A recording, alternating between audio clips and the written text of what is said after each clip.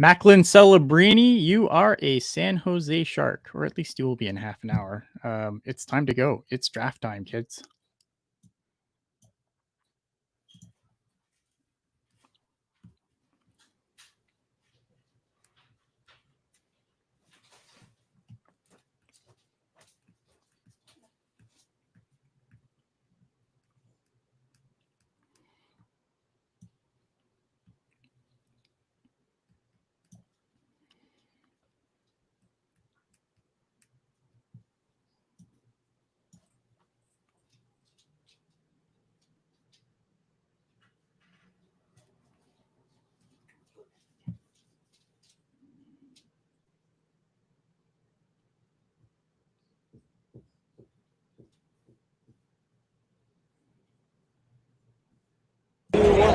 Good afternoon, Sharks fans and hockey fans. Get over here, buddy. I am here. I was like, I put you on wrong. No worries. I'm boiling. Hello and welcome to Teal Town USA's coverage of the 2024 NHL Draft. Puckguy and Jules here in Las Vegas. AJ's in San Jose. But let's throw it to the guys that are going to get most of the coverage tonight, and they'll be our guys that are talking about all the picks. That is Ian Reid and Mark Eisenberg. Take it away, gang. Yeah, it is me. It's Mark. It is also AJ, who is live at the tank right now. How are we doing? Was that live? Yeah. That was Puckguy and Jules live? That was awesome. No, they pre-recorded that. Oh, shit. Well, dude, the intro was fantastic. Oh, here he goes. All right. Throw it to me, guys. Yeah, absolutely. Here you go, bud. You see if this is going to work. No, it's going to do the opposite of what I want. What are we looking for? Oh, wait a minute. He got a phone call. I'm back. All right. He's back. And we're back. Hey, we're back. All right. So we're out here in the middle of Tsunami Anderson. It's a lot to take in. All right. Are you going to blue screen this? Absolutely. Okay, fine. Good Lord. All right. So the door's finally open. Do you think this is popular? Yeah, a little bit. A little bit. Wow. All right. So president of the Sharks, Jonathan Becker, here with us. And you said 17,000 tickets. 17,242. Woo. Last I looked. Which, by the way, is the official capacity for tonight's event, given a variety of things. A little less than a regular season game. All right. All right. So, actually, one of the questions we asked ourselves is, should we be like airlines and oversell, since it's general admission, and we don't think 100% of the people will show up? Southwest still a sponsor? Just follow that? No, Southwest is assigned seats, so they don't oversell, as far as I know. You think Celebrini is going to be there at 1? Allegedly, he will be there at 1. Yes, nobody's right. picking before us. I thought you were going to ask me if he's still going to be there at 11. No. Who are you thinking about at 11? Thinking about a defenseman, maybe? Why do you think we're going to be picking at 11? Because that's where they are right now. I got it. All the mock drafts said 14. They were wrong. The mock draft did indeed say 14. I will say that we have 4 players at our current position that will be very happy if any of the 4 are still available when we get there. All right. I like that. Okay. The head is spinning a little bit. Are you trying to figure out who the 4 is on the fly? Yeah. I can't do that for you. Sorry. But somebody online is already guessing at this point, right? Yeah. Oh, of course. And I'm sure that if I can see the chat thing, it would be going, oh, there you go. It's a Ginla hint. Oh. By the way, isn't it nice to have this much buzz around Sharks hockey on the first draft day? It's been a long time. Yeah, I was going to ask, you've obviously set us up here. There's another Sharks podcast here. Yeah. Did KMBR 95.7 not make it? I don't actually know if they're here. I know I did. ABC's here, NBC's here for TV. But Sports Talk Radio. Okay. It's such a happy day. I'm not going to smack talk anybody, so don't ask me to do that. Sam Dickinson, welcome to the Sharks. Shouldn't you have to say, Sam Dickinson, you are a San Jose Shark? Yeah. Is that how the line works? Okay. So how come you're not in Vegas?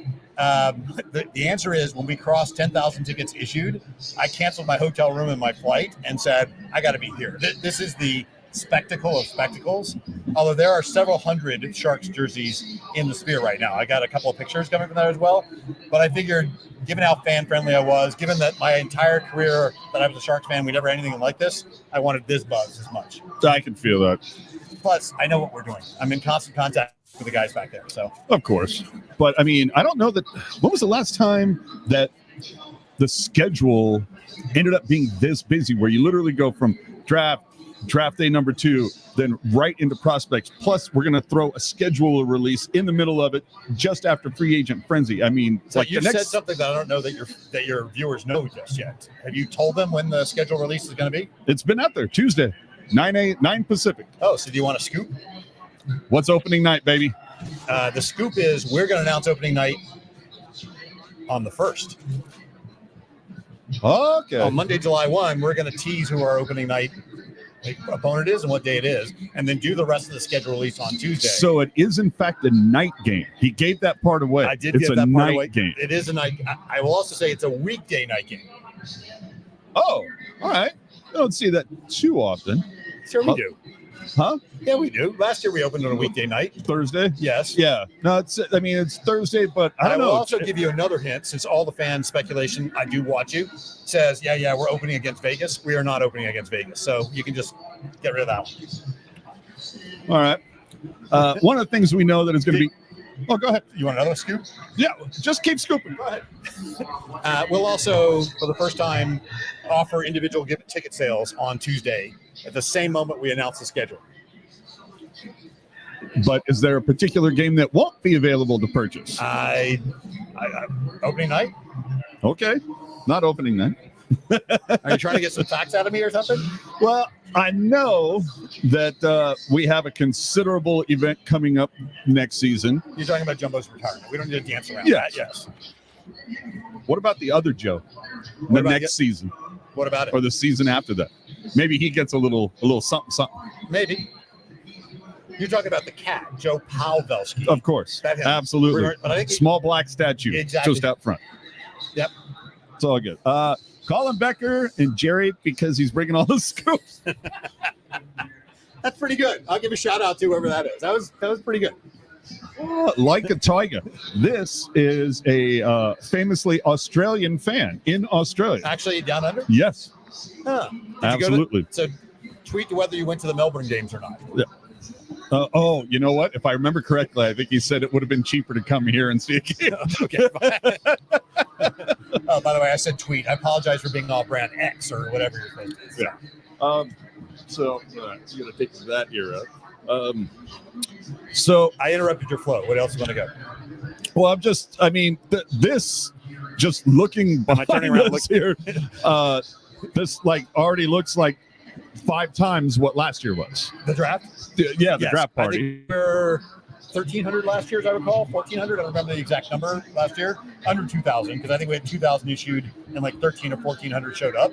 And so if we're that same ratio, we have 17, 252, 242 issued, then I don't know. That question is, last I looked, we already had 4,000 through the doors, but that was 10 minutes ago, so I don't know where we are now.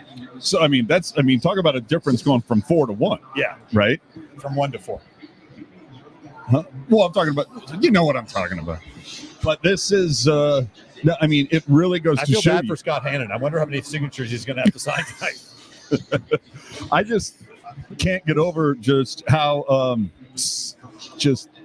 much hype is going around the number one pick. And I think it just, I think it goes. Do we know who we're picking at number 1 yet? It's just that I think it really goes that much further into how special Celebrini is projected to be. Correct. And go ahead. I mean, all right, I'll ask you a question as a fan. All right. Would you rather have last year's Bedard or this year's Celebrini? Last year's Bedard. I'm not sure about that. If I'm being honest, but we'll see what happens. We will. We all remember that Jeff Skinner won the Calder. That's right. And I think most people go, yeah, it should have been Couture.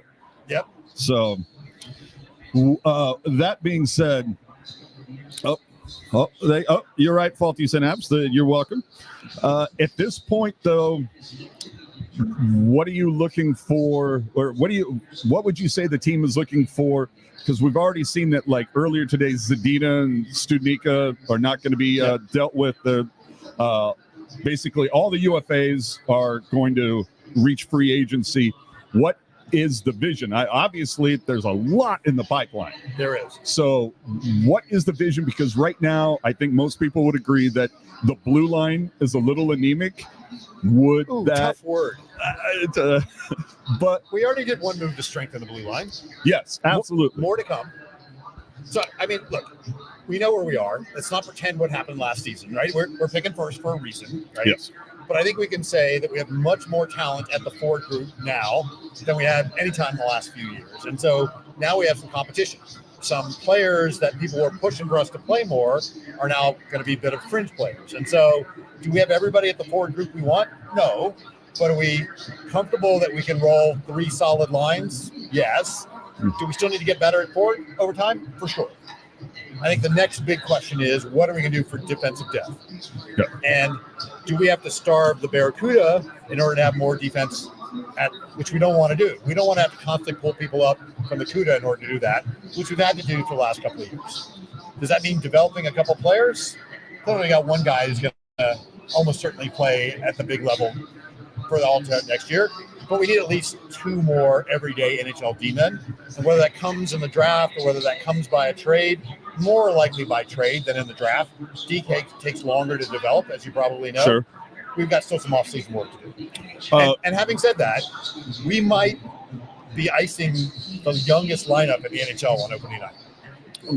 And we could have 7 players on their ELC. And that means, come on, these are 18, 19, maybe 20-year-old players. They're still young. They've got lots of promise, but don't expect them to be in regular season form on their very first night. It's going to take a while for them to learn that team game. The last thing you'd want is for them to be rushed. That's right.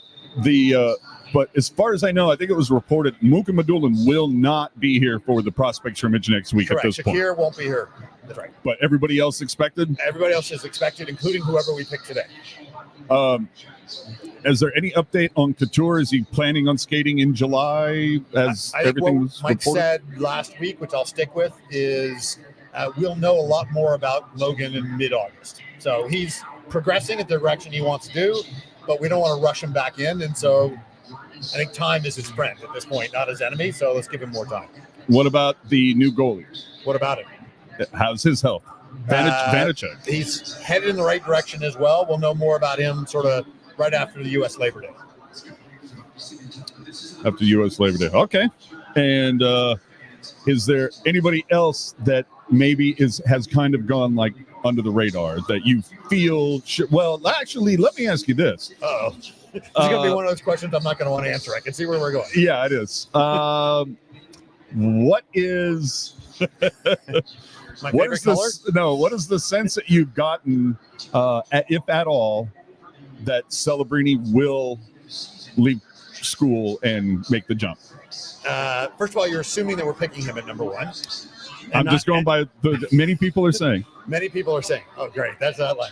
That is his decision along with his father and his agent, and I don't think they will. I know they won't make that decision until after he's picked, and so I think that's a better question to ask after prospects development camp and the prospect scrimmage. So if you want to set a timeline for the earliest we will know, I'd say it's this time next week. All right. Please tell Mr. Becker I'm determined to do a Joe Thornton portrait for you guys. I did a Buster Posey one for the Giants. All right, John, we're open to that. Send your note to AJ. He knows to get a hold of me. Yeah, absolutely. I'd love to see that. All right, I got to wrap it up soon. So give me your tough takeaways. Well, no, I just want to know Yakimchuk at 11. Might be in the list of 4. Okay, let me. Well, no, it's tampering. I can't get into that question. That's right, exactly. But anyway, well then, thanks for joining. Let me just put it this way: when's the last time there was this much buzz about first and second round around the Sharks? And I think there hasn't been this much buzz around the Sharks since 2019. I think it's a fair statement, and I think more than anything else, let's appreciate that moment on draft day. And as much as it's fun to watch what happens with 1 and potentially 11. Don't forget that there's 2 picks right now tomorrow as well. And we're going to get a pretty darn good player at 33 and maybe later in the draft as well. And that's if you're still at 33. And that's true. That's if things don't move around. What do you think about the new Fanatics jerseys? You know what? I've given Fanatics my share of pushback. but these new jerseys are just as good as the jerseys that were replaced before. There's really only two differences: the dimples, which some people love and some people hate, and the nameplate in the back. Other than that, well, okay, the crest is slightly different. No, I got to tell you, I think it's a huge difference. So, I think the shiny one looked kind of cheap now. Yeah, fair enough. So as much as you might give them a hard time, you guys are online. These are good jerseys. These are worth it. I'm dying to see the retail versions. But I've seen a preview version of them, and they're surprisingly good too. All right, in September. There you go. All right. Well, thank you so much for joining. Appreciate it. All right, Ian. Thank you, AJ. Thank you, Jonathan Becker. All right.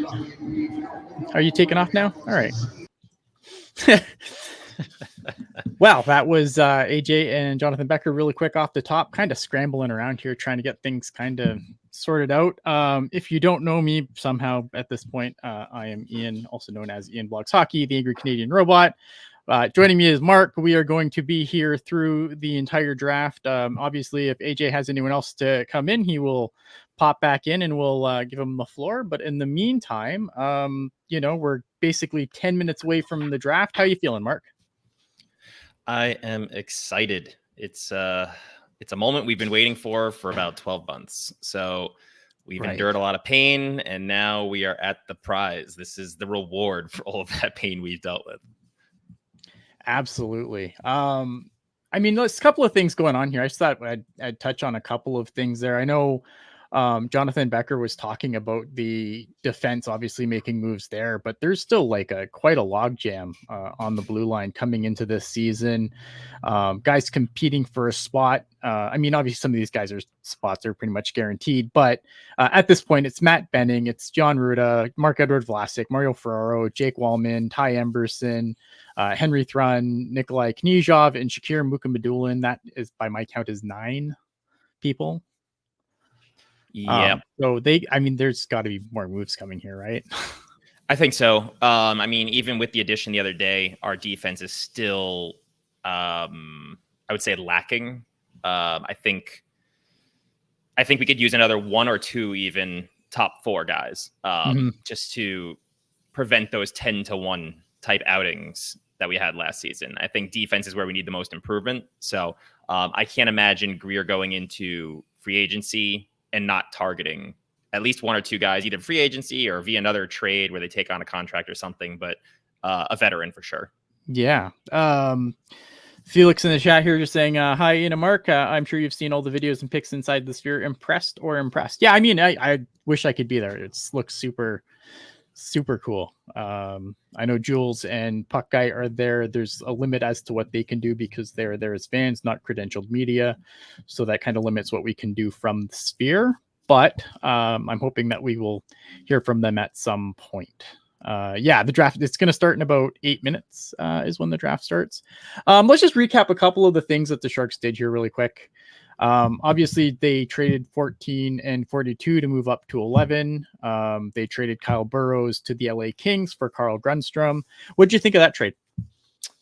I think it's just another move where pretty much we had kind of a logjam of those same type of defensemen, those same guys who are really bottom pairing, if not like high-end AHL guys. So I think you can create more competition in the forward ranks, and it's a guy whose contract is not really an issue, and he can put maybe 10, 15 goals in a full season, and he's a little bit more difficult to play against. So yeah, I think it's a decent move. I don't really think it's terribly noteworthy in terms of changing the course of the franchise, but it's definitely getting into the head of Greer and what he's trying to do. Yeah. Other news today, obviously when he did his media availability, he basically said, Mike Greer basically said that Kalen Addison would not be qualified, would not be back. Now Sheng's also reporting that there's a report that Philip Zadina and Jack Studnicka are also probably not going to get qualifying offers. I think Zadina makes me sad a little bit because I like Zadina, but I think again the Sharks have a lot of that tier of guy. Yeah, I'm with you. He might have ended up being kind of one of the odd men out, but of those players that aren't coming back, he's probably the one that I thought was coming back. Yeah, I was never personally a fan of Addison. I thought he was a good skater, and when we brought him in, I was a fan of the move just because I thought there was still some potential there. But yeah, it's a good swing. Yeah, watching him last year, I just don't really think he fulfilled much of anything. So I see not bringing him back. But I still think Zadina could score 10, 15 goals, and he doesn't necessarily need to be on the top line. So I'm interested in the fact that we're not bringing him back. But again, I don't think it's anything that's going to hurt the franchise terribly. Yeah, I think like Jack Studnicka is a guy. I think it was an interesting swing, but it didn't work out. Kalen Addison, kind of the same thing. They were both high on my Into the Sun list as far as who's coming back, who's not coming back. It's fine, right? So for those people that are obviously tonight is the first round of the NHL draft. So the only thing that'll be tonight is the first round. The additional rounds will be tomorrow. As of right now, the Sharks are picking first overall, 11th overall.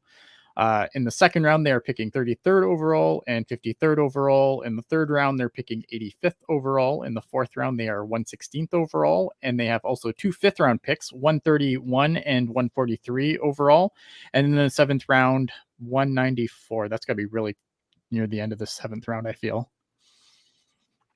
Yep. I think the key to focus on is whether the Sharks make any more moves. I think that's still very much on the table. I think even Becker somewhat alluded to that. And it's been speculated yesterday when they made that move up to 11, because it's easier to move from 11 to say 8 than it is to move from 14 to 8, right? So we'll see if they end up keeping both of those second rounders, or if they end up dangling one of those as another chip to try and move up a spot or two if they have a feeling that one of the guys they're really focusing on is about to go. So now that the Sharks have moved up to 11th, who's kind of on your radar in that kind of spot there?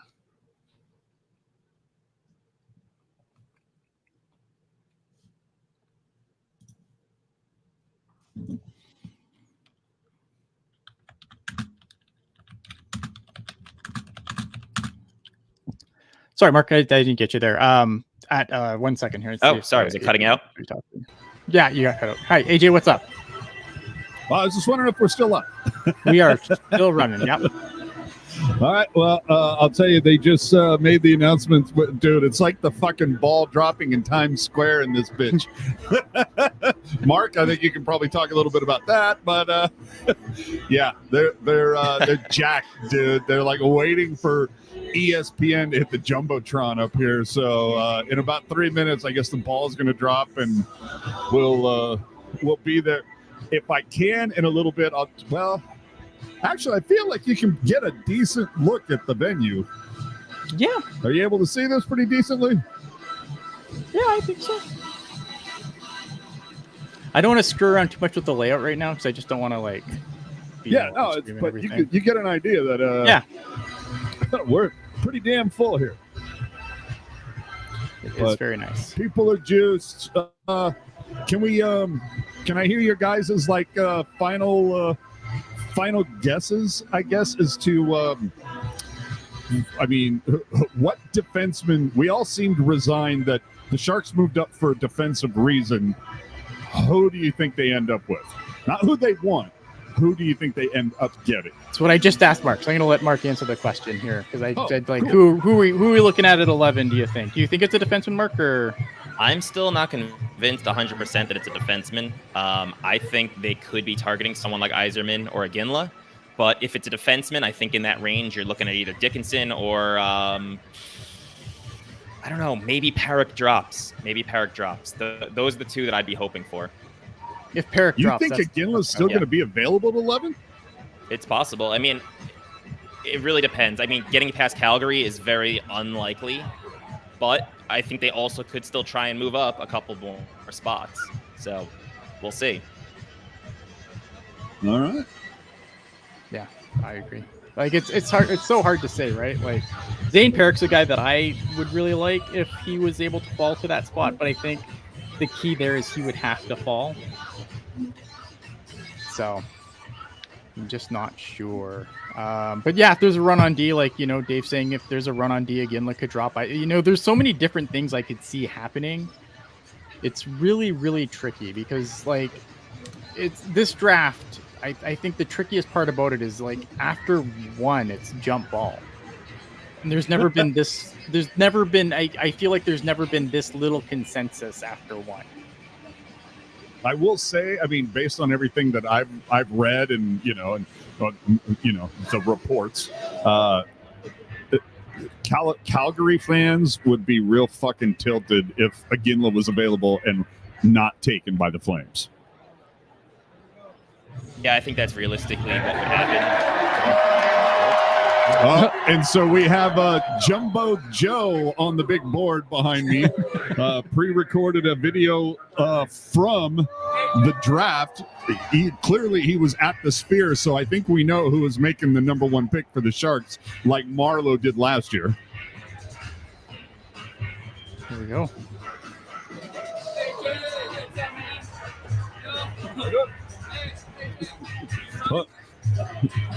You're not serious.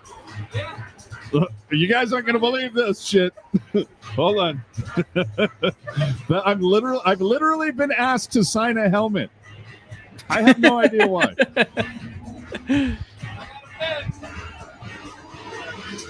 Well, AJ's going to sign a helmet here. His first signature ever. It's amazing. I'm going to sign it in the smallest place using the smallest print possible because I don't want to fuck it up. Losing value as we speak. Good times. Oh, man. I don't know why I'm nervous. Like, we know what's going to happen. I will say there's a lot more buzz even outside of the first overall pick this year. Like last year, there ended up being very little buzz other than who was going to go where. But this year just feels like at any pick there could be a trade. Here we go.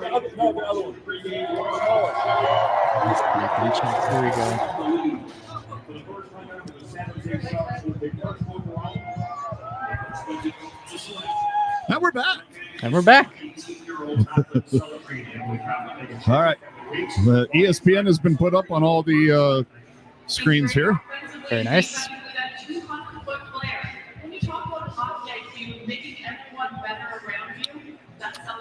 Okay, so I'm seeing Megan's best available.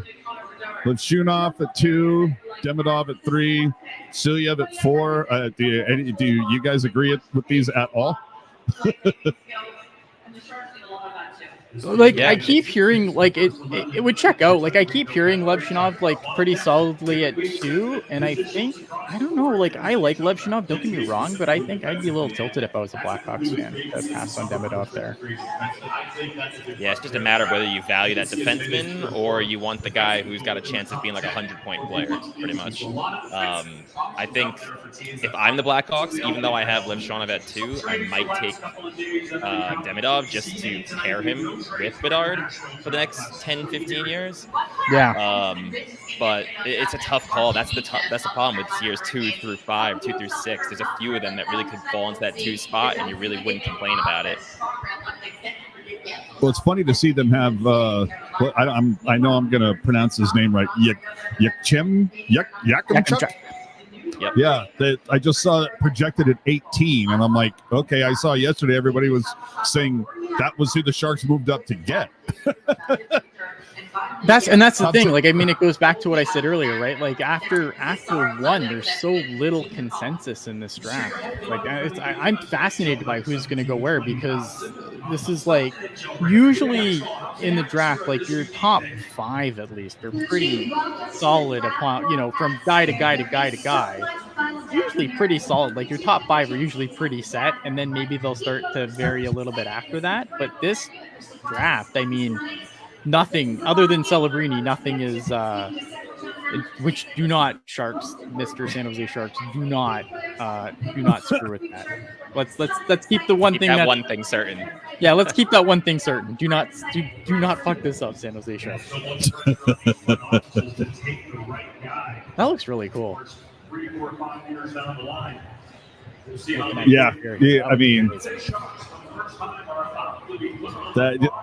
I mean, look, I'm dying to hear from, when you guys do your complete wrap after this is all said and done.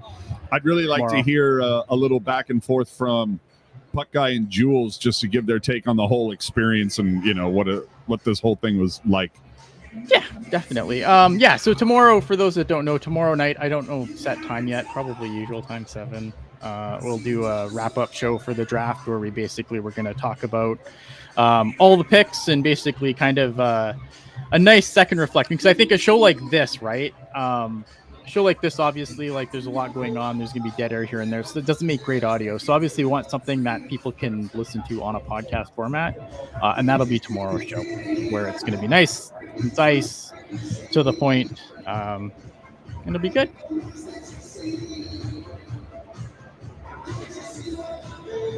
So how long away are we from getting that first pick now? Is it 5 minutes, 10 minutes, 15 Who knows? minutes? Yeah, I know. Yeah, I mean,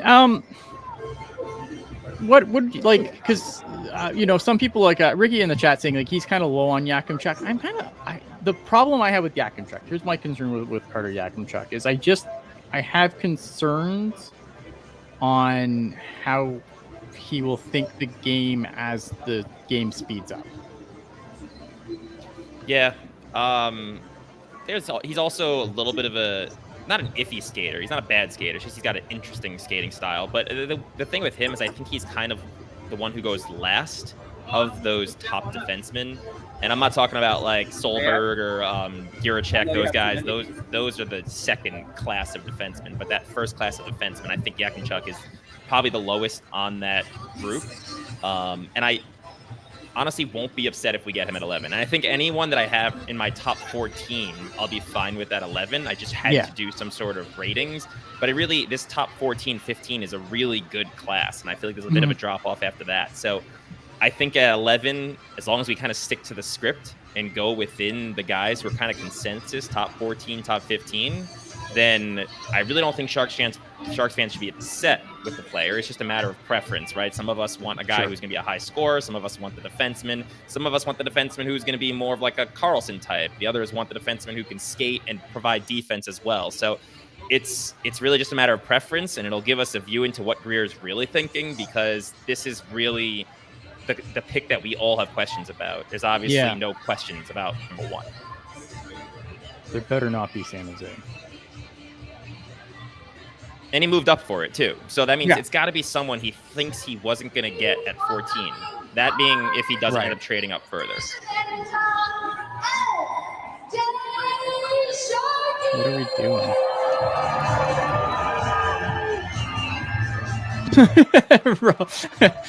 I like Rob here. I have no idea who any of these people are. They're just names to me. As far as names go, Yakimchuk sounds like a pretty awesome one. I mean, fair. Oh. Have we so soon forgotten Ivan Yuzhenkov? I know. Best name ever. Wow.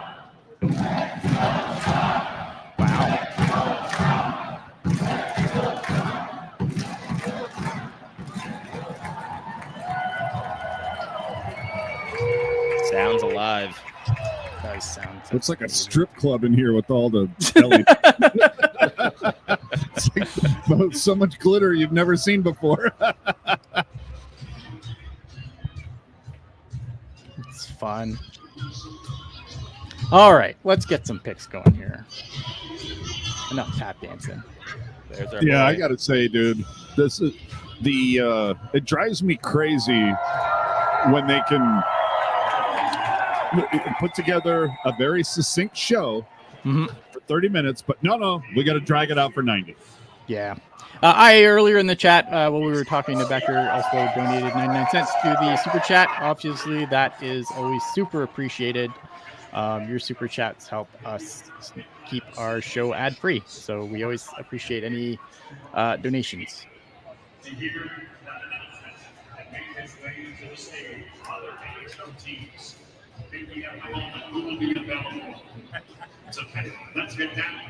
Got the opening video going on now. Jesus Christ.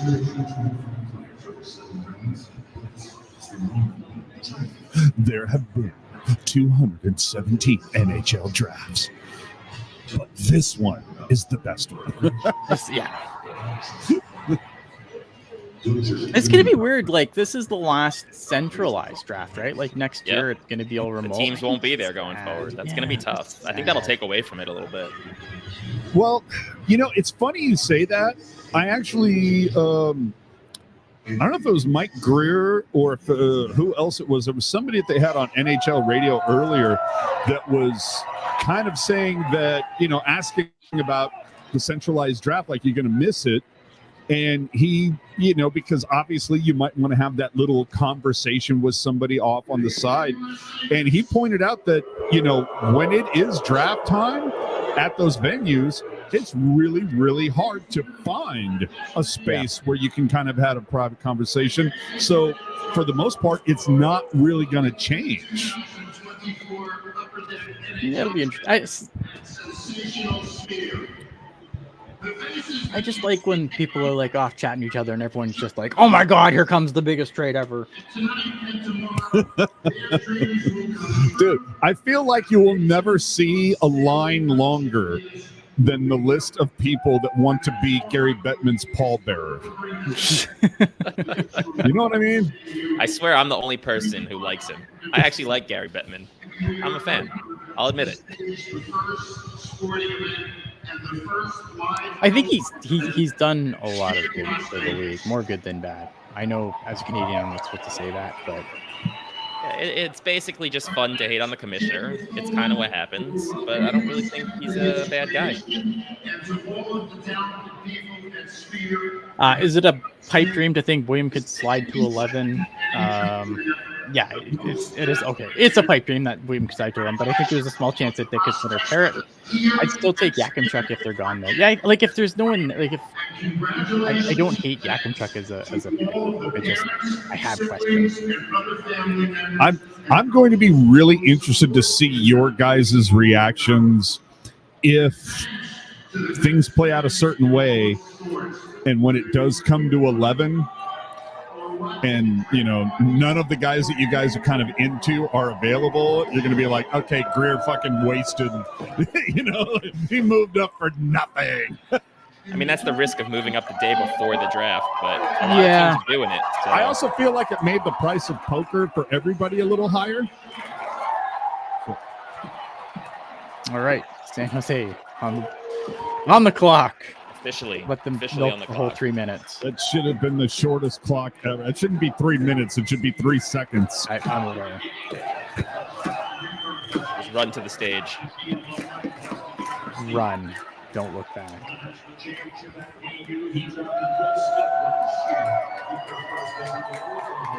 Just gonna build it. Thanks, Mike Greer. Showing SAP. Love it.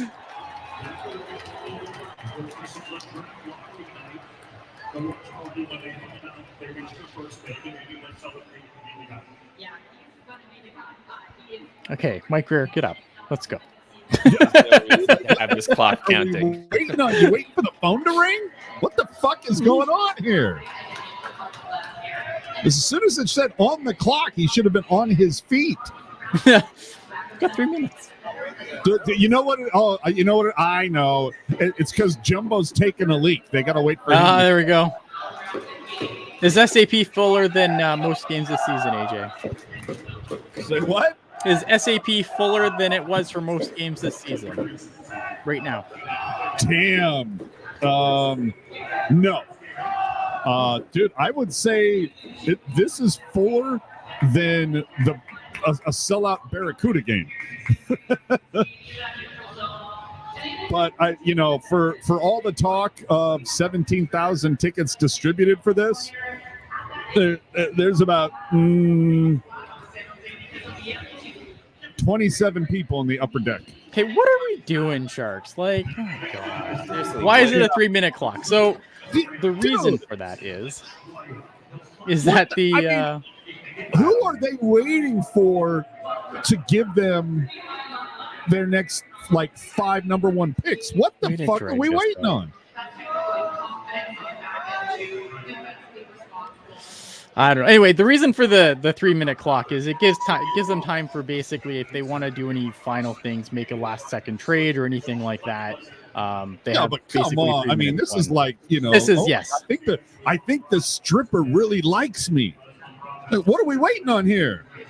I don't know, man. I would be running to the podium. Running. Oh, I know what it is. It's because they want to get advertisement in for whatever the fuck ever good smoked sausage is, right? Oh, sorry, that might be just a local thing. They created all these beautiful graphics. The Sharks have to give them time to show them. Yeah, that's fair. That is fair. All these beautiful graphics. We gotta show off all that. Oh, he stands up at 2 seconds. Dude. And now it's turned into Saturday Night Fever. Oh, I can't believe they ran down all 3 minutes, dude. Delay a game. Yeah. Fuck you! I can't believe they ran out the entire clock. Fucking hero move, dude. And they're fucking 10 feet away from the stage. Are you serious? The shortest walk. Oh, the pick is in. No shit. All right, this place is about to go nuts, dude. Where's Jumbo? Where the fuck is Jumbo? No Jumbo. What the shit? Our great fans here around the world. Shout out to our draft party at the Shark Tank. I'd also like to congratulate There he is. Lindsay on her terrific career in hockey.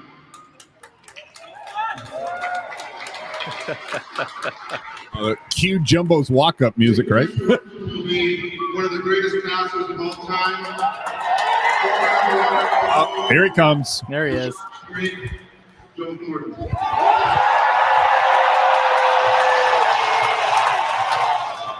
Dude, I was like waiting for like WWE music to start, dude. I'm happy. Here we go. With the first overall selection in the 2024 NHL Draft, the San Jose Sharks are very proud to select from Boston University.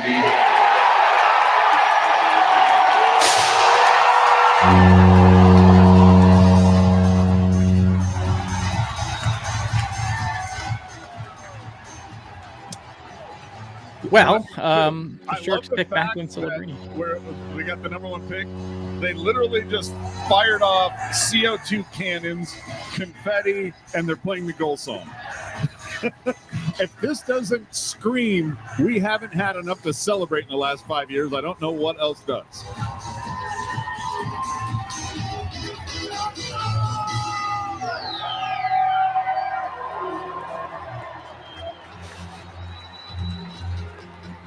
Yeah, it was right. There was confetti. It was up.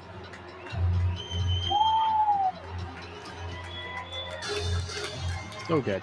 All right, everybody. Trivia question 20 years from now.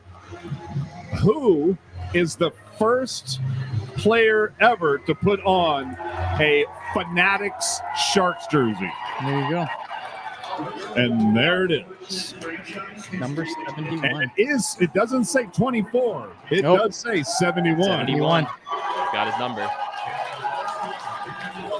So the graphic they put up said 24, but the jersey they gave him is 71. So, Kanijov, you are out of here. not given a rose. You're voted off the aisle. So can we start ordering those jerseys?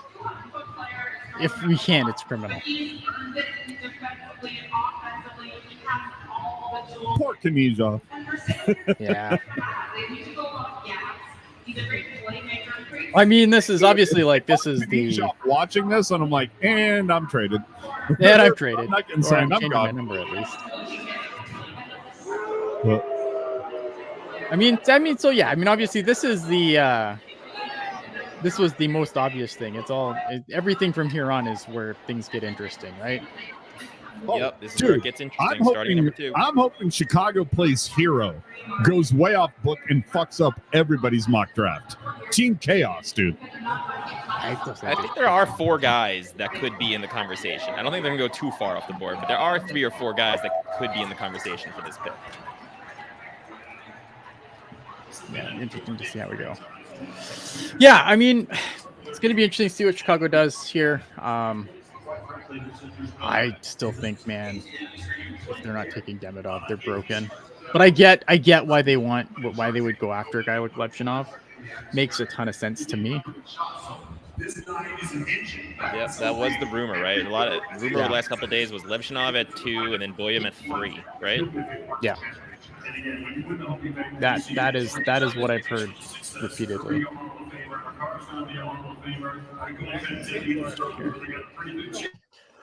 All right, I'm just gonna mute. AJ, you're muted, so let me just poke at me when you wanna, if you need to. Oh, sorry, I didn't mean to mute you. Sorry, I muted you. I muted you for a second. No, it's fine. If it gets too loud here, feel free. Okay. Actually, go ahead. Like, you can keep the cam on, but go ahead. I got to hand out some shit. Okay. Yeah. I'll mute you and let me know. Just message me. All right. Anyway, so we can just get rid of some of that background noise at SAP Center there. So it's finally official. Macklin Celebrini is a Shark. Is a Shark. Fantastic. I mean, yeah, this is exciting. I'm kind of I don't like, because it's like, what's there to say, right? Like, pretty much everyone said it. You know, this is hopefully our future. This is our franchise, right? In this pick. So he's talking. I have the Sportsnet feed up. He's talking right now to Jeff Merrick, and he's consistently still says that he has not made a decision as to where he's playing next year. So I have to imagine I still think the jump. I can't imagine him not turning pro. Yeah. It's so rare. Like, when's the last time that happened? I think it was Owen Power. Yep. As a number 1 pick. Yeah. I mean, and that's in D-man. So it's like, exactly. You can kind of understand that, right? Yeah. I just don't think there's anything else for him to do in college, unless there's some sort of concept that he physically isn't ready for the NHL. Yeah. I don't see how you send him back. He just had the best season in the history, pretty much, of college, considering his age. Yeah. So yeah, they've got him on the ESPN doing an interview right now as well.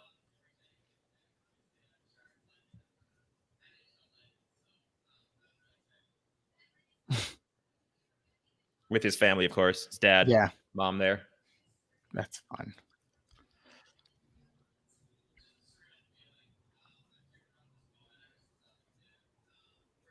Yeah, we'll see. I mean, obviously, I think I would be shocked if he didn't come, especially with Will Smith already turning pro. Like, I'd be curious as to why. I mean, it's up to him. I mean, but I would be shocked. I don't think I'd be mad. Like, it'd be like, whatever. I mean, we have him. He's coming. It's not a, like, even if he, you know what I mean? Like, even if he doesn't come now, like, I don't have concern that he's not coming at some point. Like, this isn't going to be a situation where he's going to play his 4 years and go somewhere else. No, not at all. I don't think I think he's been doing the right things in interviews and stuff by not, like, already pretending and saying he was a Shark. But I think this has got to be exciting for him with where his dad works, the time he spent in San Jose previously. Also, just, you know, the franchise, while being a disaster the last few years, still has some decent history in, you know, the last 20, 30 years. So I think it's a good franchise to come to, and then they're going to build around him, right? That has to be a desirable thing for a guy who's a competitor and a top player like him. Right. Highest drafted players from Boston University, Macklin Celebrini and Rick DiPietro. DiPietro is number 1. That's right. Yeah. Yep. And then Jack Eichel at 2.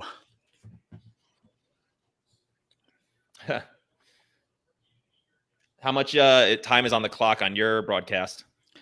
They're not showing me. They're just showing the talking heads talking, which is unfortunately the really downfall to the draft is that there's a lot of talking heads talking instead of picks being made. This is why I love day 2 way more, because it's just pick, and it's done. All right. They've got so Blackhawks Chicago on the stage on my broadcast. They're heading onto the stage. So let's see what their second overall Chicago Blackhawks. Let's see what they do. So you're thinking it's Demidov? I would take Demidov if I was them. I have no idea. See, this is why the draft takes too long, though. All the surprise guests and the thanking of cities and Thanking the of congratulations cities of and- Stanley yeah. Cup winners. Ooh, Connor Bedard making the pick.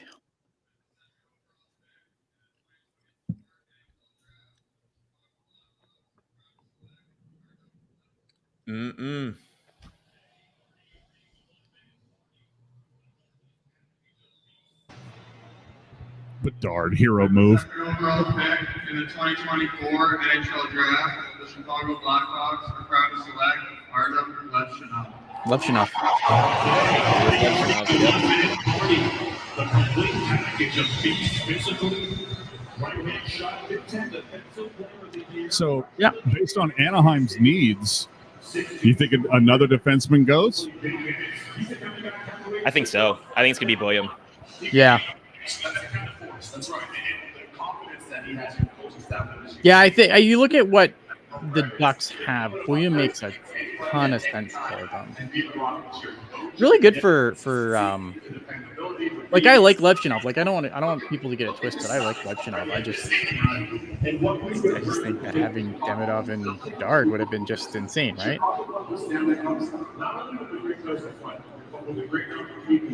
Yeah, I agree with you. I think if I'm Chicago, I probably would have.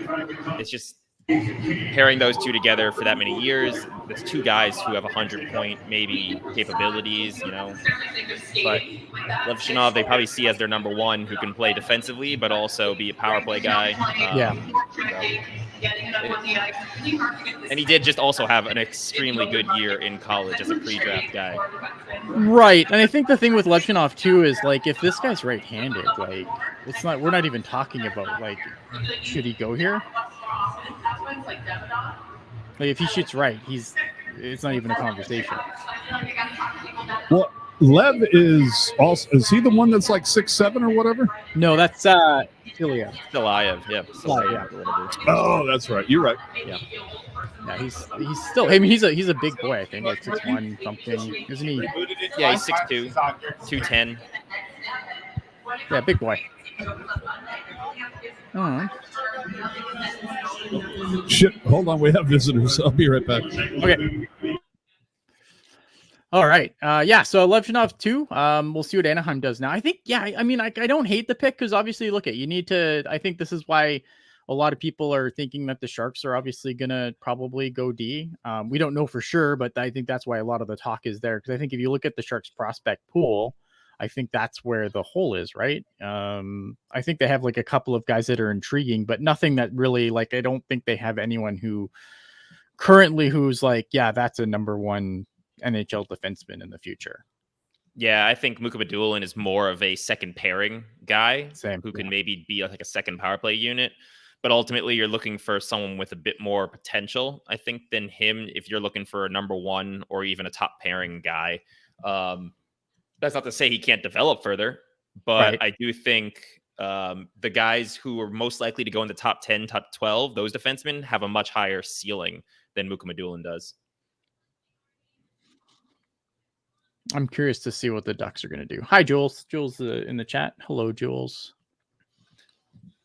The one thing that always seems to happen, though, every year is defensemen and centers always go earlier than we think they're going to, which is why I think a guy like a Ginla, Eisenman's expected to drop, but someone like a Ginla could drop if we do have this run on defensemen and centers. Like, there's a bunch of them. So I wouldn't say it's out of the question. It's just a matter of getting past Calgary if we really are thinking about a Ginla. Yeah. Yeah, 100%. But that's also the reason why Demidov might end up going 4th or 5th, even though he's probably the most skilled player in the entire draft.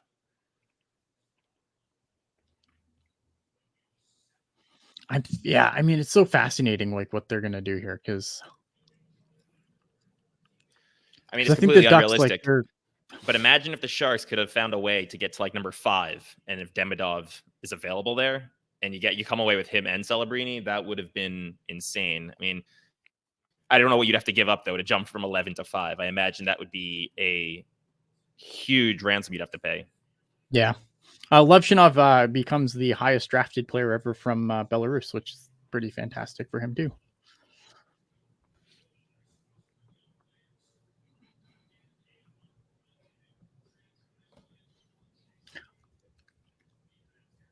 I mean, Boehm, like if the Ducks do go Boehm, I mean, that makes a lot of sense based on what they already have, right? Because I think that's what they really. And the thing with the Ducks too is like they've always kind of been a defense factory. Yep. This is where it gets tricky though with the defensemen, because I really have seen so many different folks rate them in different orders. So it's like, to me, Boehm is more the obvious choice here. But I mean, as early or even as recent as a month or two ago, Salayev was still not rated as the second or third best prospect in this draft. So you have him, Boehm. You even have some people who rate Dickinson as like the second or third best defenseman in this draft. So right. It's going to be interesting to see who they take here, because I think that'll set in motion a lot of the remaining picks with defensemen. Yeah, absolutely. Yeah, just a reminder, guys. I know I'm going to just say this a million times this show. Just a reminder, we are going to do another show tomorrow after the second round of the draft, where we're going to do a nice, concise, basically post, and we'll go over all the Sharks draft picks in far more detail than what we're doing tonight. Tonight's a live stream. There's, it's a tricky thing that we do. We have to talk for 3 hours, so there's like dead air and everything else we try to avoid, obviously, but we'll see what they do here. What do you think of these new Ducks jerseys? I think I'm in the minority. I like them. I don't like the orange pants. I think the orange pants is criminal, but I like these. Yeah, the orange pants is a little wonky. I like orange for them.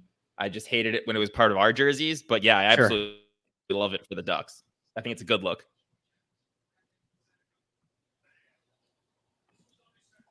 Oh, wow. Okay. This is a bit of a shocker. It just happened. Wow. That's a bit off the board. Holy crap. Wow.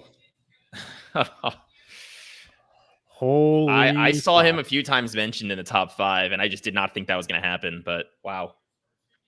Hold on. Did you see his reaction on camera? Yeah. He was like, he oh was my shocked. God. Yeah, I mean, this is like, let me take a peek here. Look at Stenicky. Dude, like he was everybody's mock draft into the fucking crapper now. Like, I think who had him highest? Nobody had him third. No one had him third. The highest was the Hockey Prospects Black Book, had him at 6. Elite Prospects had him at 9. Bob McKenzie had him at 11. Dude, there were people that had the Sharks taking him at 14. Yeah. And that, like, the average, like, just going by just like the average pick, like the average of where everyone had him ranked was 12. So it's fascinating. Fascinating. Yeah, it's just got real fucking interesting, especially if you have the 11th pick. What do you think of these duck sweaters? I love them. AJ? The Ducks what? The duck sweaters. What do you think?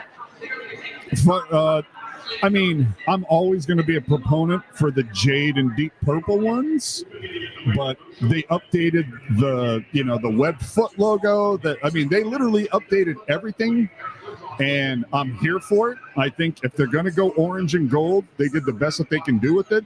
And the thing that I think really kills it, you go and look at those number kits. Dude, they're like 4 different layers happening there.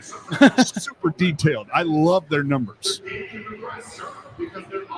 Wow, fascinating. Just fascinating.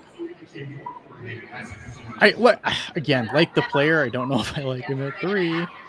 I wouldn't have minded him at 11, but yeah. I'm very interested to see certain people's responses to this from the Ducks side, because you just skipped over a whole bunch of guys for him. And while he had a monster playoffs and a really good last month of the season, before that he wasn't even really considered in the top 20. He was more of like a late first round pick. So very, very interesting to see someone rise that much that late in the season. Bones was saying GM scrambling for phone calls right now. Yeah, I bet. You're not wrong. I'm thinking in the next 5 minutes we're going to get to speak with Scott Hannon. Okay. So for those of you who are in the I can't actually see the chat. I can only see it when Ian puts up stuff. So if you want to ask a question for Scott Hannon, start getting him in, and then I'll start once they're putting in, stars on them. Yeah. and once Hannon gets here, we can start putting them up and hitting them one by one. But just wanted to throw that out there. He's currently on one of our rival podcasts. Dude, that's the thing, man. Talking to Jonathan Becker, it's silly that you have two podcasts that are here live. The two sports radio stations are nowhere to be found. Yeah, that's sad. I know there's like some comments. I didn't want to I didn't want to put them on the screen, so I didn't want to put Becker in a bad spot, obviously, but there was definitely some comments in the chat. I just can't the look on his face, man. I just can't get over that. Priceless. All right. But no, nobody. Everybody's just sitting at the table at Columbus. We're not sure when to stand up. Is that what the problem is? Probably. Oy, oy, oy. Wow. I'm flabbergasted. I feel like the Ducks kind of did their own thing last year too. Yeah, I mean, they have a habit of that. They did it with McTavish, was that a couple years ago now? Where, he was more of like a center climbing up the ranks. But, yeah, it's just they have a habit of drafting kind of their guys, I guess. Not necessarily because they left Antilli on the board too last year, didn't they? Was it last year they left Antilli on the board? Yes, that was last year, Fantilli. I don't know, man. Fascinating. Trying to mute AJ there for a second. Do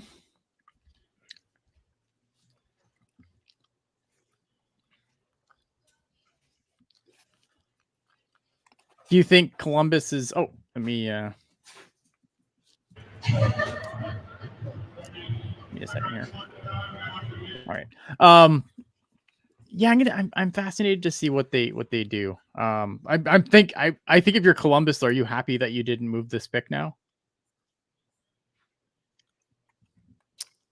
I think so. I mean, you have a shot at Demidov and William. I mean, that's an amazing option to have. I don't think they would have.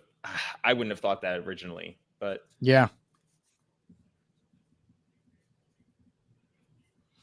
It's gonna be interesting too, because Don Waddell just took over the Columbus Blue Jackets, so it's gonna be interesting to see, kind of get a feel for what they're looking at now.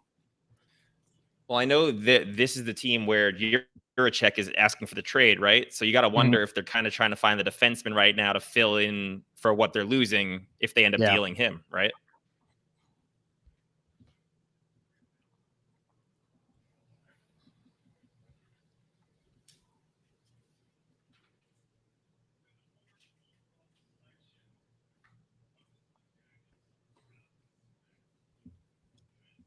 All right. Okay.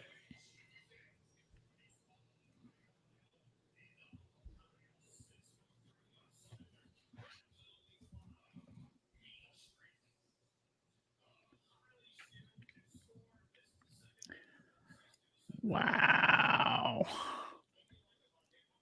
You got it? Caden Okay, Lindstrom. boys. I don't know what we're doing anymore. Okay.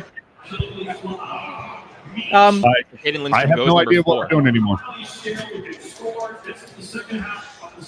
So Caden Lidstrom goes to the Columbus Blue Jackets at 4. I mean, obviously, again, Demidov's still on the board. Caden Lidstrom's good. It's a good pick. I don't have an issue with this pick. I think it's great. If he had no injuries this year, this is probably where he would have gotten picked anyway.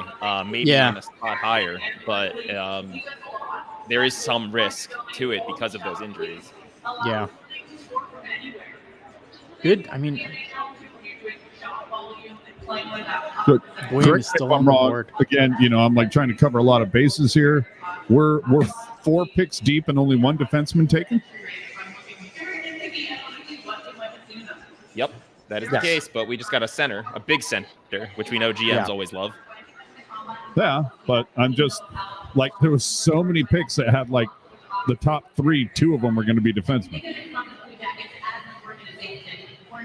I mean, the Ducks just continue to do their own thing, though. That's they're the new wild card now, because you never know what the Ducks are going to do. I feel like. Yep. I mean, it worked for them last year with the Carlson pick, right? Yeah. Yeah, I mean, Leo Carson's really good. Yeah, I mean, you look at their last everyone few thought first Ian Reid was going to be that guy. and they've all been pretty good. They had Minchikov, they had Carlson, McTavish. So, I mean, they know what they're doing when it comes to who they're picking, at least based That's on true. recent history. How much longer do you think Zegras is for Anaheim's world? I personally don't love Zegras. I would trade him if I was them. I think I don't know. I don't look at him as the guy who, I don't know. It's tough to say. He's super talented, but I just think that they could use him as a trading chip and get some better, more valuable pieces. The thing that, like, with Trevor Zegras, like, I love Trevor Zegras. Again, super talented. I think the league needs more guys like him, like guys with actual personality that isn't cardboard. But at the same time, it's always like, you always see them you always read tweets like, oh, Trevor Zegras did this tonight. And it's like, you see this super awesome highlight and the Anaheim Ducks lost 6-1. Exactly. Yeah, right. That's the thing with the Ducks. They've had so many picks. It's like at some point they have to turn it around. They're about 2 years ahead of the Sharks in terms of their rebuild, 2 or 3 years even. And you got to expect them at some point to turn around and stop being picking in the top 3 or 4 in the league. Yeah, I was going to say they're about to get lapped by the Sharks. Pachelka tweeting out now. Celebrini says he does not have a timeline for a decision on when he wants to turn pro. Correct. Yeah, that's what he said, similar to Jeff Merrick earlier as well. So, I mean, that's fine, right? I'm not too worried about it. I think when it's all said and done, I think he'll make the choice. I think it's a huge choice, right? It's a one-way trip, man. You sign that contract, that's it. Your college career is over. So I think that, like, people don't realize like how big of a decision that is. It's not like you're coming from junior, right? Okay, I'm going to sign my ELC, but then it's going to slide because I'm going to get sent, because I can get sent back to my junior team if it doesn't work out, right? Like, you leave college, your options are, you know what I mean? Like, you're a Shark, for better or worse. So I still think when it's all said and done, he'll be here. Well, they took their time with Eklund. Yeah. So and what's the fucking rush to get here? I mean, they're projected to miss the playoffs next year. Why burn that year? Just let you know, I'm thinking 90 seconds until Scott Hanna. Okay. I'm not worried. Yeah, I mean, so start getting your questions in now. Yeah, if you guys have any questions for Scott Hanna, hit him in the chat here. I'll start saving them. So Montreal's on the board now, right? Yes, sir. Abs are on the board. That 5 died. Well, and I think we also need to mention the fact that it seemed like 5, 6, 7, 8 were like on the like all of them were on the auction block. That's what they had said. So we'll see if that's going to be a thing or not. I have no idea. Hanner. Yeah, sure. That's how we roll here. Love it. Get up here. All right, we got Scott Hannon here. Celebrini, was that the right pick? I think so. Was there any question, really? We like to really play it out, but it was pretty obvious, I think. Yeah, why did the clock run for the whole 3 minutes? They got to have anticipation. They got to keep the viewers, I don't know. Enough time to run TV. advertisements, Yeah, right? It's TV, right? Oh, my God. Something I've been seeing on social media, I've been talking about on NHL radio for the last couple of days, and I think even Greer talked about it with the media a couple days ago.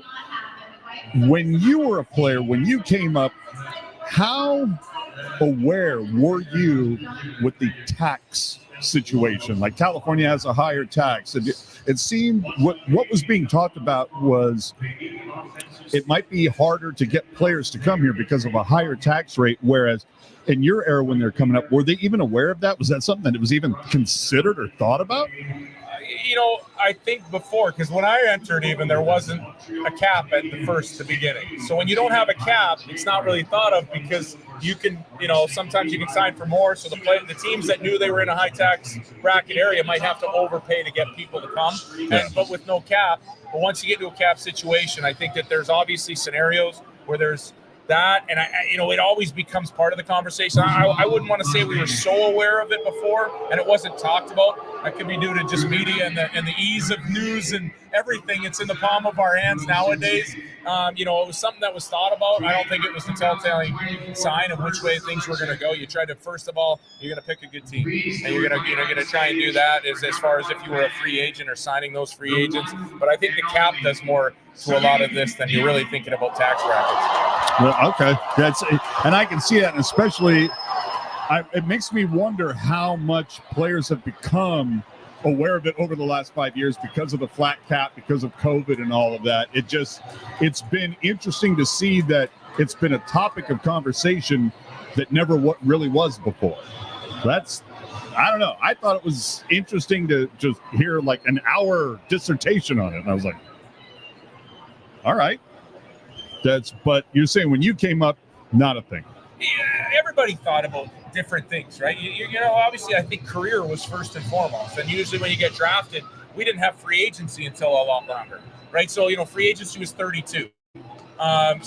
Really, you own teams. You didn't have choices a lot of the times. You were drafted with a team. You didn't think about that. When you were signing, you were negotiating against your team. There was restricted free agency, and there was all this.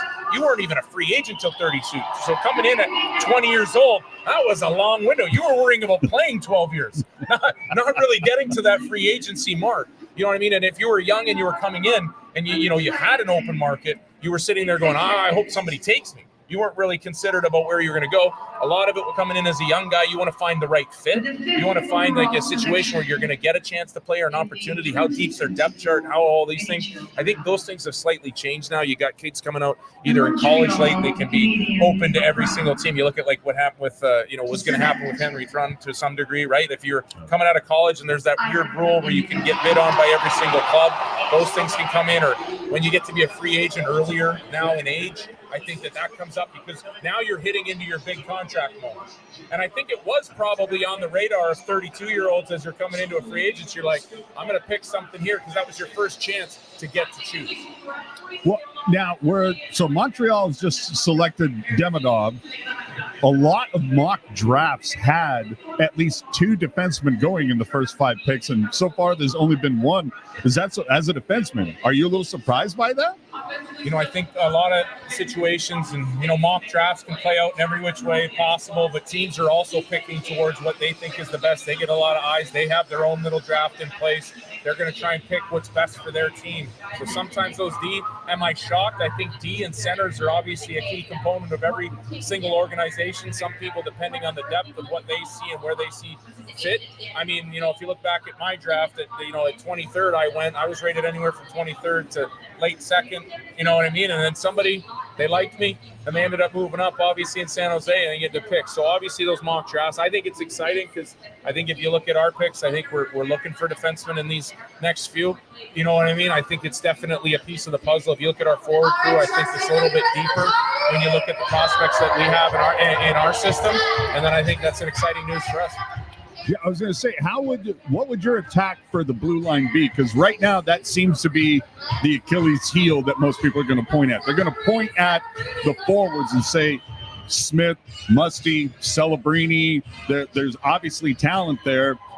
We'll see if Vanacek is able to bounce back. We'll see if Couture is able to bounce back. But most people point the finger at the defense and say, with the absence of Carlson throwing up point after point after point and all those high danger chances allowed over this last season, what can this new coaching staff focus on that will really solidify that blue line? I think you got to take the last two years with a grain of salt as far as, what ended up happening. I think that it's easy to call it a rebuild in the summer. It's harder to live it in the middle of the year. And that's hard for the coaches. It's hard for the management. It's hard for the fans. If you looked at the fans and you asked every one of them in the summer what we were going to do, probably knew that they were going to be near the bottom. It's hard to live it in the middle of the season. And I'm not sure that there was enough blame to be placed around everywhere. And I don't like to call it blame. I think it was just facing the fact that we had such a great team for so long, and you had such good playoff runs. This is inevitable. You look at where, Edmonton, and you look at Florida, and Edmonton struggled for a long time. They got a lot of picks in the first round, and they're eventually getting to the spot. Now they're a perennial contender. They got guys like Connor McDavid and Leon Draisaitl and those types of players. And I think these are the stepping stones and the building blocks to get you there. And I think that, Mike Greer and the management staff know exactly what they're doing. They've made some great strategic picks. We knew we're moving. I should say we. It's not like I'm working for the team, but I think the Sharks knew when they moved on from Carlson that was going to leave a hole as far as they needed the puck move. It's hard to get out of your own zone without elite level defensemen. And not to say that we don't have a group of defensemen that come out and they work their bag off every day and they come out there and do that. But, you got to face facts that we need to get those top picks. Sometimes you only get them with top picks. It's hard to find a number one center until you get a first overall, right? And now everybody's excited. But in absence of getting that first overall, where are you going to find them? They don't often come around in trades. They don't often come around in a free agent signing because people just don't want to let those guys go. So this is kind of how you rebuild it, and we're on a pathway to a brighter future. If only we could see a Pavelski in every draft. You know what I mean? I mean, you look at Dallas. You know what Dallas did in that draft when they got Ottinger and they got Heiskanen and they got Robertson. Do you know what I mean? So those are the drafts that you really – you hang your hat on. If everybody knew that Robertson was going to be the player that Robertson was, just like if everybody knew Pavelski was going to be the player he was, those are a little bit of luck mixed with a lot of work on the back end from the scouting staff and the management, understanding what hockey is. And I love what the first day Mike Greer stepped in is bolstering that, the player personnel people. You got Todd Marchand, you got those guys, and they're excellent quality hockey people, and they're out there looking and they're watching and they're working hard to find those kids. So I'm excited about the rest of that draft too, because I think Macklin was obviously the first overall, clearly, but now it's going to be exciting to see these next few picks. Well, do you think obviously you're kind of in the machine, but what did you think about Greer moving up those 3 spots? Do you think he has an eye on defense? Not knowing anything, and I don't know anything, and if I was to put I think that you don't make that move unless you feel in your draft scenario that maybe there was a guy that you really, really liked that maybe wasn't going to be around at 14.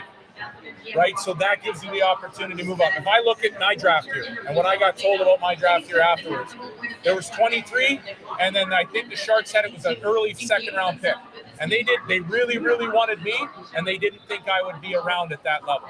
So they knew and they anticipated. I believe Boston was in the mix, and Boston picked before them. I really knew that Boston liked me, so they really didn't think that I'd be around at that. That's what forced the move to get that. So I think obviously when you make moves like that, you got your eyes on someone, and I'm excited to see that pick.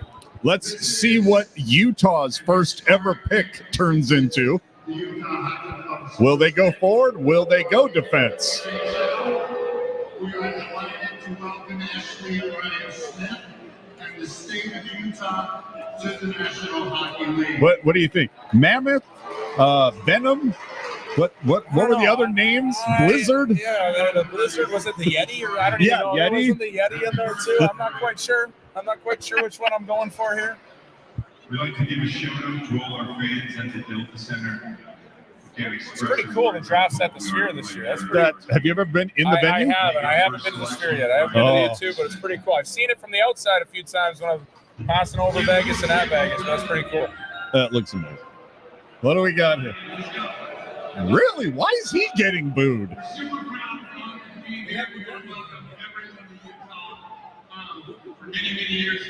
Boo him after the pick, why don't you? Super proud of the first selection in our franchise's history.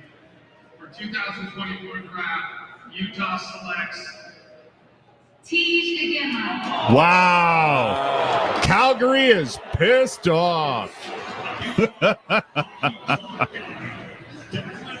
Wow. So here we are then.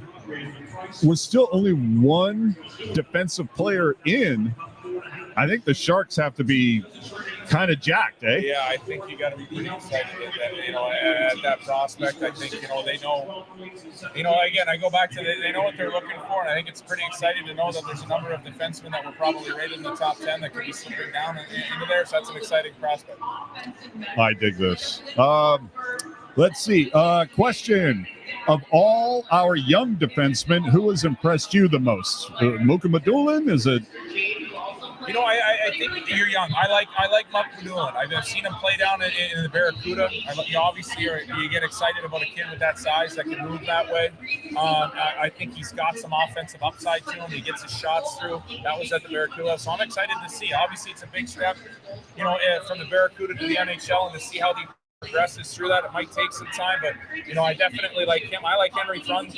I like the way he thinks the game. You can tell he's making good reads. I'd like to see a kid like that improve his foot speed, to get up there, because it's a fast game now. It's so fast, but I like the way he makes those reads. I think he's got some upside to him, and it'll be exciting. Like we said, we got these, maybe some picks in here, so it's some exciting times for this. For Hannon, how can you use former junior Sharks like Cooley and Celebrini to create and inspire kids to get into hockey more? I think it's showing a pathway. You look at Cooley, he played from a mite all the way through 18s at the junior Sharks facility.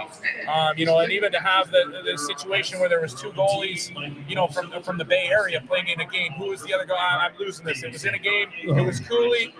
I should know this, but there was two defensemen. It went Los Gatos, and then there was another Bay Area kid. Yeah, That's Cooley was Los Gatos. And then there was another one. I should have known that before I started throwing it out there, but I do know that. And, with Celebrini, even though he's from Vancouver and he played down here, I think it's exciting to see that and to see that there's a pathway for hockey and there's a pathway to higher things.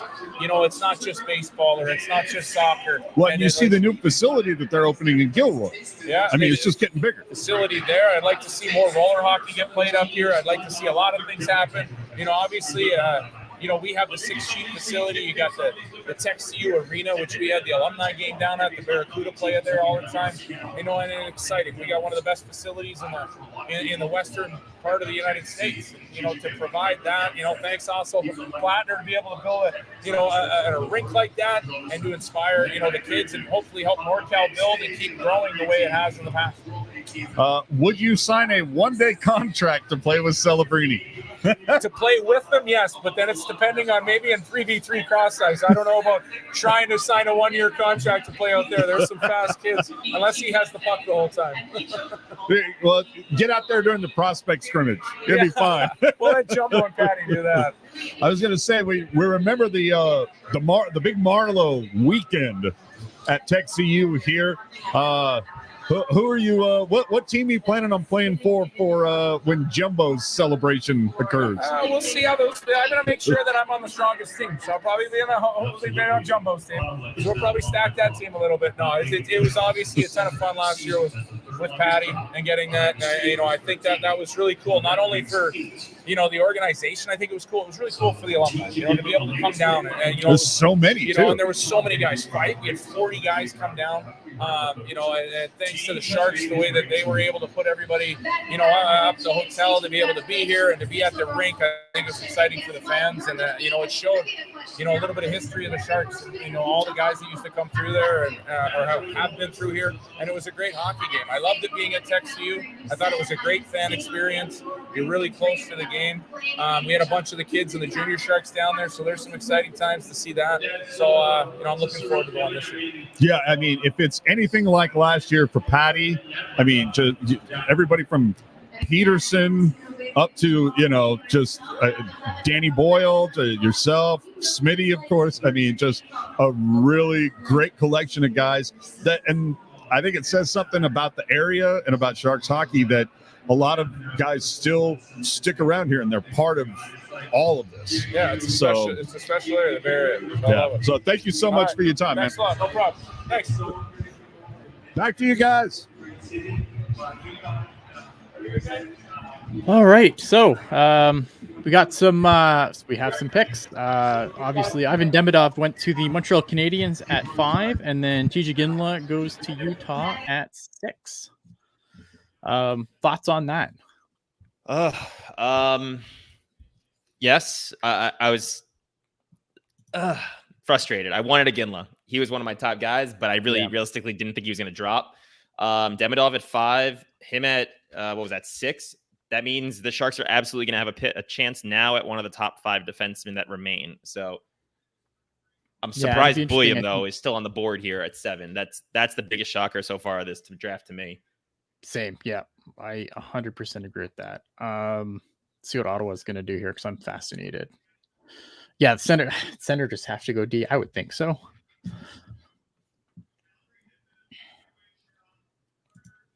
Oh, wow. 7.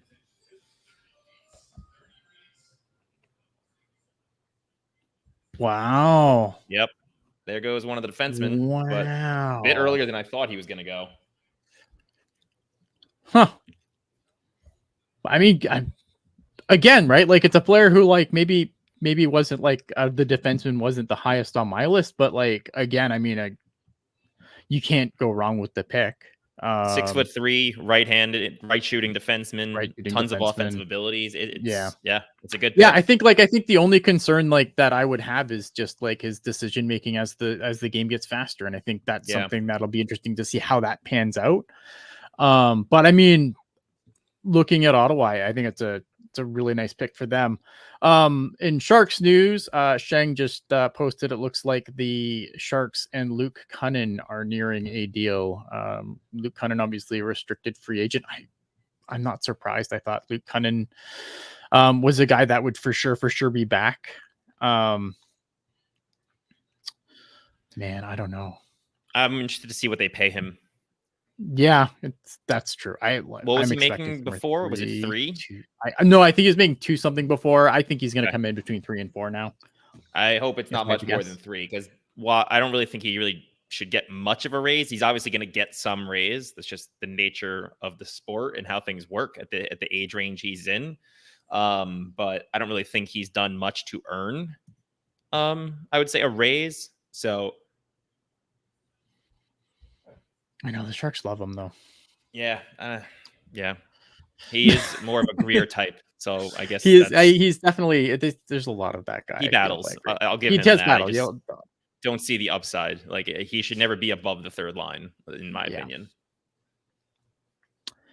Yeah, I'm fast. I mean, if I'm going on the board, if the Sharks are going D, of the guys that are still available, I mean, obviously Boyum's the top of the D on my list. Mm-hmm. And then I think it's like Boyum and then Zane Perrick would be number 2. Yep, I agree with that. The only thing I would say in favor of Dickinson is that he's a more complete player than probably both of them in terms of the defensive side of the game. Yeah. And he is a very, very good skater as well. My main concern, I mean, again, I won't be upset, is if Salayev drops to the Sharks. I'm just concerned about his upside. I think he's guaranteed to be an NHLer, but I don't think he has the upside as the other 3 do. So I'm really hoping that he goes in the next pick or 2, just because I would love to have a shot at one of the other 3. Yeah, I just, again, like, everything's kind of all been crazy. I mean, we're 3 picks away from the Sharks picking again. I'm just surprised that, because I'm surprised that a guy that's still on the board, given that he's a 6'7" player that doesn't skate like a giraffe. Right. Yeah. I mean, they said he's actually one of the best skaters in the draft. And when I've watched him, I will say the first thing that stood out to me was how fluid of a skater he was. Like, it just, usually when you watch those guys, even the decent skaters, they look almost like Bambi-legged out there with their legs like flying around. But he looked like a guy who skates 4 or 5 inches shorter than he is. So I'll give him that. And he does a really good job defensively, I think, which is why I think he really doesn't have a floor probably any lower than, say, a number 4 or 5 defenseman on a team. But I just don't know if he has that top pairing upside, unless he's maybe stapled to a guy who's got elite offensive abilities as like his partner on the top pairing. Right. I think, and that's the thing, right? Like, the one thing in hockey that's been said numerous times is, like, obviously the big guy has to prove he can't play and the little guy has to prove he can. So, I mean, it's going to be interesting. I mean, like, I don't know, man. I'm surprised that Zeev Williams still on the board with 8. Yeah, I agree. I wonder what it is that teams are holding back with him, because he's looked great in every competition he's been in over the past 12 months. And it's not like he's a small defenseman. I think after the combine, he actually ended up being a little bit taller than they listed him as. I think he was closer to 6'1". So it's not someone who's like 5'9" or 5'10", and he does have elite offensive abilities. So it's just I'm very curious why certain teams have been hesitant to take him. See, and this is why the draft needs to be centralized, because Puckguy coming in right now saying there's some chatter at the Sharks table. Now, are they deciding where they're going after the game? Are they making a trade? We don't know. But if you don't have everyone in one place so everyone can see them, you can't speculate when to sleep. Hi. Hold on, chatter, and where are we at right now? Picking number 8. 8. Yeah, number 8. What, they're going to move up 3 and then move up 3 again? I don't know, man. Or are they going to move back down and go, oh, we fucked up? Yeah, we're going to see. Let's see. They're going to the stage, so the pick's going to be made. Yeah. There's no trade happening here. So now we focus on Seattle's going up, so we'll see what they do. Well, I was going to say, maybe Calgary wants to trade down now that Iginla's gone. That's a good point. Yep. Seattle has to take Steve William, right? I think so. Because I look at them. I mean, you look at their prospect. Well, just off the top of my head. Who did the 7th pick go to? Who did the previous players? Yeah, the player was Yakimchuk. Oh, Yakimchuk. Yeah. Oh, okay. So William still available. William, whoever. Yep. I'd go William or Parrick here if I was them. All right. Who did they just take? Barclay Catton. Who? Oh, wow. Okay. Another forward. with the overall pick in the 2024 draft. The Seattle Kraken. Berkeley Cat, not Barkley. From the Spokane Chiefs, Berkeley Cat. Yeah, I mean, man, they're loaded up front. Tons of production. I mean, he got 116 points this year, 54 goals in 68 games. Only concerns with him really were his size, right? Yep. Well, we also just like, I don't know if it's just me. I just over the last couple of days, it seemed like everybody's updated drafts, everybody's updated power rankings, whatever you want to call them. It kept putting people higher, defensemen kept rising and rising and rising. We're 8 picks in, and it's still just one defenseman or two. Yeah, I like and here's the thing with Levshinov and whoever was taken before this. Yakimchuk, it's been 2, yeah. Okay, still. I mean, Berkeley Catton's not like again, here's a guy who kind of was all over the place, right? Average ranking of 9. So it's not like this is like super off the board. I think McKean's and Elite Prospects had him at 8 and 7. I think future considerations were the highest at him. They had him at 4. It's definitely, it's not like a super off the board pick here by any stretch of the imagination. I'm just surprised that Zeev William is still there. Dude, I'm saying it. And programming note, following the Shark selection at 11, we will have Drew Remenda in here. All right. Good to know. So stay tuned for that. If you have questions for Drew Remenda, hit me up. So we're going to pick number 9, right? And that was Calgary, who was always kind of rumored to be one of the teams moving their picks. Same with number 10 with the Devils. So if the Sharks are having conversations, these still could be prime candidates for move. And I think at this point, even just including the 53rd pick could maybe get you up a pick or 2. I just don't know if you do it at this point. Unless if you're like super like think that a guy like maybe if you're like super on like I want Zeev William. Well, and there's no been no trade so far, right? Correct. It certainly seemed like there was a lot of people predicting that there would be some sort of movement somewhere between 7, 8, 9. Yeah, it's gonna be fascinating to see what Calgary does here because. Dude, if Zeev is still available, that scream you hear at 11 will be from Jules.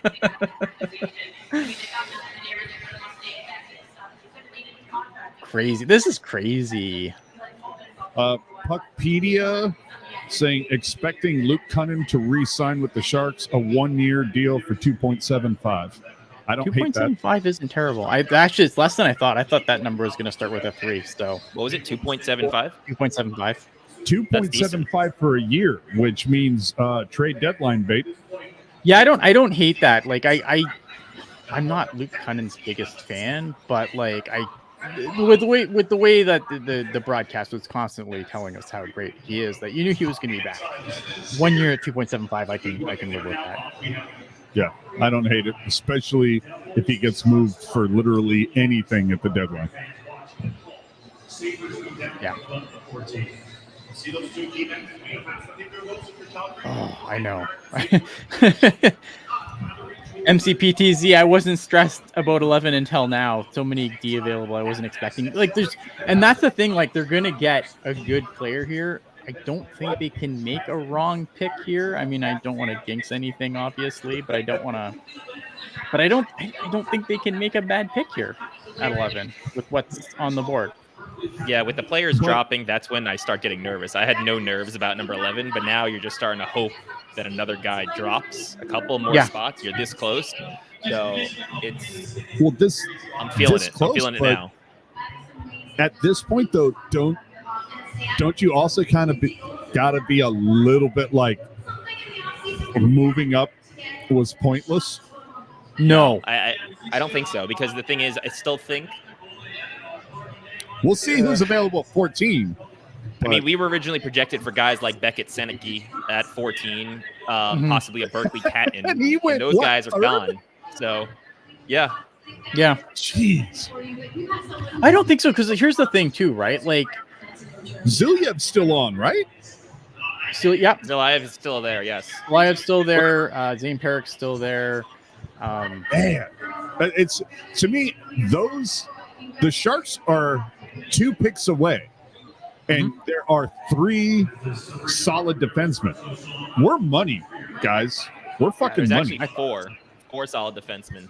You got, you still got Boyum, Parrick, Dickinson, and Ziliev. Yeah, Dickinson too. Yeah. There you go. And I would take Dickinson over Ziliev. He's got more offensive upside. Hey, dude, chicks dig the D. So one of my guys is off. One of my guys is off the board. Looks like. Flames are picking. All right. First, I want to thank all the fans, our season ticket members back in Calgary. Can we just have a blanket thing where it's like only the team picking number 1 gets to thank their draft party? That won't be an issue anymore next year, right? All right. Zane Perrick's off the board. Yep. So 3rd defenseman and the top 9. And what does that say, boys and girls? Williams still available. Steve Williams still on the board at 10. Is still available at 10, which is crazy to me because I thought. I don't know. I'm starting to get concerned. Like, what's wrong with him? Why is nobody picking him? Well, I mean, let's be honest, boys. It's going to be Ziliev or Boyum, or right? Dickinson. Yeah. Dickinson's a bit bigger, than Boyum, and he's got the offense and the defense, and he's a bit of a battler. I think that's more kind of like what Greer likes. So I don't know. We'll see. Ziliev is the guy who's like 6 foot 6'7". Yes. Yeah. 6 foot 2,000. Yeah. Zane Perrick, I like. So I like Zane Perrick. I hate the Sayona Spirit with like the Fury of 1,000 Suns, but I like Zane Perrick. Zane Perrick was a guy that I would have been really happy with the Sharks taking. But with the guy still on the board, like, dude, I look forward to Perrick being traded with something in order to get a Ginla to Calgary. Good for. I mean, it's a really good pick for Calgary. I think they're right now. Give him 53. Flames are really gonna like Zane Perrick, I think. So New Jersey at 10. What do you? I mean, obviously it's best available, but what do you think? Jersey? Really? We got beast mode up in this bitch. So the thing with New Jersey is, I feel like New Jersey's kind of set on the blue line. Like you can always, like, don't get me wrong, you can always use another. Like you could always, it's hard to say no to a guy like Z William if he's like obviously he's still up there for the Devils, but like the Devils, that's like if you look at where their strength is for prospects, that's where it's at. They look at like an Yzerman. Yeah, see, no, a guy like Yzerman makes a ton of sense for New Jersey, in my opinion. Mark, what do you think about that? Because like they've got they've got Simon Nemec. They're set on D. The Devils do not need defensemen. Exactly. I don't really think they need much of anything. They need more NHL, I guess, experience and depth. But they've been drafting so many good young players over the last 5 to 8 years that it's just I can't pinpoint what they maybe a goal. Well, no, they don't even need a goal anymore, right? So your guess is as good as mine. The names that are on the board at defense, I think, might be hard to pass on, but a bunch of people have been passing on them, so who knows? Right, yeah. That's a solid point. I mean, maybe you take a really high-rated defensive prospect just to move it later in life. I mean, that's the thing, right? Like, you can never have too many top-tier guys, in my opinion. But Yzerman seems like a good fit for Jersey. Yeah, I mean, that's probably what I think. Cole looking Yzerman? at the Cole Yzerman would be a guy that, in my opinion, I would be all over if I was the New Jersey Devils. Because again, like Mark says, they're kind of set everywhere. Yeah, I mean, I know a lot of people won't like it, but I still think Greer might be on Yzerman, and that might have been why he moved to 11. So we'll see. But then again, he may have intel that these defensemen were going to drop, and that's why he made that move. And if you look at it now, maybe they would have picked the last one right at 13, and that's why he made that move. He had some intel that defensemen were probably going to cut off right around 13 or 12. Yeah. And that's like, I don't mind the doing it the day before because you never know what's going to happen, right? Like if a guy starts falling, that pick might be on the day of. I think that pick is more expensive than what it was. And I think you could always move again if you need to. Like if they find out, people get desperate. If the Sharks are on the clock and they're like, wait, we really want number 11, the Sharks might get a better deal than they originally paid to move up those spots. Yeah. So Devils, 16 seconds on the clock.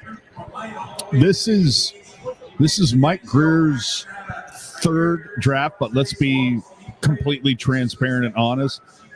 When he was here, that first draft was fait accompli. All the work had already been done. Correct. But I gotta say, I'm feeling these last two drafts, guys. Yeah, I like what they've done. I can't wait to see what they take at 11. The Lad Network, give me a second. I'll hit that up. Let's see what New Jersey does here, and then I do want to hit this up here. So obviously we got Gaudreau in a handshake deal from the thing. I still feel like there's another shoe to fall here, but technically nothing has to happen because it wasn't a trade. It was just a waiver claim. So I don't know. Let's see what New Jersey's going to do. One more time. Let's hear it for Scott. This is the moment of truth. Don't take William. Sorry. Okay.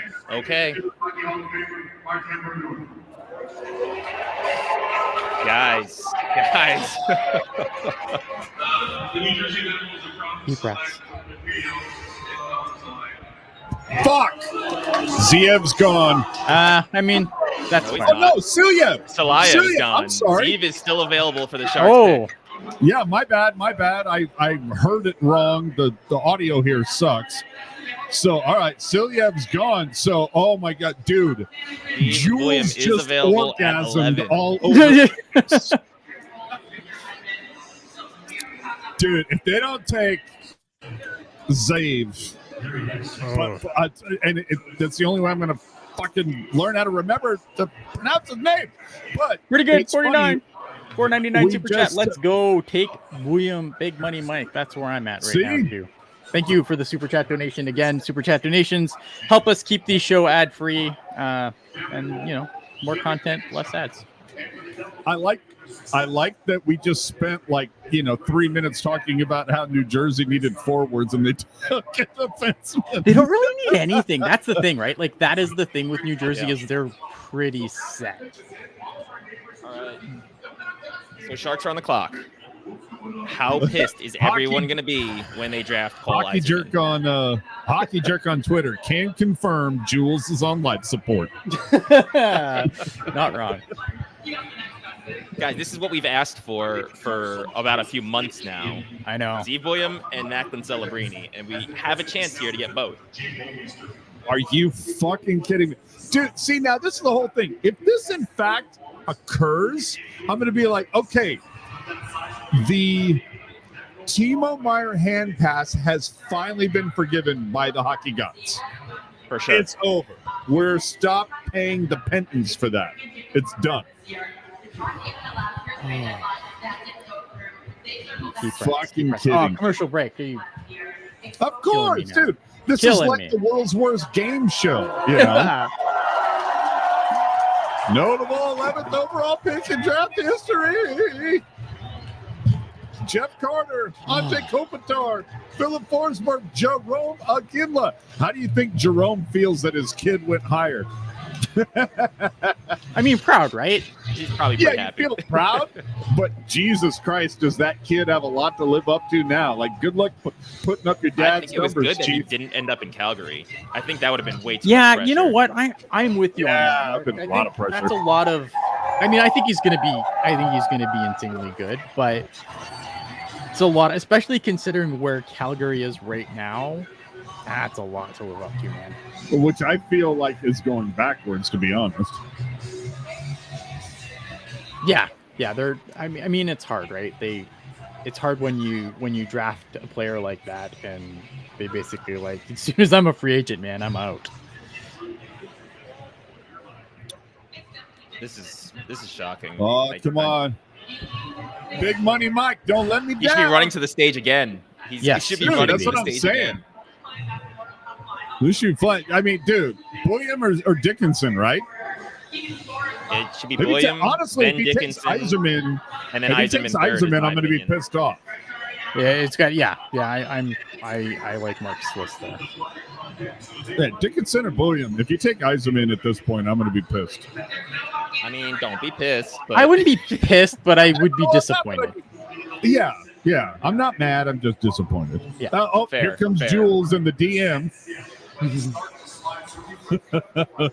Dude, I'm telling you right now, Jewel, if Mike Greer selects William right now, Jules is not leaving Vegas without a William jersey. Just no fucking way. Yeah, if it's Dickinson, like in the chat, like if it's Dickinson, man, I am not upset. Like I'm not upset at all. Can you post those comments or push them on the screen? Yeah, it's like a bunch of people like saying, Yeah, I mean, dude, either one, I'm going to be happy. Like, I think you take one of those two over Eiserman at this point, but it still goes back to what I was saying earlier is, you have all three of those available at 11. They could have taken, maybe 14. Somebody would have been there. all right, there's going to the podium. I don't hate him moving up. I'm just saying. Yep, Rob's got jokes.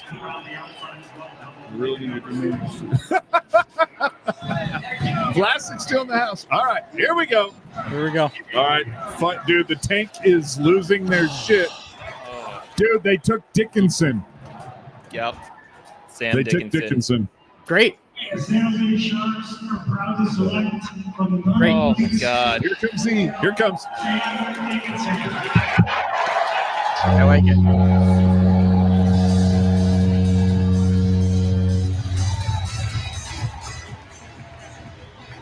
Dude, For those of you who don't know, Jules just stopped being a Sharks fan.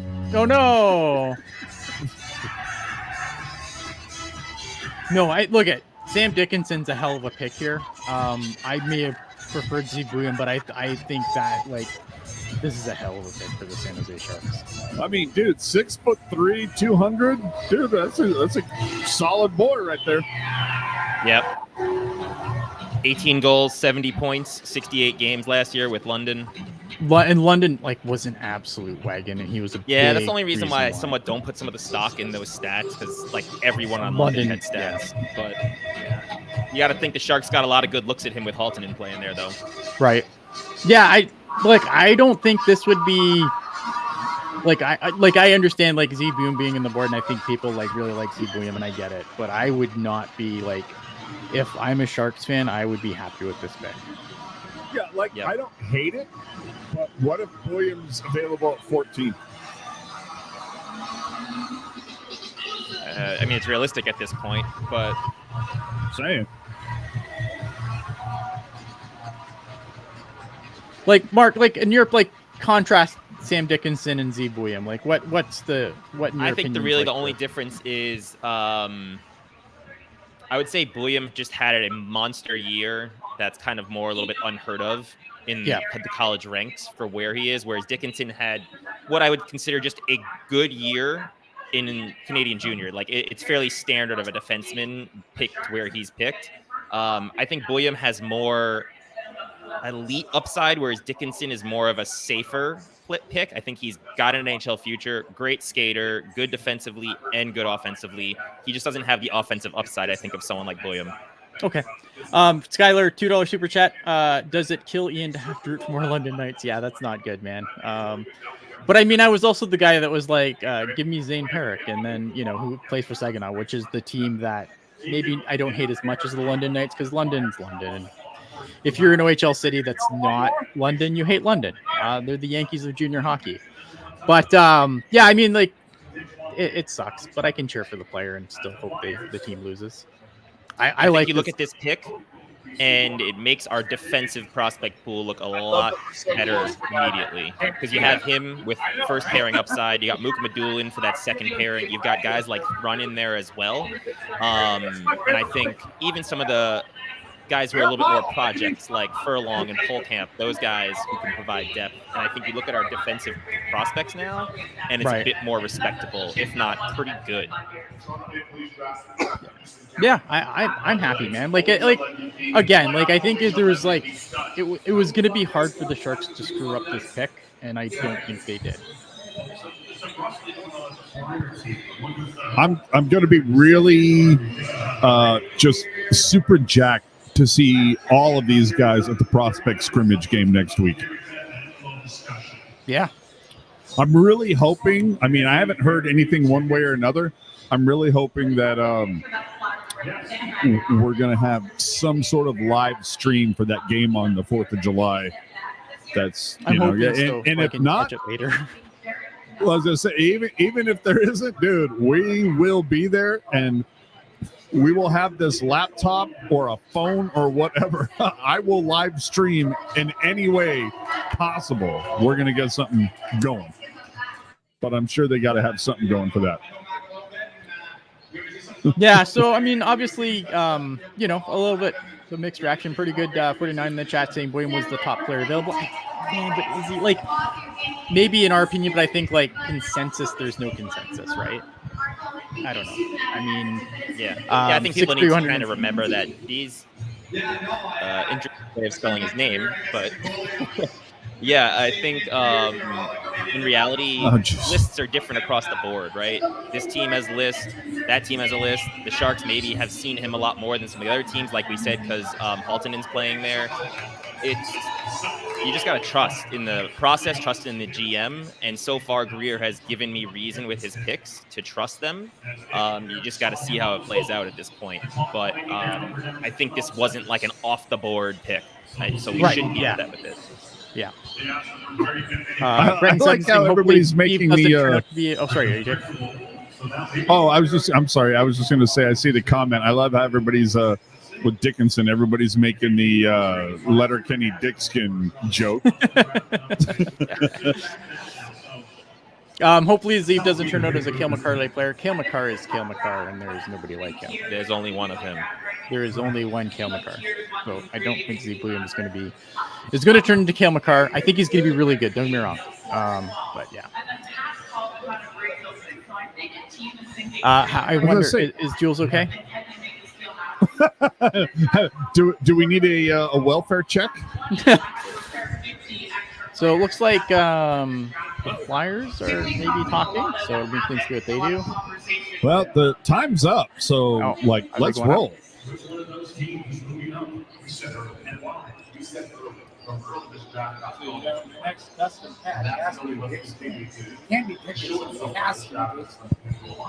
Dude, Danny Briere is working that fucking phone, guys. Yep. Who's he talking to? Oh, we have a trade to announce. If it's Mike Greer, I will fucking pass out. Could you imagine? I don't know what we have to give up to get to this point. So if you think back to when we traded down from Beestead, right? That was the 11th pick. And what did we get? Like 27, 37 or something like that? Something and 40 something? Yeah. Something like that. We have 33 and 53?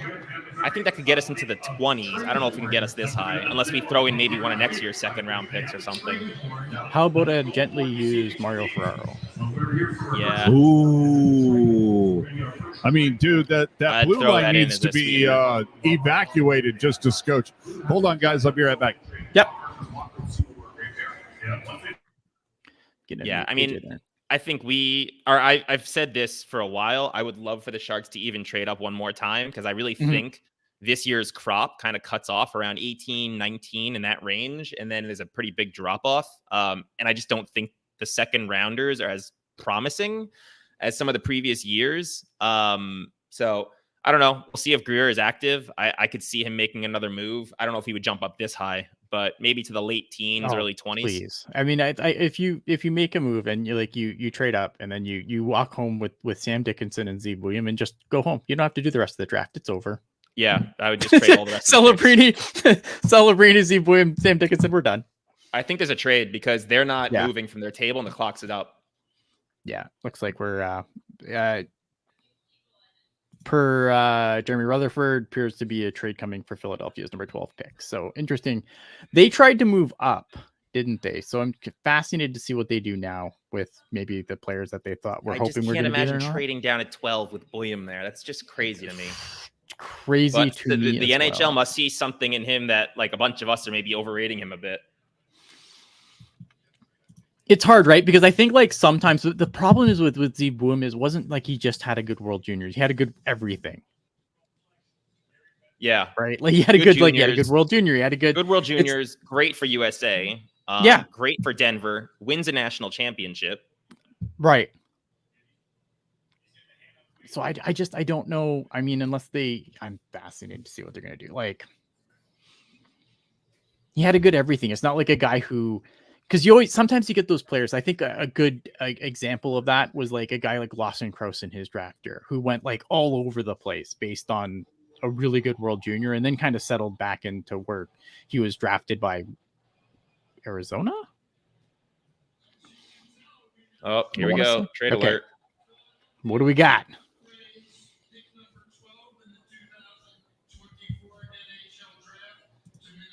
Minnesota.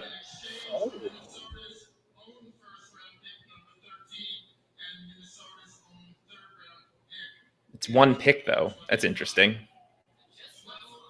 So they've moved up one spot, and they picked up an additional third-round pick. That's just an interesting one to me. Yeah.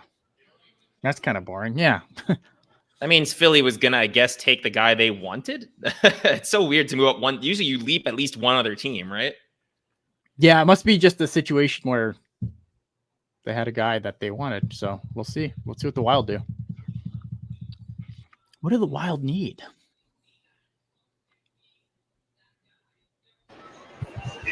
All right, so Briere was definitely on the phone. What the hell just happened? It's a weird trade, in my opinion. Weird trade. So the Wild move up one spot and pick up a third-round pick to do it. or to give up a 3rd round pick to do it. They gave. Okay. The Wild moved up one. The pressure on the guy that they're about to take. You moved up. They only lost a 3rd rounder. I think he'll be okay. Yeah, you gave up a 3rd rounder. Not a big deal. Yeah, but to move up one spot, really? Next year. Okay. They really want him. Can't wait to hold on. Is Eiserman still available? Yes. Yes. As is Well, You yeah, watch. That's who it is. Him and Eiserman are probably the top 2 I like. Wow. This is like some the draft day movie bullshit. Yeah, this is weird.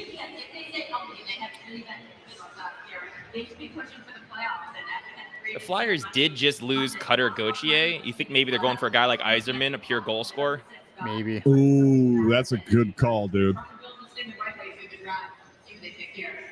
I don't know. We're about to find out, but that's a solid call out, dude.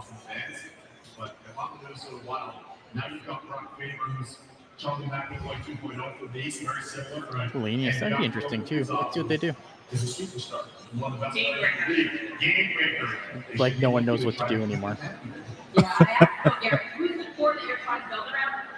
I still can't believe some mock drafts, especially ones that happened over like the last 48 hours, all had William taken in the top 3. Yeah, there are a lot that I saw that had him at 3 and 4. Whew. Yeah, and me and Mark were talking like it's not like it's a player who had like one good tournament, right? Like he was really good all year. It's interesting to see what the NHL teams know that we apparently do not. Billy Guerin about to explain why they traded up one fucking spot. There we go. There it goes. Minnesota Wild, proud to select. All right. We only get Drew for a limited time. Leave William. There you go. All There right. he goes. So 1 after the Sharks. Great for Minnesota. I mean, Yeah, it's a big pickup for them.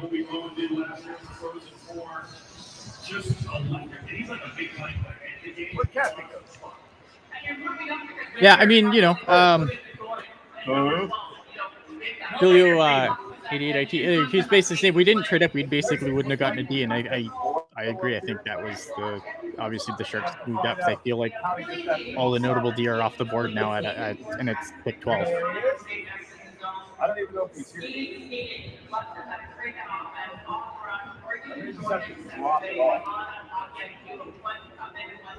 Well, that's the last of the big defensemen, right? That's of the what people were considering the top tier of the defensemen. So they're all off. They're all off the board now by 12. So I think, obviously, if the Sharks obviously targeting their guy, they made the right choice. Pretty happy with what they've done. Hockey jerk. Someone just recognized Puckguy and didn't say anything to me. Or hockey jerk. For Team USA, internationally, I should say. Curious to see what's going to happen here.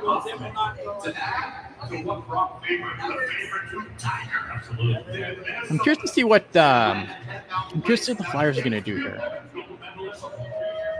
because I feel like Cole Eiserman makes the most sense for them, but there's some really good players still on the board.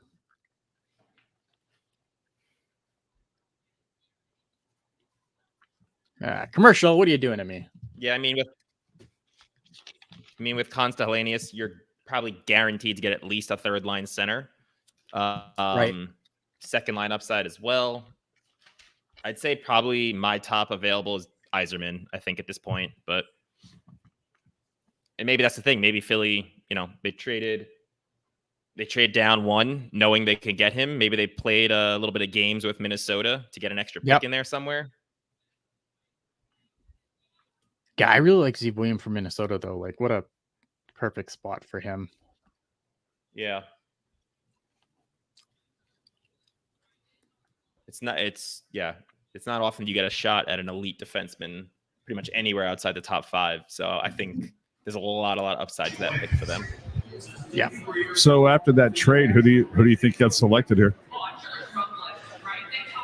I think Cole Eiserman. I think he fits what the Flyers need At 13. Yeah.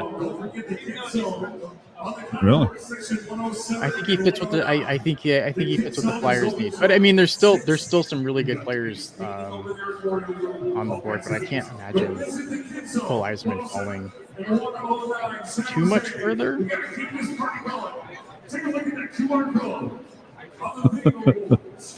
All of a sudden, we have the party cam happening here.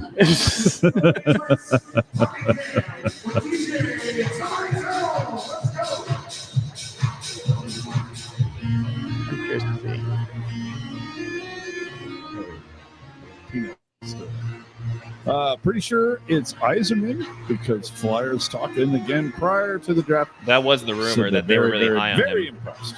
Yeah. Yeah. I don't know what. Yeah.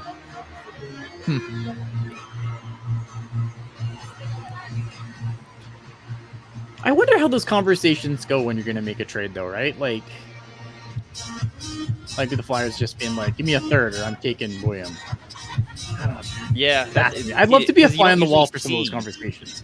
You usually don't see people swapping one pick like that, where it's just one spot. So I'm curious because usually a team has an idea that the team in front of them is picking someone, and they want to jump that team to get that guy. So I'm just very curious as to if Philadelphia thought, okay, well, we like both these guys. If we can get an extra pick and trade down, do we do that? Yeah, I'm fascinated. I would love to be a fly on the wall. I just took a look behind me. Holy shit, dude. After the Sharks made that selection, dude, like a fart in an elevator, man. This fucking place cleared. Yeah, I mean, it's going to be one of those things, right, where it's like, I mean, the Sharks could trade back up into the first round here. I don't know why they would at this point. Because I feel like I don't think they will, of course. It's just it depends on if anybody dropped.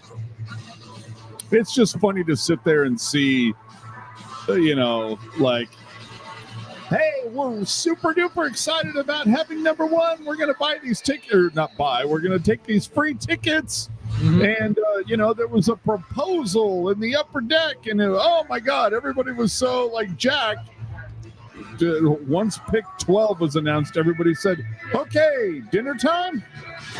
How was the, the reaction to, in SAP Center, what was the reaction to the Sam Dickinson pick that you can glean?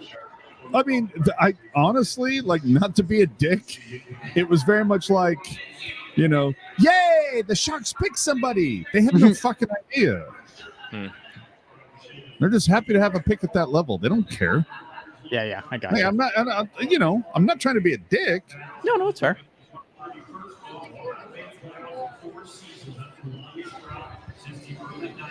All right, so it looks like the Flyers are going to pick. Yep, they're on their way up the stage.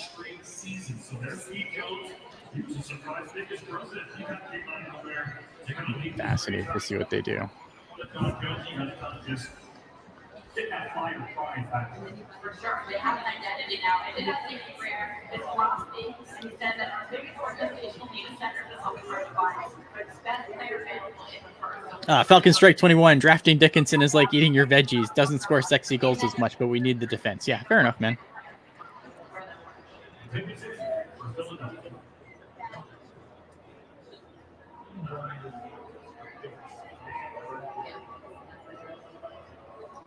Everyone's got special guests.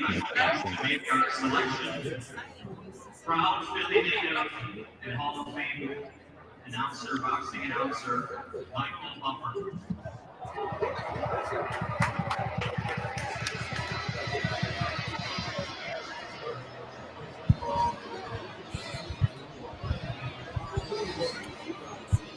Didn't Philly pick like 5 minutes ago? What's going on here? Nope, they made a trade. They trade that one's traded down.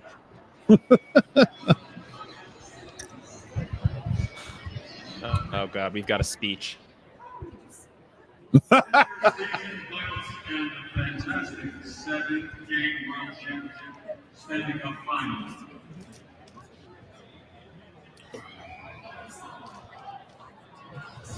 Oh, Michael. Oh, they're having mic failures.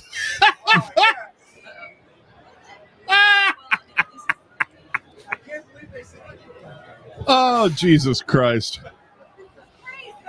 How does he not realize that, like, wow, I don't hear myself anymore? We're having a problem with ESPN audio, but I have a feeling that guy's about to say, let's get ready to Good times. Dude, Danny Miller's over here. He's like, we're having some audio difficulties, but I have a feeling that guy's about to say, let's get ready to. Okay, this is a little bit off the board. All right, well, the graphic is up, so the selection is Run It. Who it is? Jet Luchenko. Wow. Okay. Get off the board. Get off the board. Dude. This is the most center draft I've ever seen centered in the center.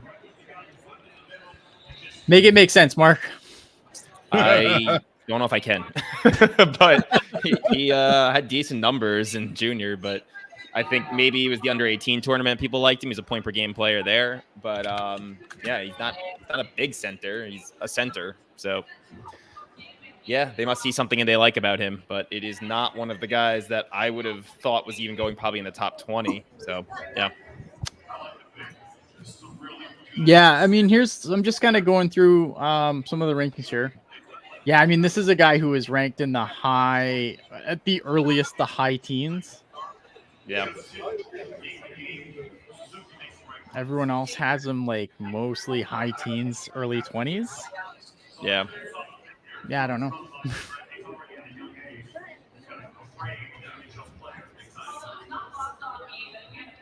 Like, I don't know, man. Decent season for Guelph. Yeah, the numbers aren't bad. 68 games. Like for a younger guy playing in the OHL, those aren't terrible numbers.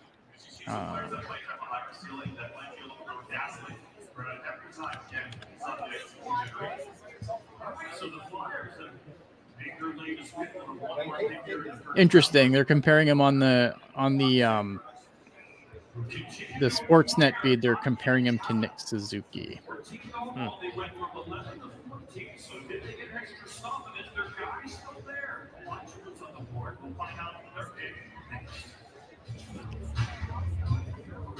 So I missed it. Do we know who's up on the clock now?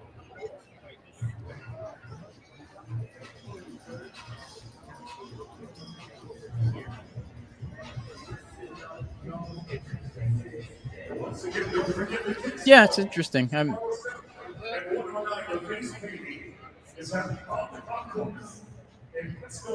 mean, it's definitely more of a Flyers pick than Cole Eiserman would be. But Yeah. I'm surprised that Cole Eiserman's still on the board at 14. Like, I understand the concerns with his game and obviously being like a one-dimensional guy, but I'm still kind of surprised. But someone who can score that much, I just Right, yeah. some of those risks. But yeah, I think this has been. They did. The Jumbotron just posted a photo of Celebrini wearing the hat and the jersey. He put together a video that they're playing right now. I'm really excited to get started. So now we have the Sharks' original pick. 14. Yeah, and Shang just tweeting out, Dickinson says London Knights teammate and future Sharks teammate Kasper Haltunen has the hardest shot he's ever seen. I believe. Daniil I believe that guy Tarasov. fires. Man, old school, baby. It is a bummer. I gotta say, that's a little bit of a bummer for Knizhov. He was a guy that I fucking rooted for. He was kind of like a defensive Stalock. Like, he dealt with some shit. You kind of rooted for him, for sure. But it was just, man, it just never fucking worked out. It's such a bummer. Yeah, I don't even know if it just didn't work out or just like he just got, he got hurt at the worst possible time. Exactly. And then guys just passed over him. Like, 'cause I don't think it's anything fault of his own. I just think that they brought guys in that just moved ahead of him. Crafty Qual saying is Knizhov. I mean, I can't imagine, like, look at we talked about this earlier, right? Here's a list of guys that are competing for a spot on this blue line in the fall.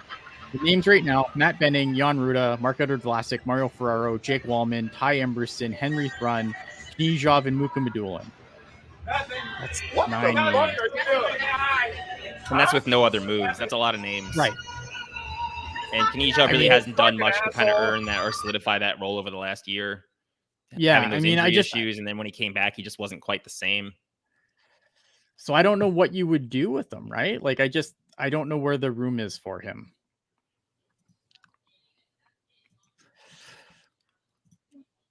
Don't fit. Yeah, I mean, Cole Eiserman's the guy that they like. He's interesting, right? But again, it's how they fill the net here. What do we got here? After a little thought, Dickinson might be the best pick for the future of the Sharks. He seems like a player that will not necessarily score a point a game, but he'll win you games. I agree 100%. Yep. And I think that same sort of concept is why Celebrini could end up being better or more valuable, I would say, than someone like Bedard. It's just he could be one of those guys that is a key ingredient to a winning team. And that's probably why you take a player like him there. I'm not going to say William isn't, because I think William is as well. But I think that pick is a very good pick for that reason. Yeah. I'm usually a hater about drafting for need, but man, Dickinson, I think, is exactly what the Sharks pipeline needs. Zeev is incredible. I think William fits what they're building for a tad better. I really like Zeev William. I think he's going to be a super dynamic guy. But Dickinson's again, he's got the most complete game of the two. Well, Buffalo using the pick. Originally, they were rumored to possibly be trading that. The Finn. Yep.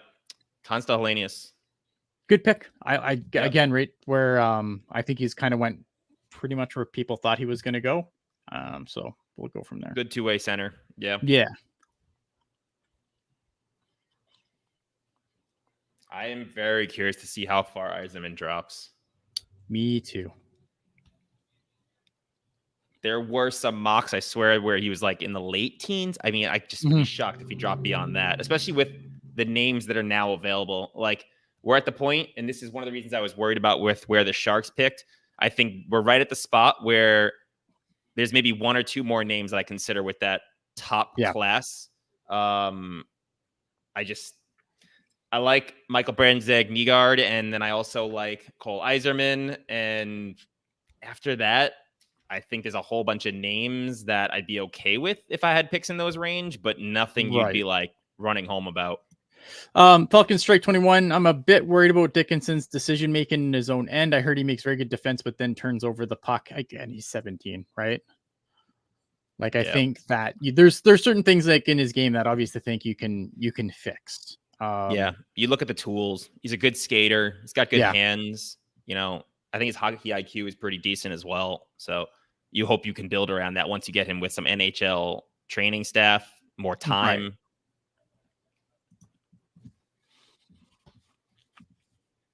I'm really happy. Oh, Tiger saying caps for Eiserman. That I could see it.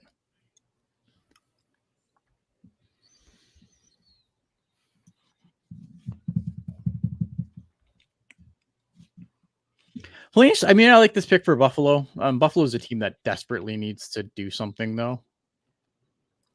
He's probably also very close to being NHL ready, Hellenius. Mm-hmm. I feel like he's like a guy, like he's for sure. Like, I would be shocked if he doesn't make the NHL. Like, he's one of those guys where I think at worst he's a third line center. Floor's there. I just wonder ceiling with him. I think the floor is definitely there. Like, I think second line might be his ceiling. I don't know if he's like a 1C type, but I think he's definitely an NHLer. He's a third line center at worst. He can kill penalties. He can do the power play. He can kind of do it all. Yeah.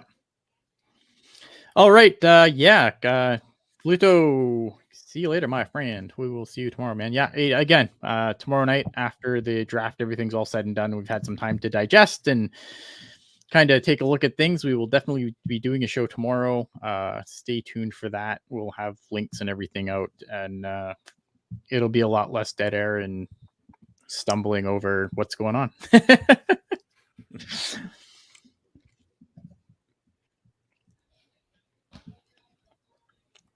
Be interesting to see what they do. All right, less commercials, more talking. Let's go.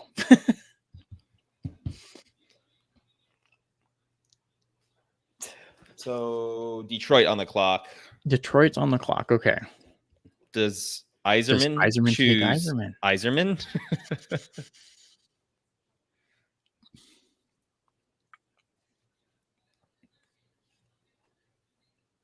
I'm curious to see what Detroit does, honestly.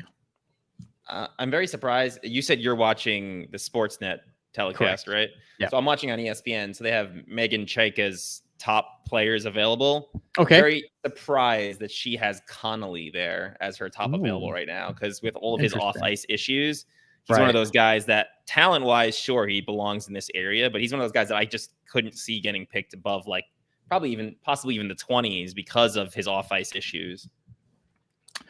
Who will contribute to winning more games, Eiserman or Nygaard?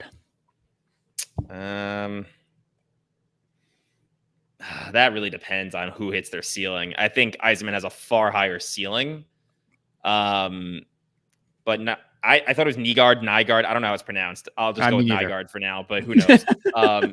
Nygaard, I think he is kind of in that mold of guys who's like built to be a winner.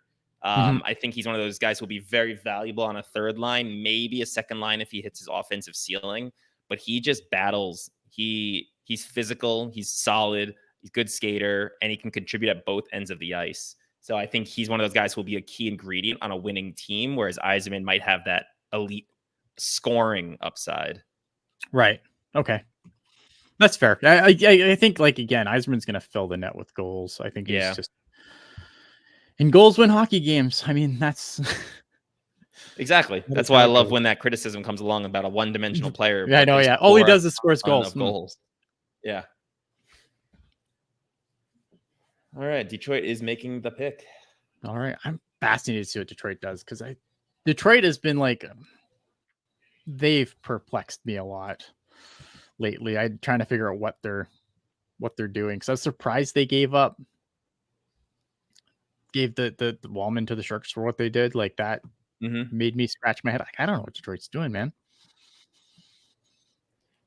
I mean, they've just been loading up on prospects for the longest time. So yeah.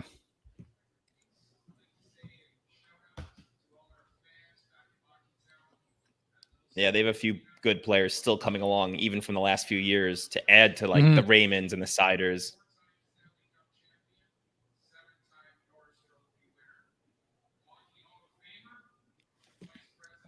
Yeah, Burge, I agree with this. He thinks the Wings are going after Stamkos in free agency, and I've been very much on that train for a long time too. Did you see that deal that Stamkos turned down? No, what was it? I think it was Tampa offered him $3 million times 8 years. Oh, wow. Nope, they took Nygaard. Yep. Oh. I like that we're 15 in, and I've never heard of any of these guys now. That's how this works. Cole Eisman's still on the board. Yeah, I think I like this pick for Detroit. That's going to be my question to Remenda. How the fuck is Cole Eiserman still on the board? See, I don't think gain Stamkos, lose Kane. The net gain is not that much. What if you have both, though? Like, I know Patrick. Have there been any rumors about what Kane's doing next?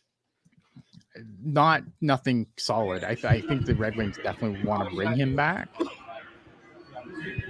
Hey guys, just letting you know, like 2-minute warning for Remenda.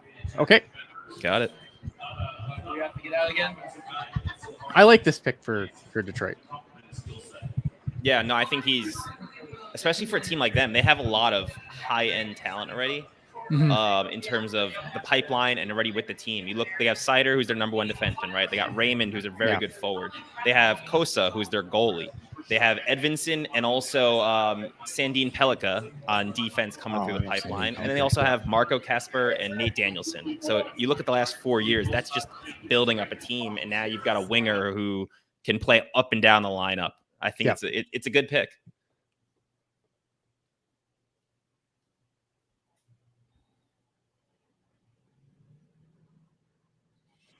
It's good.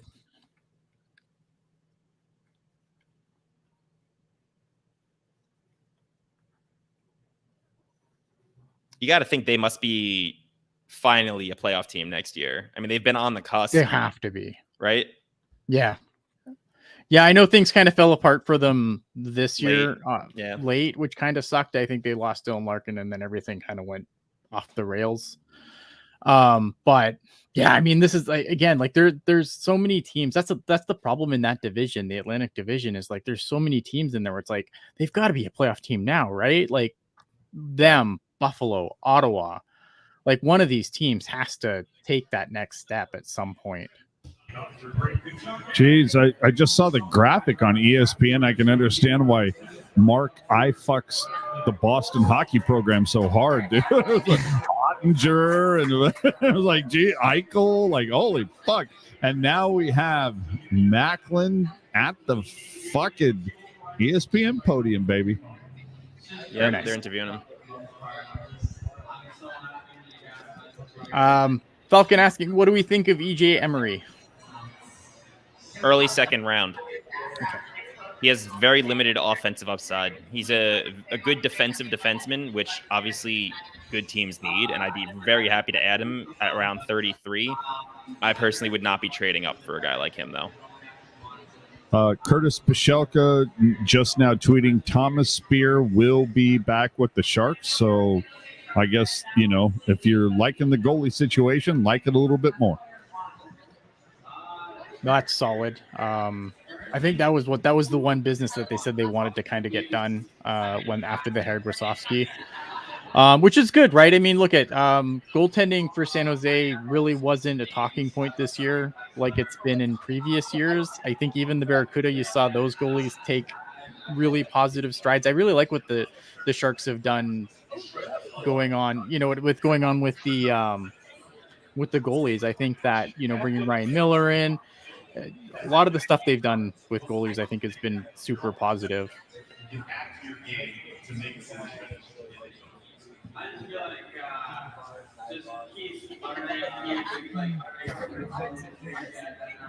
Yeah, Ricky's saying EJ Emery screams bottom pairing guy. He has a massive physical advantage over his opponents, and you can point to that for all his success. Actually, I look at him also, though, as a guy you could staple next to an offensive defenseman on a top pairing. I think when you label him, probably more a bottom pairing guy, but he could be one of those guys that turns out to be like the perfect partner for a more elite or high-end offensive defenseman. So St. Louis is up now. It's going to be fun. Again, now that we're later in, I feel like now we're starting to hit the drop-off, right? As far as talent goes. I'd say after Yzerman goes, it's kind of the end of the guys that I thought of as like high-end upsides. Okay. So this is like, the edge of the diving board. Then it was kind of like the first 15, 16, and then after that it just like plummets. Yep. And Mark, you follow this better than anybody. The things that I've been reading over the last 3-4 months, this draft, obviously some good talent in 10 to 12 to 15 spots. Last year, same. I've been hearing that the next 2 drafts are just going to be like really just bleh. I think it's a little bit early, but on the high-end side, the guys who are projected to go in the 1 to 2 to 3 range are pretty damn good for the next year, but even 2. Where would those guys fall today? That's so hard to say. I don't know. Like a year ago, people thought Cole Yzerman was going to go number 2, and then you see what happened with him. I would say Celebrini would definitely be the best of the next couple drafts at this point, but that's also really hard to say. I don't know. It's a really tough call. Adam Juracek to the St. Louis Blues. Okay. Another defenseman makes the board minus the injuries, but Juracek's a player I liked. It's the injuries were concerning. But he was a guy that I liked, especially like when the Sharks were picking 14. Like, I wouldn't have hated that around 14. Yeah, he was originally projected to go top 10 earlier in the year, but then the injuries kind of derailed his season, and he also really wasn't that great during the season.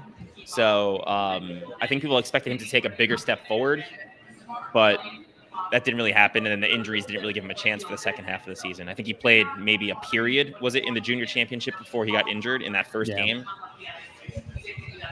Shotgun Draw saying McKenna greater than Celebrini, greater than Hadgens.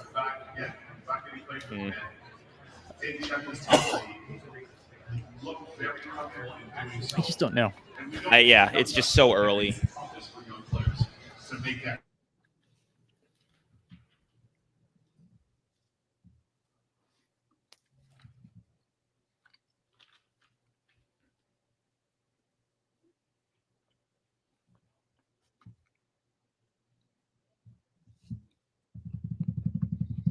Curious to see here. Who's next?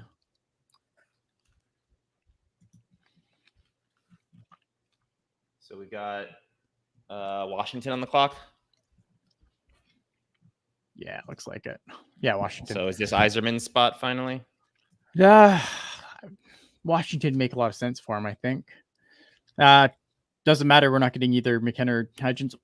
I don't think we're going to be good next year, but I don't think we're going to be best odds in the thing. But you never know. We could still win the lottery. Yeah, could still win the lottery.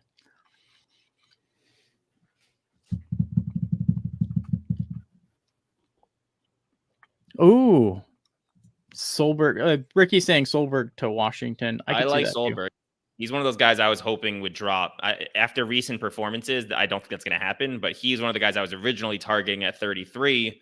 Now he seems like a shoo-in for the first round, if not top 20. So I could see that there as well. Dude knows how to hit. I like him a lot. Be interesting to see what's happening here.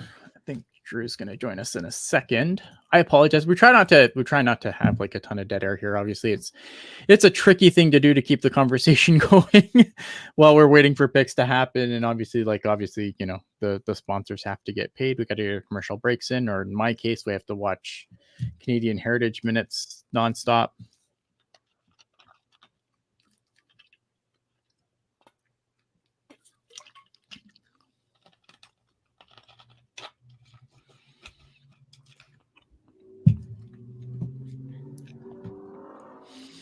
Does Hadgens have elite physical tools, or is he mostly just high skill? I don't know. I don't know enough. I know he's supposed to be very, very good offensively. I'm not sure more on the rest of his game, to be honest. Yeah, I know that there's some people that are really excited about him, but I'm not good. Boston College commit. Another Boston College commit. Yeah, I mean, that's always good, right? Like, when it comes to U.S. players, I think the first thing I always want to check is like, what school are they going to? Yeah. Because I think you can learn a lot without being able to see some of those players. So.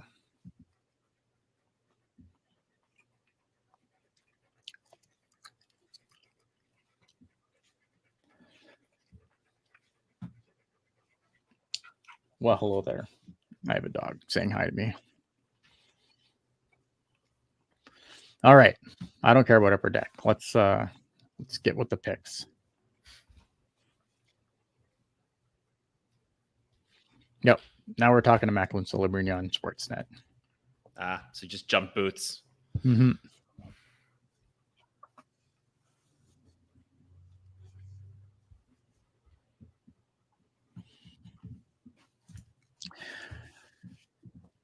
Pretty good. $49.99 super chat. Again, thank you. Super chats help keep this show ad free. Does Greer trade to get Yzerman?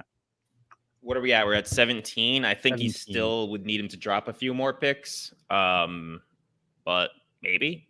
I don't. Yeah, I mean, I don't know. I'm starting to feel like I just don't see him trading up again. But yeah, unless something weird happened where Yzerman was maybe available at like 24, 25. I don't know. Yeah.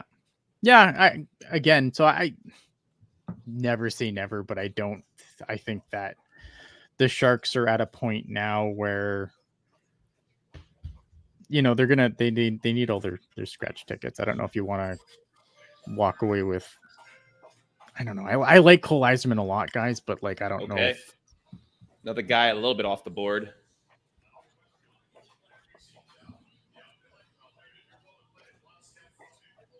Wow. Tarek Parashek.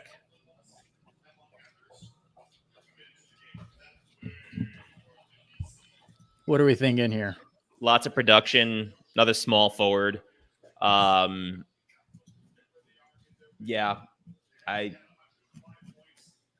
listed taller here on the TV than he was listed previously. So I don't know if he grew an inch, but 6 feet's not tall, not short. But right, he did put up 100+ points this past year in the WHL.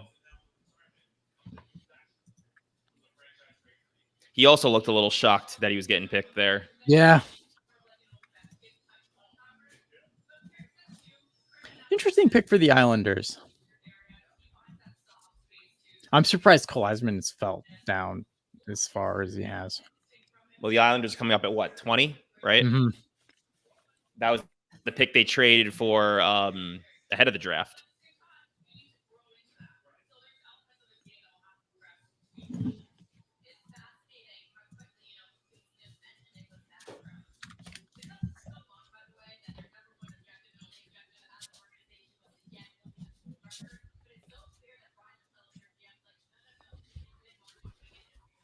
I think, like, yeah, I mean, it's like Craig Button was really high on Parashek. Like, he had him at like 13, but everyone else has him mostly 20s, 30s. Yeah.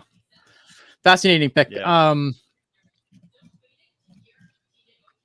Really good. I mean, really good year in Prince George. 105 points in 68 games, 14 more points in the playoffs. 43 goals. Yeah. Like,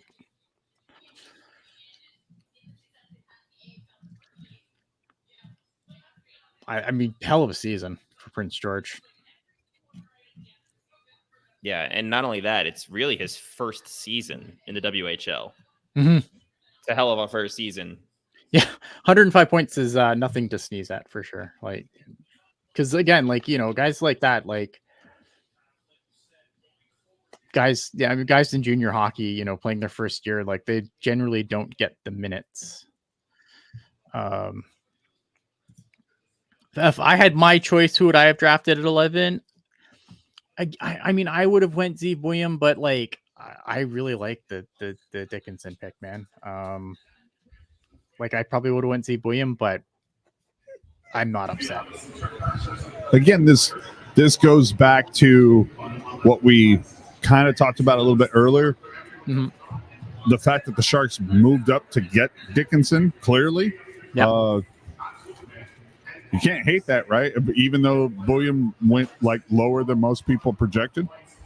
Yeah, but I mean, even still, like if defense was the goal, they were all off the board by where they were supposed to pick.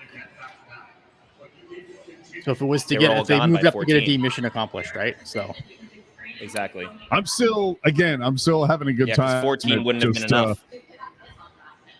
Yeah, but I'm still laughing that so many mock drafts were ripped to shreds.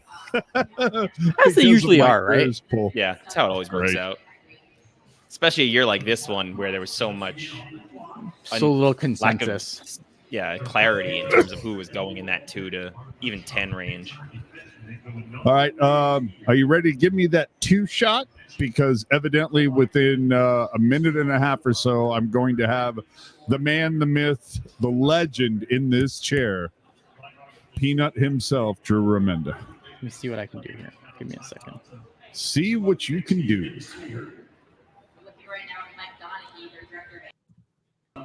They have built such a good pool of prospects. They're actually having a huge wave of first-year pros in their AHL team locker room. I've also been told that at this point, Danny Boyle is a maybe at showing up. So we'll see what happens. And for all of the people that are watching this after the fact, if you were a recipient of one of the straw hats or Hawaiian shirts we handed out tonight, dude, I mean, just threw them out to the people that asked for them. That's how we roll here. We're not going to charge you for shit. Just here to help you out. All we say is spread the gospel, baby. Teal Town USA. Amen. Amen. Hallelujah, brother. Can I get an amen? Amen. There you go. Hallelujah.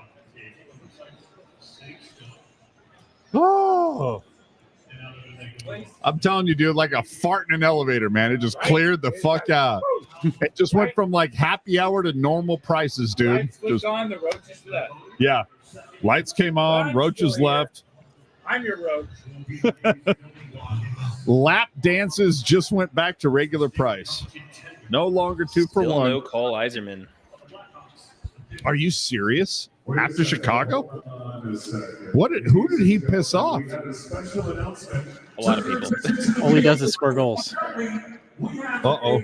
Apparently not We have enough a for special NHL GMs. message on the video board here. What do we got? All right. Oh, Special interesting. message here. So they are showing here at SAP Center a video message from Sam Dickinson talking about, I'm so happy to be a Shark. Because what else was he going to say?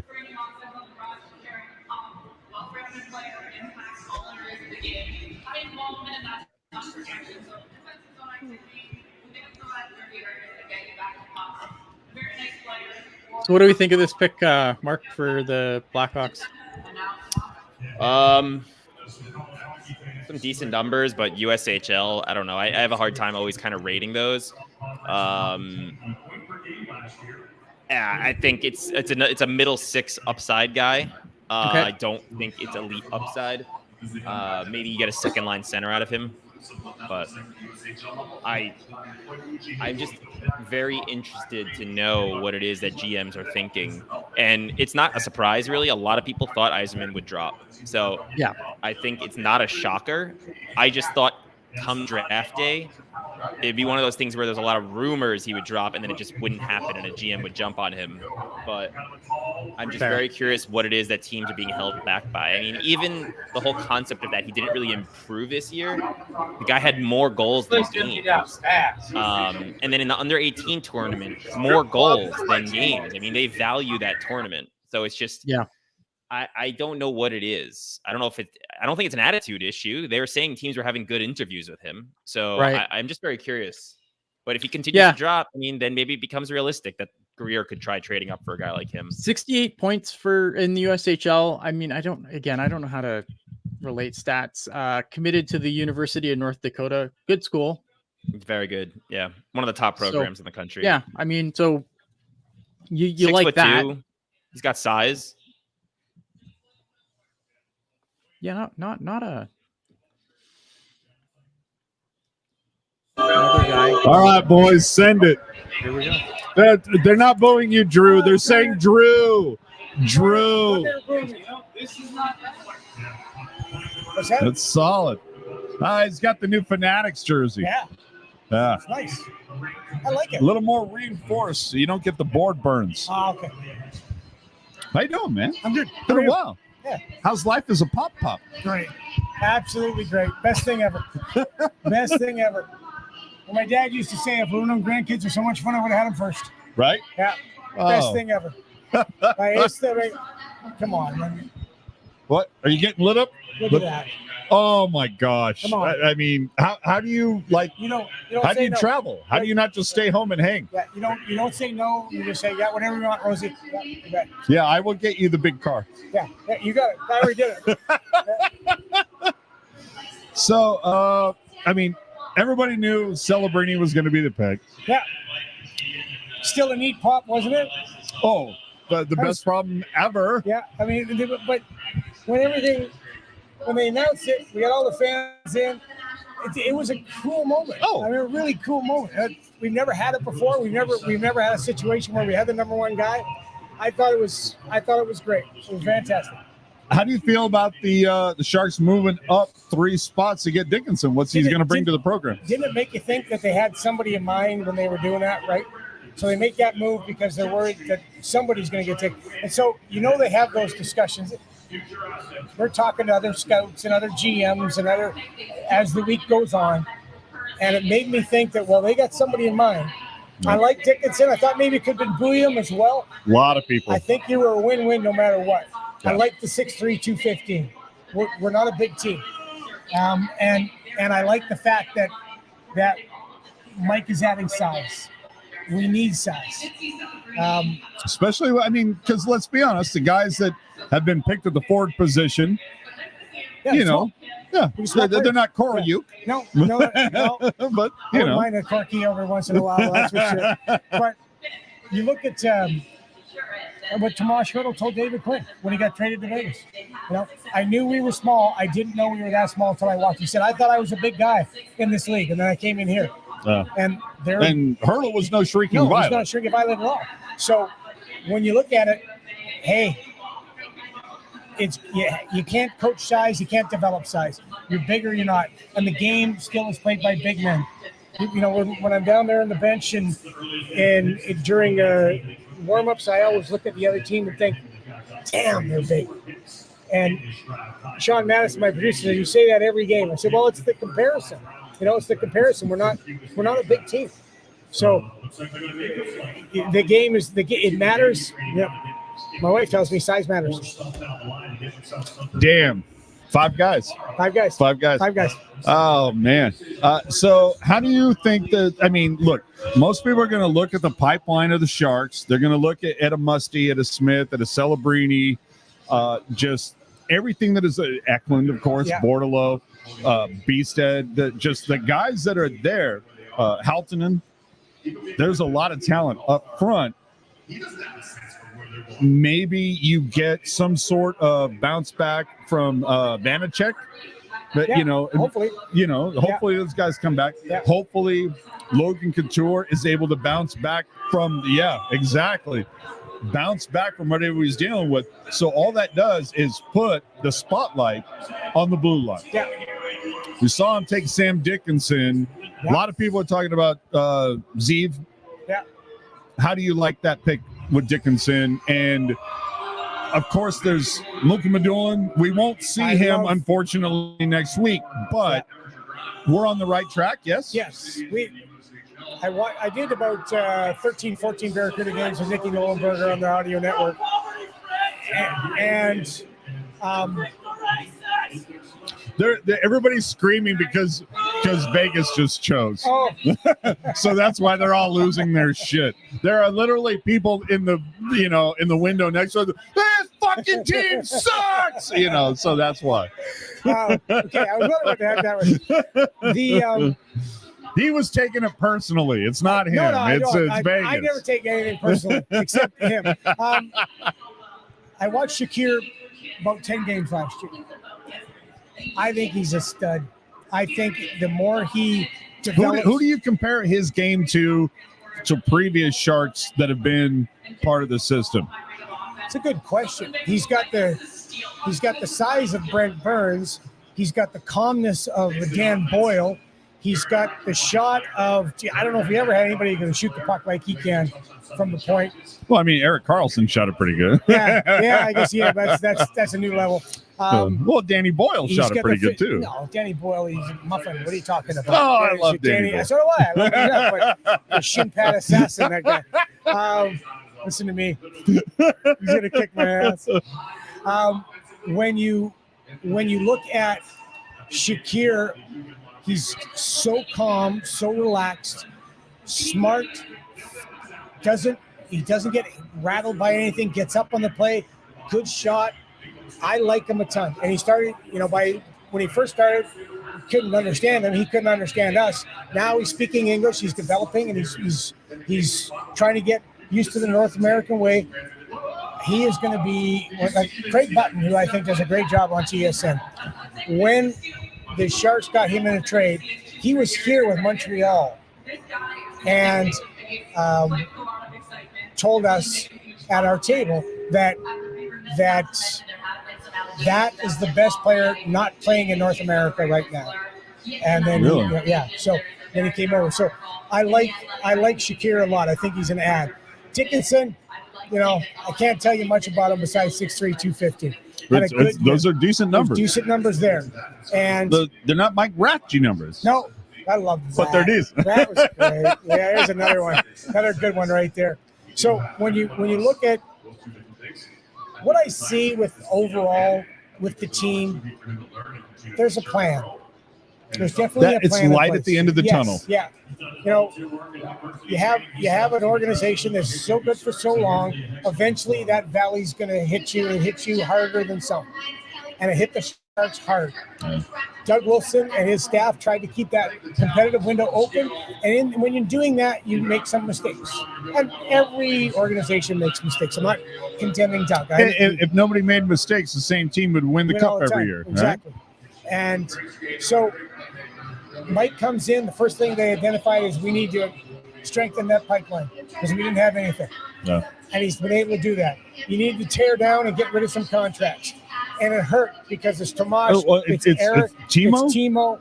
It's talent. I actually sat in the office with Tom Holy, and I said to him, I hope he doesn't mind me telling him. I said, when they were thinking about, the talk about trade Timo, I went, do you really have to trade him? And he went, yeah. And I said, okay, why? And he went, well, it's kind of an inheritance tax, Drew. It's where he is in his career versus where we are as a franchise. They don't match up. No, it doesn't fit. So if we move him, and we will be able to move him and get a lot back, at this point, it will benefit us in the long run, and will benefit him in the long run too. And I thought that was a great explanation. Comparatively, where were those players in their career span and where the Sharks were. So the teardown's over. We can see that the build is starting. Getting Barclay Goodrow back is huge. Although he doesn't seem too happy about it. Yeah, but I understand that why. He's went from the Sharks when they were really competitive, two Stanley Cups, and then to the Rangers. Yeah. And I get it. But for Barclay, he's going to come back to a team that he knows, organization, and a place that loves him. And he's a consummate pro. He's a mentor. Exactly. That's the big key. And let's say it doesn't go as well as he wants here. He will be sought after at the draft, at the trade deadline day, because he's such a clutch performer. You can almost say it was reported earlier today, Luke Cunnin getting a one-year deal. Yeah, good. Similar kind of a guy. Yeah, and for sure. 1 year could be a really great piece at the deadline. Exactly. So you see a plan in place. You see contracts being signed that have some thought behind them and reason. You see, as you talked about, forwards starting to get pretty skilled. Defense, still some work to do, but Matt Benning will be back. Hopefully Ty Emerson will stay healthy. Yes. Ty's a hell of a player. Mario took a big step last year. I think Mark Edward Vlasic, as Mark Edward Vlasic is, he gave you what he had, and he was actually pretty damn good last year. For what he had left, yes, absolutely. Yeah. And it's one of those things, you sign a deal like that, you pay for the first 4, you pray for the last 4. Exactly. But you also got him for a song for 4 years, 5 years. Yeah. So it's and look, nobody is saying the Sharks are going to challenge for the Pacific Division next season. So you let Mark Edward write out that deal. You don't buy it out. You don't prolong it. You don't have to. But you also give him. I've been told that he's kind of tight with the younger player. The guys love him. Yeah, I was going to say, but there's one particular guy. I don't know if it's Boards or there's one particular guy from the same neck of the woods that there's a bit of a mentorship there. He's one of the funniest guys you're ever going to meet. Oh my! How many times has Vlasic been? Gotten the 10 minutes at the end of the game because of a sarcastic comment. Do you know how many times I'm on the bench and he says something to a player or to the coach or to the referee, and I go like this. So she goes, I got you with that one. I said, yeah, you got me that one. That was a good one. I got me that one. I like that one. But he's hilarious. I love him. I absolutely love him because he still has the passion to play. So he's going to give you what he's got. And you need right now with a young team, you need leaders and character. So, and especially on the blue line. Yeah. Oh yeah. So Ricky asking, Drew, what do you think of smaller defensemen like Cagnoni? I mean, Luca seems to have, he's building up a name for himself, but we got to prove it at the higher level. Will he be here at the prospect? I don't know if he is or not. We're not sure. I know Madulin is no, he's not. You're going to be there. Yeah. You're going to be with Nikki, on the broadcast? On the Auto Network, yep. Excellent. I don't know, to tell you the truth. You know what? I don't care what size you are if you can play, but... Oh, Alexander Corey. Yeah, Corky. Macklin. Actually, he's not big. He's bigger than Corky. A little bit. If he's soaking wet, I will say. If he had a heavy pasta lunch, maybe. And he's carrying weights in his pocket, maybe. I was here for some sort of Sharks Fan Fest or whatever, and I'm not the biggest guy, but I towered over Corky. But last year at the prospect scrimmage, I saw Eklund, and that was like eye to eye. Oh, you're full. No way. I'm telling you. How tall are you? 6'2". No, you weren't eye to eye with him. Was he on skates? No, it wasn't on skates. Were you on your knees? No. Oh, shit. No. Were you tying your shoelace? No, I don't remember that. No, he's a well-built kid. He's but you're well built. You're not here. You can't, no matter how much weight you lift, you're not getting taller. Okay, you know all those videos that you did with Brody, where you guys are riding each other into the. Was Kyle McLaren and Scott Parker. Okay, do the same thing with Ekman. Let's see how well you fare. I'll knock him on his ass. I'll run over him. I'm an old, dirty player. Old dirty bastard. Yeah, exactly. So no.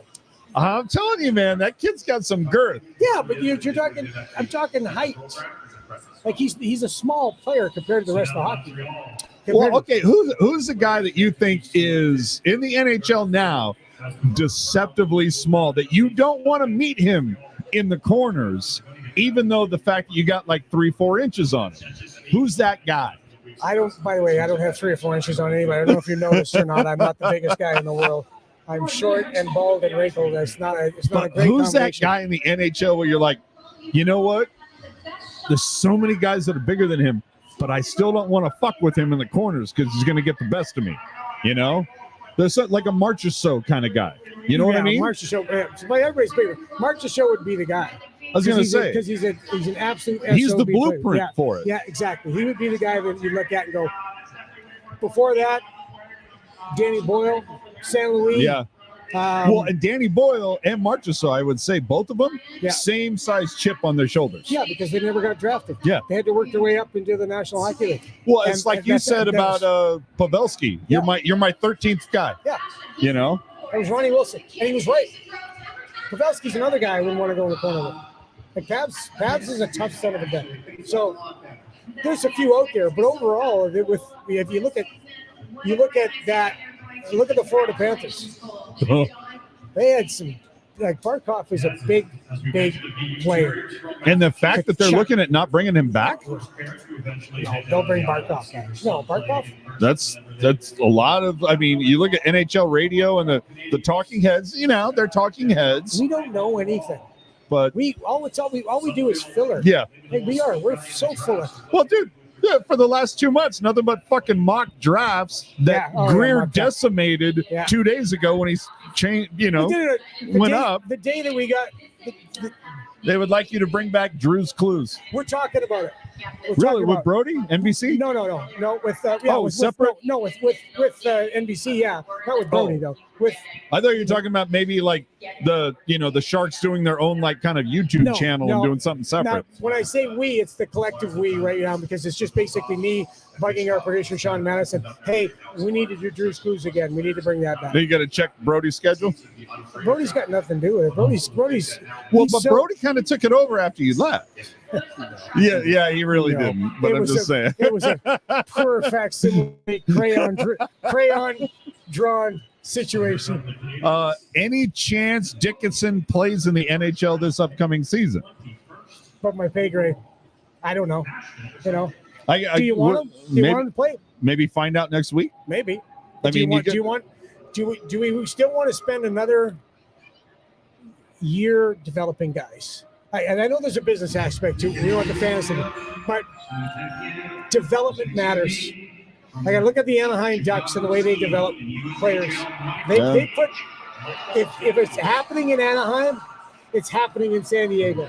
Skating coaches, nutritionists, therapists, strength coaches, development coaches. They've got whatever they got in Anaheim, they got in Patty Verbeek and Jimmy Johnson, former assistant coach with the Sharks. He's in charge of it all. They put a lot of resources into it, and I like that the Sharks are in that direction as well. Again, you're way more educated in the NHL as to what happens. But I mean, Dallas Eakin being promoted is one of the few times that you've seen the guy come from the AHL team up, get promoted to coach the squad. And you can recognize it because it's like, this is a guy who has spent the last 3 years with these guys. He knows what is there and who can do what, That's one of the reasons I think Ryan Warsofsky got the nod, because he worked a lot with the guys. He has development abilities because of what he did in Chicago. And he connects with the guys. He connects with them. We got to answer this question. Oh, I'm sorry. Drew, are you a Canadian junior guy, or are you looking at the NCAA now for prospects? At the risk of getting my Canadian citizenship revoked, I was a hardcore, obviously, Canada WHL junior guy. But throw me that hat for a second. You look now at the way things are going in the college players. And I will say this, the U.S. National Development Team program is an outstanding development program. Is that a hat you would wear? No. No. We'll put that out for everyone. This is, by the way, this is the Saskatchewan Roughriders, okay? The Canadian Football League. We're 3-0 to start the season, which is new coach. I have to talk about this team on my radio show every stinking day. The fans in Canada and Saskatchewan know I'm full of crap about Canadian Football League. I love the NFL. We had many listeners call in and say, Remenda, why don't you just move to America? And I said, I'm contemplating it completely. Don't trust me on that one. Everywhere you go, I swear to you, you will see one of these hats, because there's always somebody from Saskatchewan out there with one of these friggin' things on. All right. Thank you for that. Anyway, first off, the NCAA program, well, let me put it this way. Junior hockey is a business. If you come up, they bring you on the team, and you don't make it, you're not playing well, you're going to the Tier 2 junior, maybe Junior B, maybe back to whatever team you're playing for. You're gone. If you get a scholarship from Boston University and things don't go your way the first couple of months, they're sticking with you. Yeah. They're working on you. They're continuing. They're invested in you. You get 4 or 5 days of practice every single week in the NCAA. And you get to stay in better hotels. The coaches got $500,000 to spend from the alumni on these guys. So you're not eating at McDonald's or Burger King after. No offense, I love McDonald's and Burger King or Five Guys. But White Castle. I've never been to. That's it. In the U.S. thing, I got to get in on that one. I saw a movie about it once. And you're eating better, you're staying better, you've got more resources. Facilities are often much better. Oh, yeah. And you're there for 3 or 4 years. And if you watch the national finals, that hockey was hockey.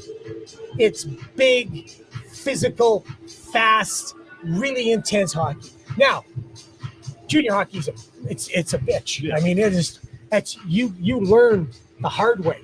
And a lot of great players came up through junior hockey, and they're littered throughout the NHL. A guy named Connor McDavid, Sidney Crosby, Leon Draisaitl, Logan Couture, Marc-Edouard Vlasic. These guys were all terrific players, and they learned the hard way. But if I was advising, like if my son came to me and he was 15 years old and said, "What do you think, Dad?" I would say, "Son, if NCAA is in your future, if it's an option, I would push him towards it. I really would. But again, you know, I could stay down here. I really like it here. I could do a Randy and renounce. I could become a U.S. citizen. We have the question here. Do the CUDA make the playoffs next year? Now, I also have to follow this up with the hard question. Is McCarthy the right guy for this team behind the bench? I'll start with that one. Yeah, I think he is. I've had a couple of... Better than you? Again, lost 100 games quicker than anybody in the history of the National Hockey League. But that was the NHL, not the A. That's true. In the IHL, we had, let's put it this way. I got fired in the IHL. They brought in Paul McLean. That team went to the finals. That's, I mean, you kind of take that to the bank, guys. Those who can't teach broadcasting.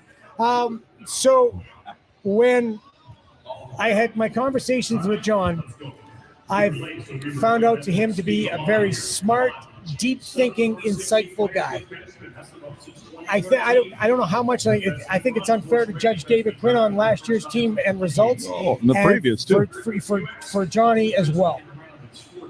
But I think they need to make the playoffs and need to be a winning team. And Mike, I know he agrees with that too, because you can't. It's hard to learn to win here. You know, it's really hard to learn to win here. You got to learn to win elsewhere. Look at Hershey. 2 years in a row winning. Yeah. Coachella Valley, 2 years in a row in the finals. Teams have to learn to win down there, and your players have to learn what it takes to win. I always used to say, and this isn't my line, it's from Ron Wilson, losing's easy in the NHL. I thought you were going to go Hansa Yo. No. But okay. No. Losing is easy. Winning's hard. That's why you don't get a lot of cup teams repeating cup wins nowadays. Winning is hard. And so you've got to learn that in the A and then bring it here to the show. So, yes to Johnny McCarthy. On the second one, I hope so. Ian, do we have any more questions to throw up there aside from that? Hey, Doug! So executives. They're making sure Remenda's earning his keep. I mean, they know that. I haven't done that for years. That ship sailed a long time ago. So guys like Doug look around and go, "You're back? When did we do that? How do you keep coming back? Who do you have information on?" So you're going to be the guy, if Brody follows the A's to Vegas, you're going to be the guy who replaces them, right? Well, I think I've proven that I can do it all. Oh, without a doubt. You know, I think I've proven I can. Except coach. You know what I've done. But you're going to be with Nick during we do have another one. How do you feel about hockey in Utah? I think it's great. Why wouldn't it be? Great. When I was in the IHL, Utah had a team. The Salt Lake Golden Eagles were there for a long, long time, and it was a great environment for hockey. They loved it. I think it's a great environment. This owner is motivated, and it wasn't working in Arizona. It just wasn't, and it might not ever. Hold on. Was it because there was a particular owner involved as to why it wasn't working? Yeah. Similar to how there is a particular person involved in baseball in the East Bay that for some reason is making it not work. Listen, I'm trying to remain employed. Right? So, ownership matters. Ownership matters. Like, think about the San Jose Sharks, okay? So what I was going to say, Hasso Plattner doesn't micromanage. Yeah, exactly. Well, look, if you look at Hasso, okay, they were interviewing Marco Sturm for the job. Which would have been a great selection as well. I love Marco. But Hasso lets guys do their job. That's what you hire them to do. Exactly. And thank God for Hasso, because we're operating as we always used to, as contenders, as we're trying to win. And he's putting the resources into it. He understands that Mike is trying to do something. It's painful, yes, but he's still got our backs. There's a vision. Yes. And thank goodness for guys like that. Elsewhere, Alex Morello, I don't know what the hell he's up to. Well, he got the money and he's like, I'm out. Yeah. my I mean, welcome to hockey in Reno, Yeah. I guess. Well, yeah, you still got that team. Yeah. So, but yeah, I think you've got a motivated owner, and a guy that, if I remember correctly, he sold his company to Hasso Really? Smith. If I remember, I have no correctly. idea. I think he did. The fact, though, that you've got an owner that is that committed to winning, doing things the right way, and in that market, I mean, it's only going to help things. Yeah. Of course, it sucks to see hockey leave the area that, spawned Austin Matthews, but California born. San Ramon. San Ramon. But it will be back in some way, shape, or form, of course, down the line. Maybe. I think it will. So we're going from desert dogs to salty dogs, right? No, we're just going to HC, right? For 1 year. Which name do you like out of all the ones? Do you remember all the ones? So we got Yeti, Mammoth, Blizzard, Outlaw, Venom. I like Venom. I love I Venom. thought you could do something with Venom. I love Venom. Yeah, I do too. I thought Venom was the pick. Venom, to me, that's my personal favorite. Yeah. What do I think they'll go with? Yeah. I think it's somewhere between Mammoth and Blizzard. And the Blizzard, 2 Z's, Jazz, 2 Z's. Yeah. You can cross promote. Yeah. But that's the marketing guy. One thing Utah's known for is Jazz. Everybody knows Salt Lake is a huge Jazz town. Well, yeah, Calgary's known for being hot. Oh, I mean, Atlanta Flames to Calgary Flames, for sure. New Orleans Jazz to Utah Jazz. I don't know about you, Los Angeles, amazing lake area. Beautiful. You ever been out to their 4 lakes? It's gorgeous. There's one right in the middle of town. Yeah. Oh, I'm telling you, it's amazing. All right. Is the draft over? It's over. Is it all 32 are in? Yeah. They were at 20 last time. Oh, well, okay. Maybe they're on the commercial. Well, I don't think that Greer is going up. Yeah. I've had a drink. All right. I've had a drink. All right. So, you're going to be here next week for prospect, dev camp, all of that. Yeah. 3 names that are kind of, celebrating. Everybody's going to be, laser focused. Give me 3 names that you think are the ones that, you know what? These are the guys that don't have the hype that you should be paying attention to. And again, Muka Medulla not going to be here. Yeah. You know what he's going to say? He's going to say the next 3 Sharks picks in the draft. No, because I can't go for 3 guys. I am so interested in watching Macklin play. I'm really interested in seeing if He this just guy runs is the guy. shit. Yeah, I'm really interested to see Dickinson. I'm really interested to see are these guys as good as advertised. Trying to think of who else would be there. Well, Celebrini and Smith. Is that your next Thornton and Marlowe? Well, you would think so, right? That's the plan. Right. I saw Celebrini play and I saw Smith play on TV. I like to see them up live. So I can't go off the board because those are the guys I'm looking at going, and really, if we're looking at our future of the San Jose Sharks, those guys are going to be front and center and leading the way. Let me give you one name that I have on my virtual board for tomorrow. Nabokov. And his first name isn't Yevgeny. Ilya. Yeah. That's the guy that I'm kind of looking at, because the Sharks have tried. I mean, it was whether it's been McIniemi or Corona or whatever. Yeah. You had Gaudreau. That didn't pan out. Beaupit didn't pan out. There's clearly a need in that position. Yeah. Right? I mean, Vanacek Vanacek's an interesting, can he bounce back? Yes. I thought McKenzie had a terrific year last year. And under the circumstances, has healthy and he was happy. But could Vanacek bounce back? But that also leads back to the Duda. Can they win? Well, they need better goaltending as well. Just league average. Yeah, exactly. So, that's a good point. Yeah, goaltending matters, obviously. But Ilya Nabokov, another Nabby wouldn't be bad. Oh, my God. Can we handle another Nabby? Last question. Yeah. Drew's opinion on the Fanatics jerseys. If you want to contrast and compare, they're right there. I don't know what. Look at the shoulders and the crest on the neck. Is this the new one? The one on the right is the old. The one on your left is the new. Look, it's the one without the dimples. I tell you what, whichever one they win in is the best one. That's the right answer.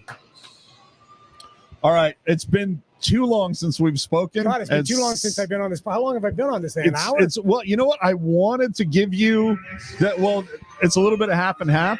It's been quite a long time since we've spoken because I knew it was not going to be a great season this past season. So I didn't want to have you on just to go, just to get me it's fired? not good. Just get me fired for talking about like this. Oh, let's pour gasoline on the fire. So I'm like, I'm not going to waste this time.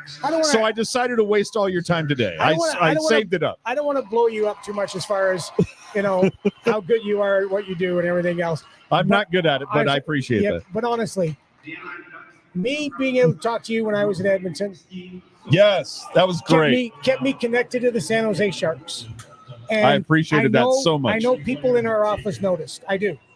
Because I got messages. And they were all positive. And so, honestly, part of me coming back had something to do with you continuing to have me on my show. I appreciate that so much. So, and folks, I'm happy I can do that. Blame him. Thanks, buddy. Thank you, man. See you at the prospect scrimmage. All right. Ian, we have somebody else coming in if you're okay with it. Give me a thumbs up if that's all right. There you go. All right. Doug Bentz, how are you? Good. There you go. Have a seat. They all show up after the picks have been made. So how did you like the whole experience today? I thought this is very cool. I've been working here 19 years. You have even more history, and this really felt like a important moment for the Sharks, and it was cool to have so many people here to celebrate with. I thought we represented very well in Las Vegas. I think we represented very well on ESPN. I think we let everyone know that the Sharks are back here. So when that first pick was made, it was like a goal. It wasn't Barclay Goodrow in overtime. But it was a significant goal. Yeah. Well, I told the team, I'm like, hey, we may be playing this clip in the future when we're lifting the Stanley Cup. So this needs to be a special moment. So let's pull out some stops and make it a real special moment. So we added streamers, we added the CO2 cannons.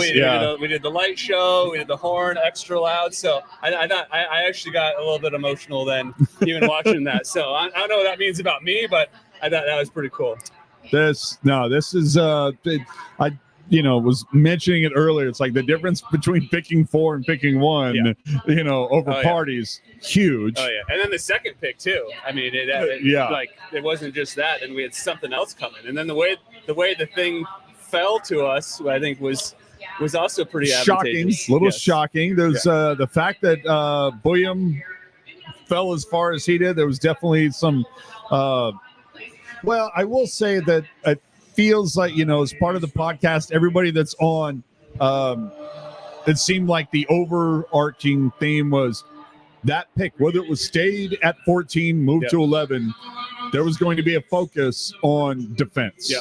And it seems like the Sharks got a really good defensive piece for the future. Yeah. And so the next, season or two, you obviously, ingredients raw aren't going to taste the best. Yeah. You got to let them marinate a little bit. Exactly. We're going to grow them. We're going to develop them. Exactly. Then we're going to be there.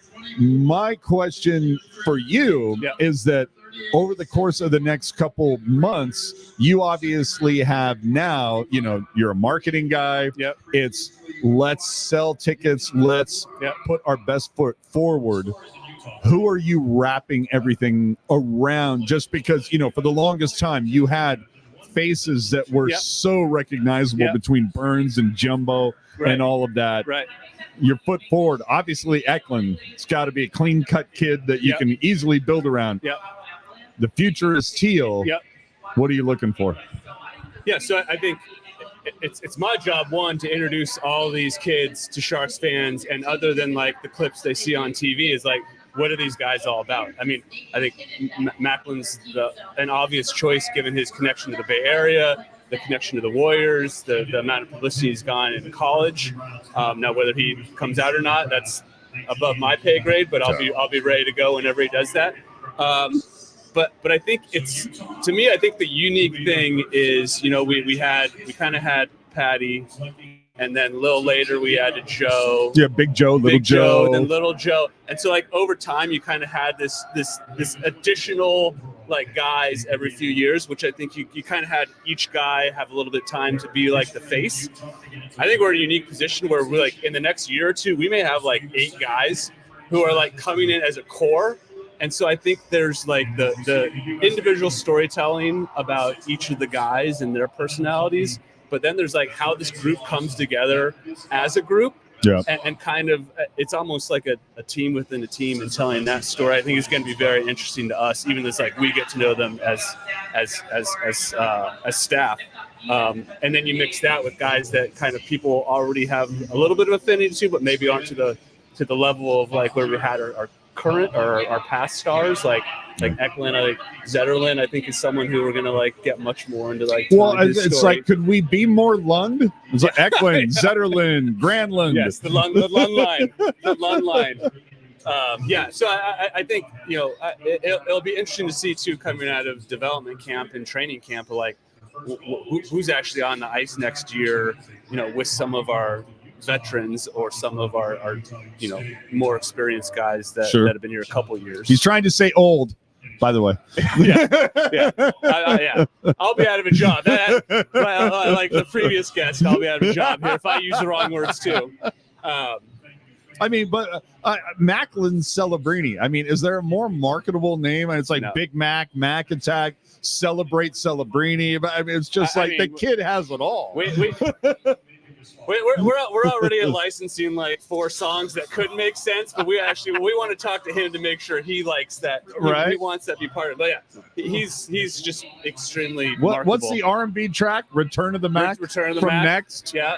It's like, oh my God, it's like marketing guy's dream, right? Like, oh, you can't get any better than this. And it seems like every day we learn about a new nickname he has. Like I saw something earlier, Steph Curry thought his nickname should be Chester. So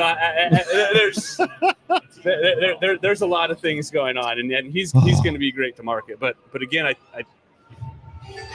he's an important piece. But we have so many of these other guys coming that I think telling this story of this core, I think is an important thing, because I think that it comes back to the team mentality of hockey and like how a team is going to make it happen, and I think that's important to always keep in mind. Well, we know that next week, I mean, just a ridiculous 7-8 days, whatever it's been. Yeah, it's you're telling me. Yeah, right. It's going to Vegas, dealing with all of this. Tomorrow's the remaining rounds of the draft. Yep. Sunday, I guess, is, I don't know, we're all going to church or something, because the Monday, you have the day of rest, then you have free agent frenzy, then the next day you have the schedule release. Then that also starts on Monday, where you announce home openers, so you get a little bit of a taste on Monday. And then full schedule release, tickets go on sale, individual games go on sale on Tuesday, and then we're in a prospect scrimmage on the 4th. But prospects play second and third, but the big one on the 4th of July. The 4th, the scrimmage, yes. So yeah, just like an amazing stretch of time over this. But you are the king of promotion and activation and marketing. Yeah. Can you, and if you can't, I understand. Yeah. Is there any time that you feel like a Sharks fan might have the idea of, I planned on going vacation, but that might be the time that I want to see Thornton's number go up in the Raptors? Yeah. So pay attention on Tuesday. That's okay. Revealed on Tuesday. Tuesday is full schedule reveal, and then we're going to reveal the first wave of what we're calling can't miss games. which that question will be answered on Tuesday. Excellent. And I think you'll start to see, again, last year we had a ton of giveaways. I think we had 12 giveaways. We're doing more this year. And you'll see the first batch of that on Tuesday. And then you'll see another batch mid-July. And then you'll see another batch late July. So we're keeping people engaged all through July. You maybe get a week break in August, but then mid-August, we're back into that's when we're launching the new season campaign. We're launching things like Around the Bay Tour. We're launching some more activations in the community. So it really is just from that May 7th. It's just kind of this momentum that's building all the way until we start playing hockey next year. Well, I mean, obviously you weren't able to actually have scheduled the fact that you were going to give away a hat when Eklund had a hat trick. Yeah. But the marketing department here is pretty powerful. But you had some new things this past season, whether it was the straw hats, the Hawaiian shirts, definitely some favorites, kind of getting away from the same old of like, okay, we can only give out so many bobbleheads or we can. So I appreciate that. Are you or the tattoo sleeves last time? Same strategy. I was just say yes or no. Like you're gonna push the envelope and go. Yes. Okay. Well, let's do stuff that hasn't been done, right? Yeah. And I think mixing up where there's some stuff that if you're a really hardcore Sharks fan, you'll appreciate. If you're someone who've never come to the Sharks, but it's a way to kind of like be an entry point, there's some of that. There's maybe some things that we pair with other games, so it's kind of like a set that you can kind of collect. So definitely, it's been a goal of ours to do things differently, be able to attract a wide variety of type of fans, and just do things that are kind of new and refreshing to keep it interesting for people. What night will be free beer night? Free beer night. Yeah, that's what I'm looking for. Free beer. There he is. Yeah. Free beer night. That's a legal question. That's such a bummer. Yeah, 2 for 1 night. We are looking at actually kind of taking like a day of the week and doing something that we used to have, like the family pack that we did for like 10 games a year. We're looking at maybe taking a day of the week and having maybe like more of like a value pack. So I think kind of a $2 Tuesday kind of a deal. That's certainly not free beer, but it's something where we just recognize that let's have an option for people who may not be able to afford the seats or just want to check out a game and see what it's like. So that's definitely on our mind, where we want to make sure we have a variety of options for people that makes sense. And are you kind of like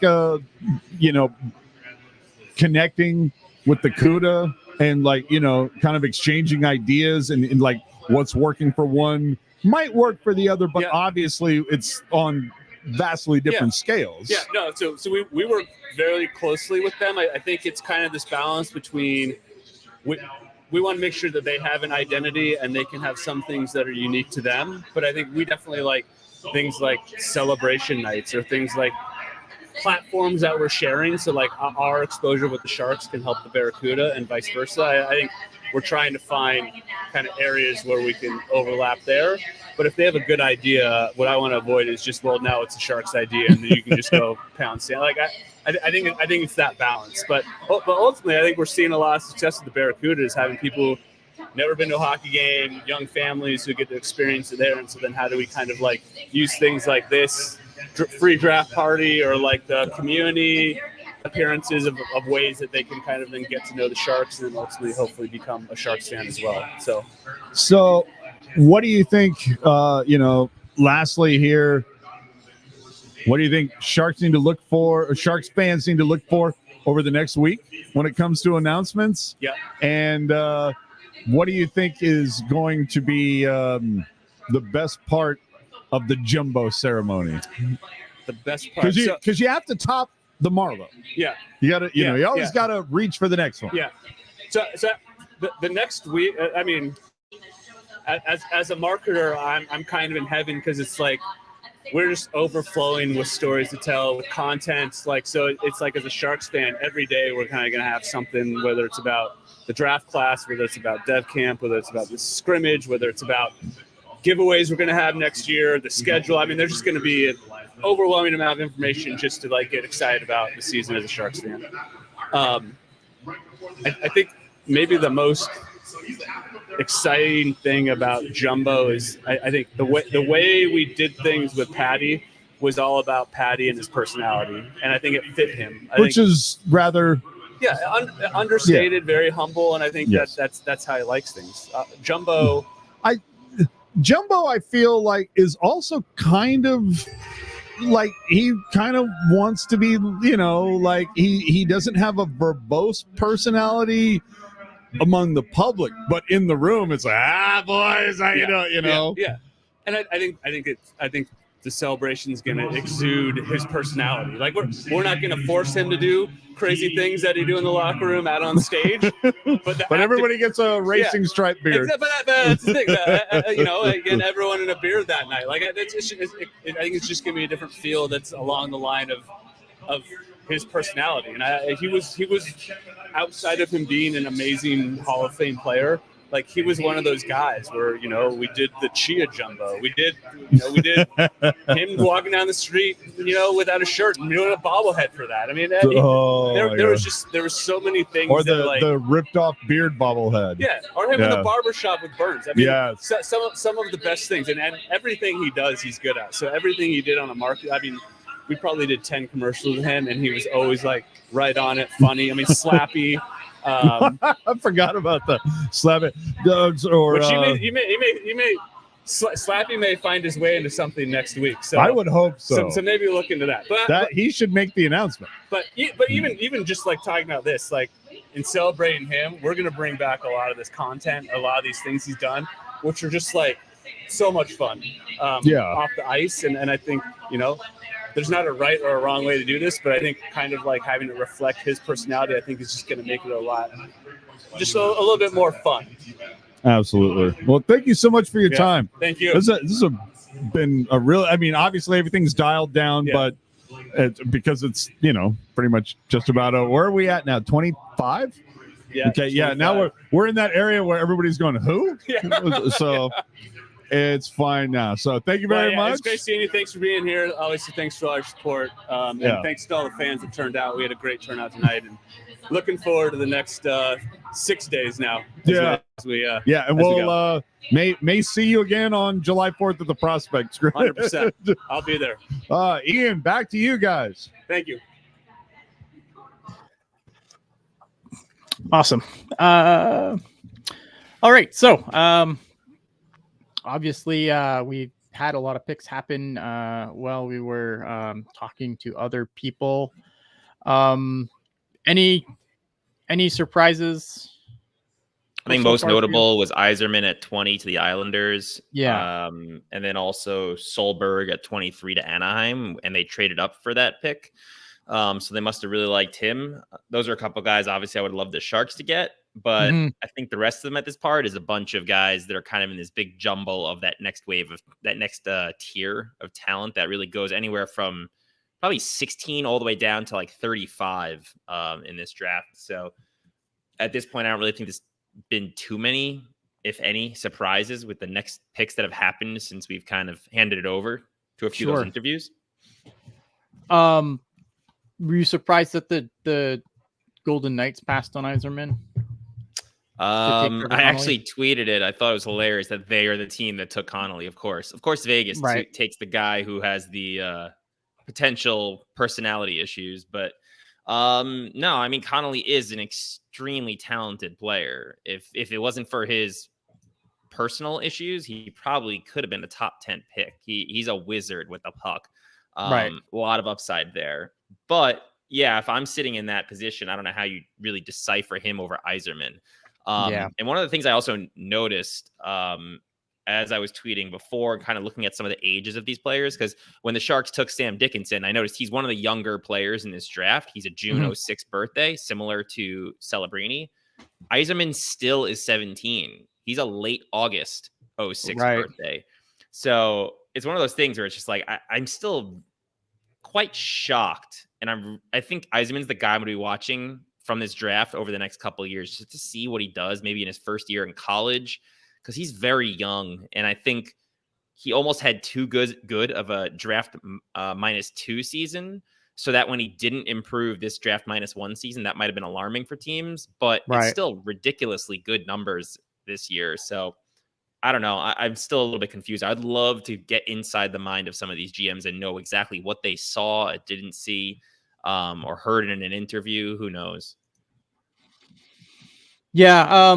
Couple of trades obviously happening. Utah moved up as well. Trading with the Colorado Avalanche, traded a second, a third, and a second in 2025 to draft Cole Doan. Yeah, let me just run through here quick. So I feel like Trevor Connolly was the guy that I don't know where we left off before we. Yeah, had, I think it was him. Everyone. I think he was the first. It was either him or Sasha Boisfort. One of the two. So Sasha Boisfort goes to Chicago at number 18. Trevor Connolly to the Golden Knights at 19. Cole Eiserman to the Islanders at 20. Michael Haig goes to the Canadiens at 21. Igor Surin goes to the Nashville Predators at 22. Stain Stolberg at 23 to the Anaheim Ducks in the division. Unfortunate. Utah picks up Cole Beaudoin, I think. I can't know how to pronounce that. Boston picks up Dean Letourneau. Yeah, and he's a 6'7" center. Interesting thing about him, the guy has only played in high school, and I think he's committed to BC, but not for another year still. So I'm not really sure where he's playing next year. But he's a 6'7" center who just tore up high school, but I don't trust high school numbers. So. Right. Yeah. I always get super sketchy. Like I always feel like the Sharks would make late round picks and I'd be like, I don't know. It's high school. Like, yeah. Like you're playing against children at that point, and a lot of them are children who don't have futures in the sport of hockey. Fascinating.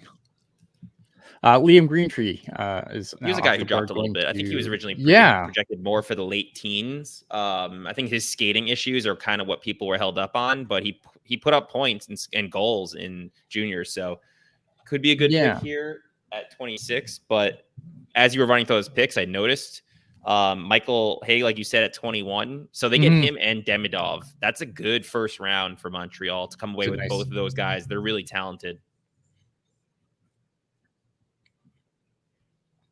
Yeah, Liam Greentree is a guy I was kind of surprised that was on the board as long as he was. I know in the chat they're saying like really they're kind of surprised he didn't go to Boston. I kind of agree. Very Boston-like player. Yeah. What else? Yeah, I think it would be weird at this point if the Sharks didn't make a move into the late portion of the first round. I think you kind of just sit there at 33. I think so too. I think the Sharks should be done. I don't keep the extra second rounder. Yeah, I don't think there's anything here where I would want to just throw things up in the air and kind of. Yeah, because I feel like now you're just kind of throwing a pick, right? Like I could like if a guy like Eiserman had kept falling, like for sure, then you probably want to spend some draft capital to move up. But I feel at this point, like you're gonna get a decent guy, but I don't think there's anything that's like, oh my god, I can't believe this guy's on the board still. Yeah. Yeah, there's a couple of more defensive-minded defensemen that are still available, and I'm kind of hoping to sit there at 33. Like we said earlier, EJ Emery's one of them. Charlie Elick is another one. So those couple guys, but I think it's very realistic that they're there at 33, so I don't think you really move up for them. There's a guy I had an eye on, Nikita Artamanov. He actually had a pretty good year in the KHL for a draft -1 player. Like even Demidov wasn't in the KHL. Now some of that is team related, I hear, but yeah, he did put up, I think it was 7 or 8 goals, 20 plus points as a 17-year-old/18-year-old. He is one of the older players that's first year draft eligible. He turned 18 back in November, but still to do that in the KHL is pretty good as a draft eligible player. Yeah, fascinating to see what's so I think that catches us up as far as what's happened. Well, we had some guests which were really awesome. We'll have to like clip some of that stuff and put it up on its own. Who's up next? Carolina. How many picks we got left? We're right at the bottom, eh? We got like what, 5 picks left? Yep, we're at pick 27. 27 to Carolina. All right. Dogs. So that move for the Islanders really paid off, right? So what they were originally at 17, and they traded down to 20 pre-draft. What was that? A few days ago, or even a week ago now? I forget. Picked up an additional second rounder, and they still walk away with Yzerman. So you got to think that they must be pretty happy about that. Yeah, big win for them. I mean, it's early, and we just have the first round, obviously. But like, who are your like early winners so far? I think Montreal obviously has to be on that list. I think the Sharks are the obvious winner. Celebrini, and there are people who had Dickinson as high as 3, 4, 5. Others had him as low as I'd say 13, 12. So I think we come away with 2 key pieces there. I think Montreal had a good draft. Anaheim, it's really a matter of whether you believe in Seneke at 3. It's a bit off the board, but I also like getting Solberg then at 23. Yeah. So you got a couple of good players there. So Dickinson, the highest he was, or the lowest, depending on how you want to look at it, 10. Lowest 10. Okay. 10. So I know Pronman today had him in his mock at 6. Okay. Yeah. Which is pretty interesting. And then I think the Hockey News had him at 5, but Hockey News is iffy. Yeah. So, Elite Prospects had him at 10. Yeah. And Craig Button had him at 10, I think. Okay. In their last, that was, I think, their last rankings. I didn't really factor. I was looking at rankings over mock because that's where. Yeah. I'm trying to see who else here had a couple picks. Chicago had a couple. They had Boisfort, and they also had Levshinov. So a couple names there that are pretty good. But I think, yeah, it really comes down to the Sharks, Montreal, and then Anaheim, depending on how you feel about that number 3 overall. Right. I feel like they always do this, though. They always kind of do a weird thing, and it always works out. Exactly. I think they have a really good scouting department. It seems to work out for them. I think it's similar to Detroit, where they pick sometimes these guys that you're like, was it a few picks early? Maybe not. And then it ends up working out. And you're like, oh, okay. Actually, they know what they're doing. We shouldn't question them. All right. What's going on here? Trailer. And also Minnesota, you got to call them out getting Boyum at 12. Yeah.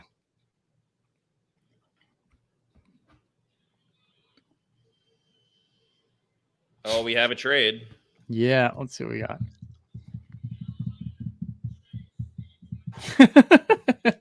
I love Gary Bettman. Chicago again. So Chicago's going to have their third first-round pick.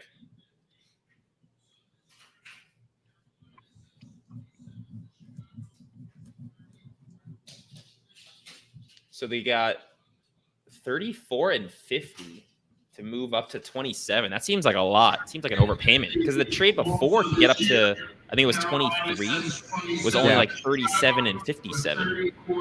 Hold on. What had happened? Chicago, they traded up. Really? To, they moved up to 27 in exchange for picks 34 and 50. All right. Yeah, Ricky in the chat. If I'm Carolina, I take that all day, 100%. Yeah, I think they paid more than the team did to move up to 23 or 24, whichever pick that was. The trade happened earlier. I think that was the Anaheim trade. All right, boys. It's pretty fucking empty here, and I think I'm going to make it a little more empty. Fair enough. So happy to bring, who did we talk to? It was a Becker, it was Scott Hannon, it was Drew Remenda, affectionately known as Peanut, and, marketing guru Doug Bentz. So hopefully we got all some good questions in there, some good conversation. And I'm out, boys. All right. Appreciate you, buddy. Hey, appreciate you guys. I can't wait to see how the rest of this goes. What do you got? Like 5 more picks left? 5 more picks. There you go. And I'll be eyeballing you guys tomorrow. All right, bud. Have a good one. All right. Have a good one yourselves, guys. Take it easy. Take care, bud. See you, AJ. All right. Then there were 2. Again, I want to thank AJ for the stuff that he did for the show on it's a different show, right? Obviously with Celebrini going first, it's different than what we normally do. Spinning a lot of hats. As soon as this is over, Jules and Puckguy are going to jump on quick. We'll talk to them, and then we're going to get the hell out of here because we've been doing this for a long time. But I do want to thank AJ for the work he obviously put in at SAP Center. I hope if you were there, you went and said hello. All right, so what are they doing? What is Chicago doing? I don't think there's any clear player available. I don't know if Igor Chernyshov is a guy they could be targeting. Yeah, they got a defenseman. They've got a forward already in this draft. Yeah, and they've got a ton of guys too.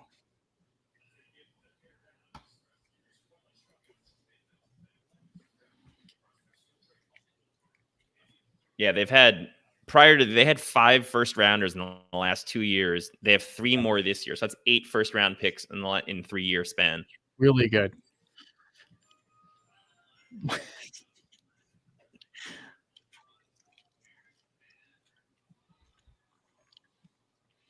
Marek Vanacker.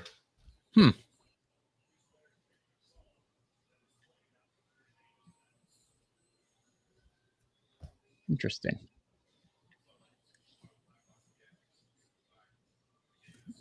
Good numbers in the OHL. Mm-hmm. 36 goals, 82 points, 68 games. I mean, and yeah, if you're Carolina, you take that trade. Good. I mean, it's a nice pickup. It's hard because like there's like this sludge right now where it's kind of like a bunch of guys kind of in the same tier, and I don't think there's a right answer. Yeah, I don't really think there's much separation between here and even probably the next 10 or 15 picks. So that's why if you're Carolina and you walk away with a pick, 7 picks later, and then another pick in the 50s, that's beautiful. That's good. That's good trading right there. Nice bit of business. Yeah, 82 points. I mean, not bad for the O. Yeah. Yep. Left wing, 6'1". So they've added a center, a left wing, and then a defenseman. And you look at what they've done in previous drafts. They had Kevin Korchinski, Frank Nazar, and then Connor Bedard. That's a good crop they're starting to build around. It's going to take some time there as well. Chicago is going to be it's going to be like the 2010s all over again. I feel like where it's going to be like the Sharks and the Blackhawks are going to be both right there, and hopefully we just get the better of them this time. Yeah, it is starting to work that way. If you look at how they've been lucky to have first overalls and the years that they've had them and stockpiling picks. Oh, and even to add to all those first rounders, they had 5 second rounders over the last 2 years. It's just there's so many players in that pool.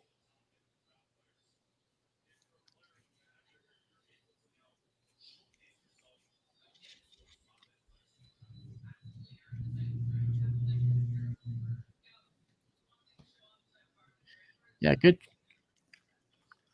size.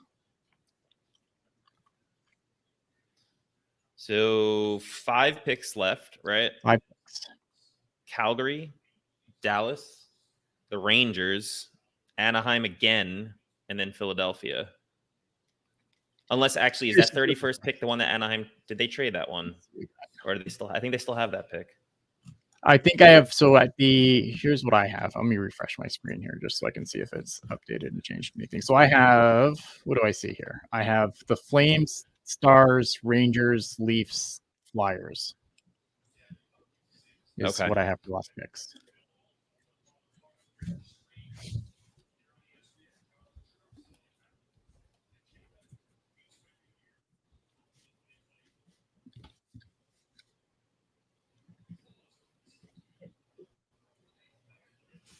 Let's see what happens here.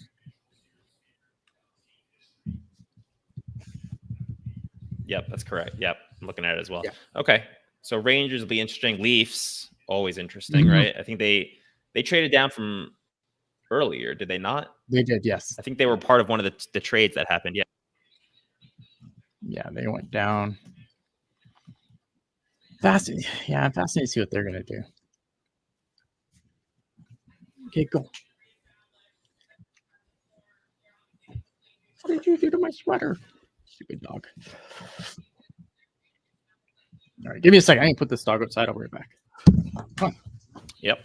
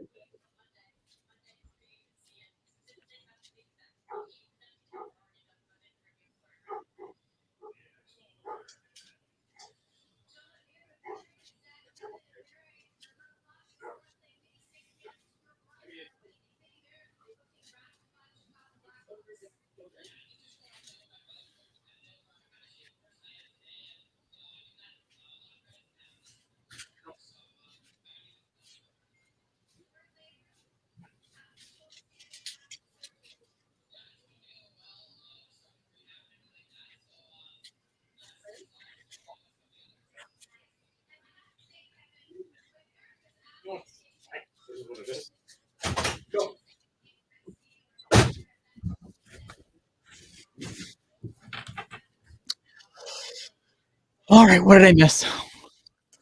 Nothing. Nothing. All right. No other picks have happened yet, but Calgary's clock is about to run out. Okay.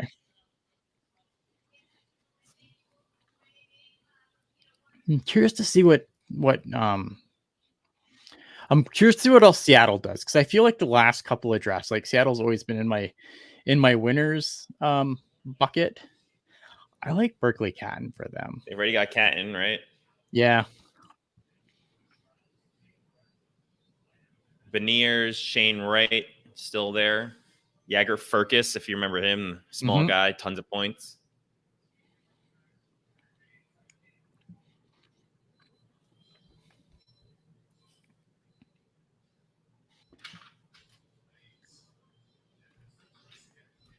Flames take Matvey Gradin.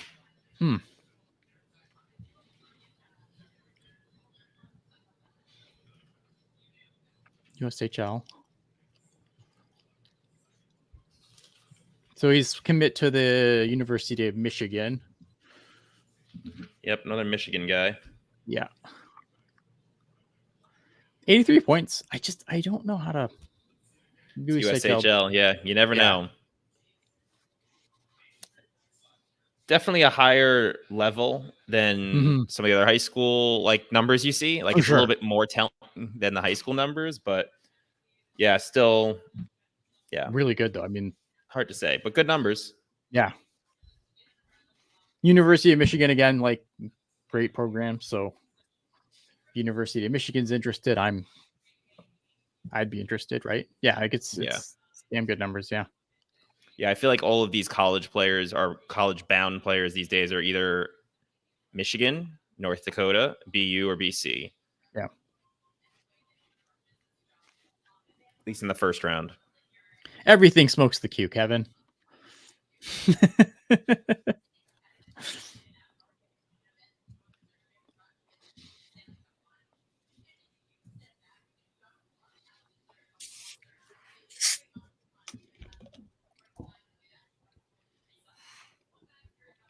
And I think that's gonna be my task for this year is to figure out the USHL. I'm curious as to know how easy it is to watch those games. Probably not at all. But I will figure it out.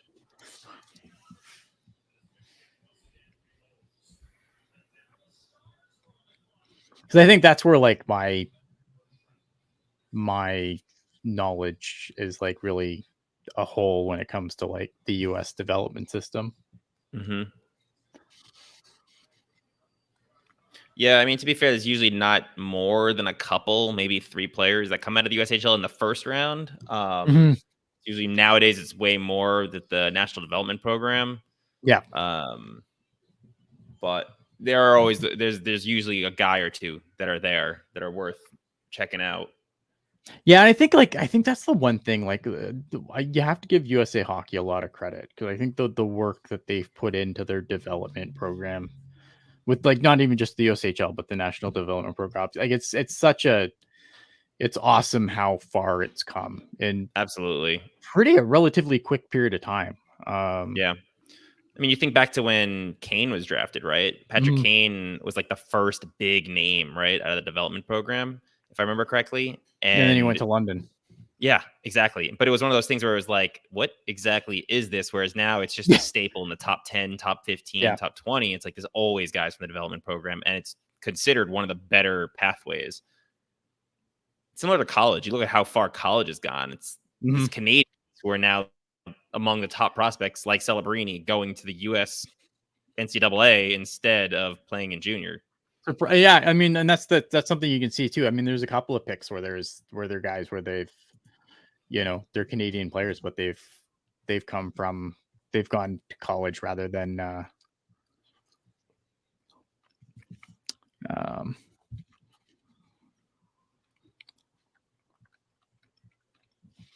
let's see what we got here. So who's up next? Dallas.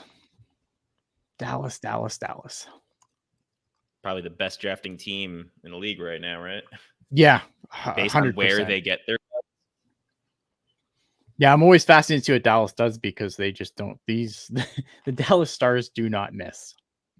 Yeah, not these days.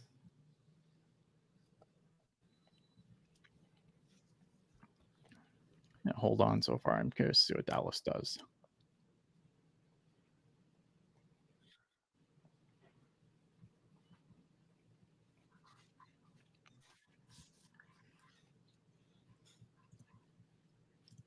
They're just I mean, you look. It's always that 2017 draft that you look back to, where they get Robertson, Ottinger, and Heiskanen all in one draft. I mean, that's kind of actually what you have to be hoping the Sharks did today, right? Correct. You come away with Celebrini and Dickinson, and then you hope that those two are your franchise guys you're building around.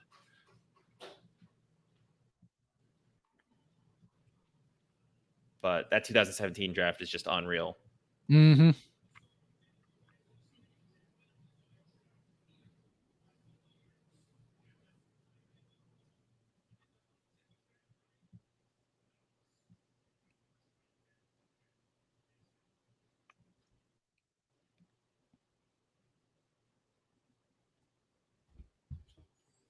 All right. What are they doing? Dallas pick is in.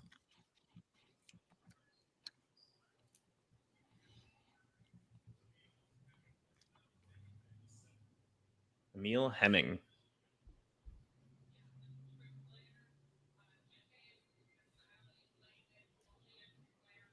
Emil Hemming. Mm-hmm. Now we know the next Dallas deal.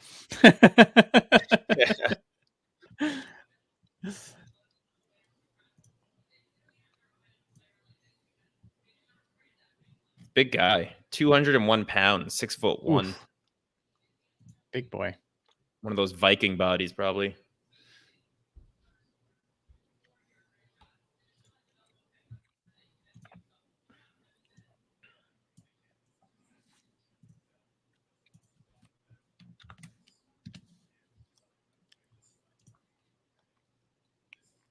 So Sam Cosentino says like the best, like next to Yzerman, the best shooter.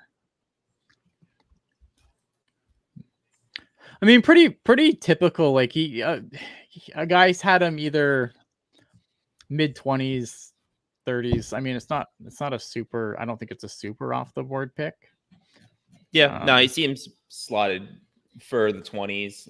I would have been surprised if he dropped much further than like mid-30s, but I remember circling him before the junior championships because there weren't a ton of draft eligible guys in the World Junior Championship. He's one of the guys that I watched. Right. Wasn't terribly impressed with him there, but that doesn't always mean anything. Like you think back, Sam Dickinson couldn't make the World Junior team with Canada. Right. So, and Will Smith didn't in his draft year either. So it's not necessarily like a bad thing, but I just didn't see much from him in that tournament. But 40 games in Liga, though. I mean, that's that good. Age to play 40 games at the top level in Finland. And he's not a birthday, so he did that all as a 17-year-old. So that's pretty good. Not a ton of stats here. I mean, like he got 7 goals, 4 assists, 11 points. But again, like when you're playing as that young in the men's league, your ice time is going to be very, very limited. Also played in their under 20 league, again, nothing crazy here. 13 goals, 18 points in 13 games, put up another 10 points in the playoffs. Decent numbers for Finland. Yeah. I mean, I'm sure that's where his body kind of came in handy playing against men. When you're 6'1", 201, you could probably handle yourself a bit more. They did show the Rangers looking like they were talking to somebody because they're on the clock right now. But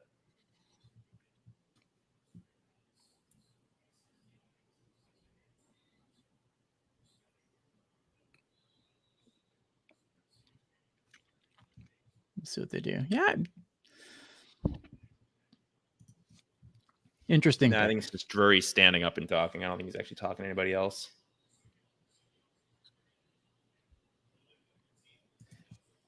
So do you think they ever owe the Sharks one after that Goodrow move? You would think they would. I mean, like you did them such a solid there. Like I feel like you've got to get something, right? But yeah. I mean, the thing with the NHL is like future considerations don't have to be anything. And this isn't even a trade, right? Like they did the Rangers a favor, but I don't know. You'd have to think, but I thought that we'd see something else come down the pipe, and maybe maybe they just haven't done anything to make sure that it doesn't look too fishy. Like if they did a trade right away, then maybe there's a more one-sided trade in the future, even next year. He just remembers. Yeah. I mean, they're buddies, so I don't think he's going to forget. But maybe that's kind of what it was. Right. Yeah, I think Gaudreau has the right to be upset about it, but I think legally, I don't think there's really anything they can do about it. It's not the first time a trade like that a move like that has happened between teams, like being like, yeah, I'll take your guy off waivers. It's fine. It's happened before. I think Anaheim did it. Brian Burke did it. I don't remember which GM team he was GM of at the time, though.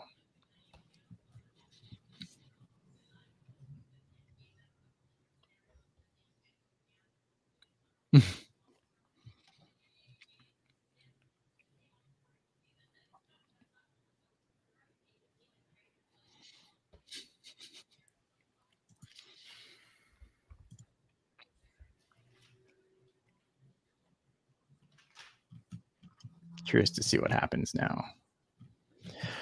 Ugh.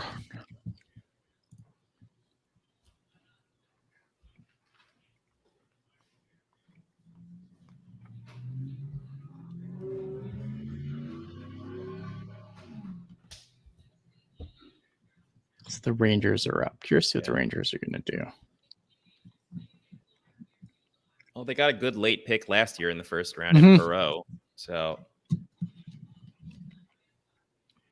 I think they've done really well for themselves too. I think like Chris Drury in his first year, I think they made a lot of some silly moves, but obviously like that Gaudreau contract that the Sharks picked up.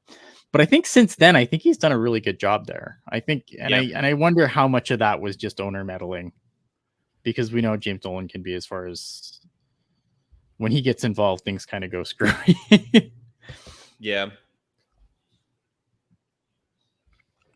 All right, Rangers are picking. Let's see what they do.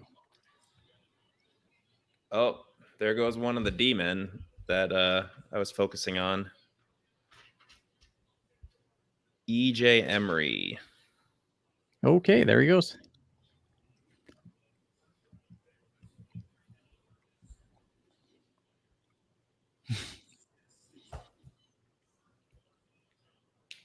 Big defenseman, very, very good defensively. I don't know about the offensive upside, but he's a good skater and he's good defensively. So Kevin's saying put him with Keandre Miller. It's a good pick for the Rangers there. I think it's a guy you can be patient with, and just, they've been producing a lot of guys. Like, that's part of it is just the nature of the Rangers. They can get, I feel like, the free agents fairly easily, but they're doing a good job. Like Keandre Miller, I think he was one that all Sharks fans wanted back when we took Merkley. And I don't think the Sharks would have developed him, though. Yeah, probably not. He is definitely a different type of player, and the Sharks really haven't been the best with development over that time frame. But but you look at him, he's a very good second pairing defenseman who can contribute offensively, but really he's physical, he's good defensively. Yeah. Getting another guy of that mold, probably with a little bit lower offensive abilities, but yeah, it's a good move. It's a good pick. Also, I like the Rangers. I think it's a good, and like you said, I mean, this team is stacked. They can be patient.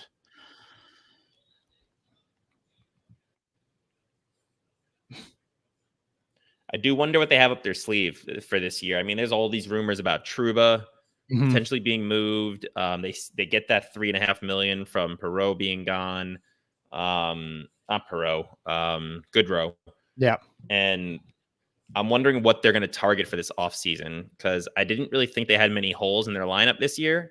And it's a bummer for them because I think they had Stanley Cup aspirations, but they faced the Panthers, and the Panthers are just too good, right? So I'm curious what they're targeting for this offseason, though.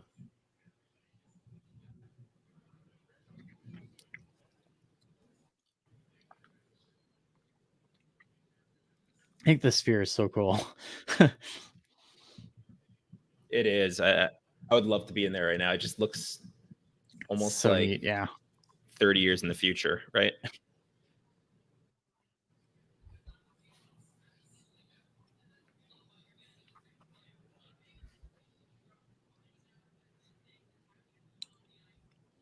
Sportsnet really like. All right, so we got 2 left Henry. tonight: Toronto and Philly.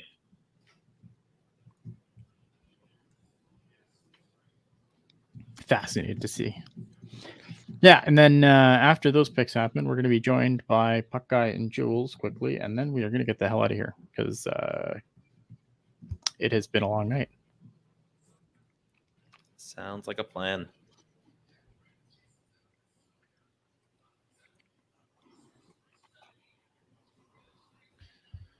Yeah, do we know what time the draft starts tomorrow?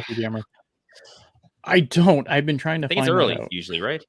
Usually it's early, but I'm not sure. I gotta figure out what I have to be up for.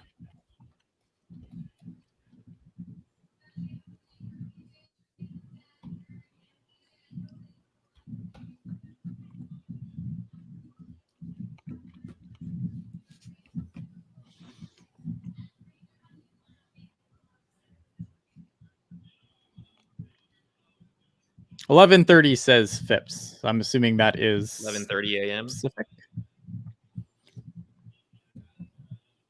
Seems late. 10:30 Central. Okay. Yeah, I always thought it was even earlier than that. That's so 11:30 Eastern.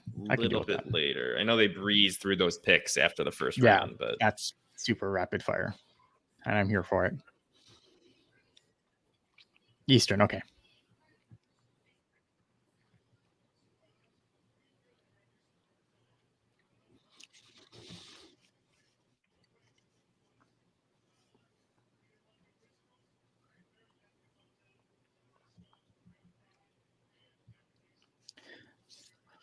True. So the Leafs, I wonder if they're going to pick now. I wonder. Still got about a minute on their clock. Yeah. I don't think there's any players right now that GMs are like circling their name and saying, oh, we got to move up for him. Got to run. There's no real droppers or like, remember when the Sharks got Musty around this range last year? Was that number 27? Such a different level of talent compared to what's available here. And Perreault then was a pick later, right? Wasn't he 28? Wasn't he right after the Sharks? So in that 20s, there was just different talent in that pool last year.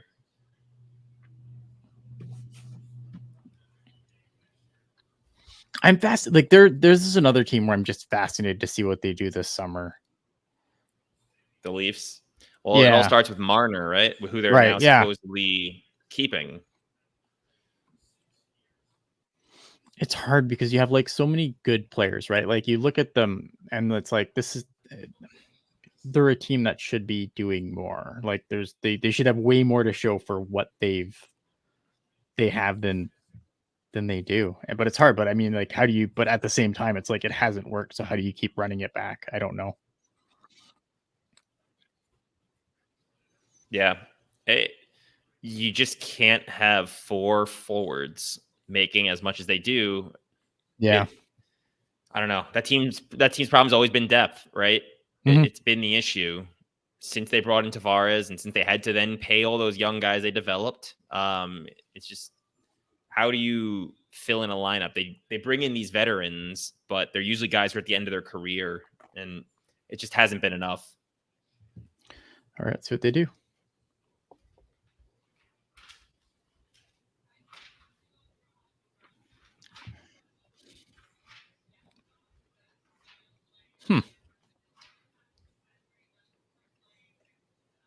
He's a bit off the board. Right shot D. Danford. Yeah. Pick 3-3 is looking really good.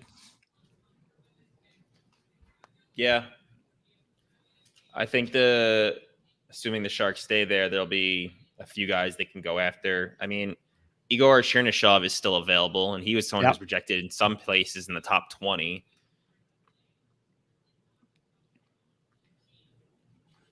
Ricky's saying he wants Cole Hudson.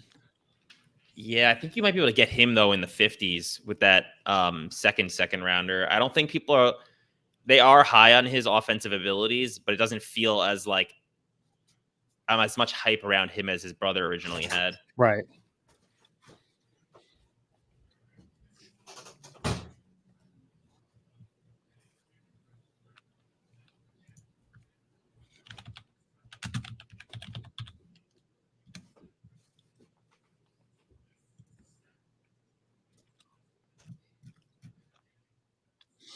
Yeah, this pick is wow, it's out there, isn't it?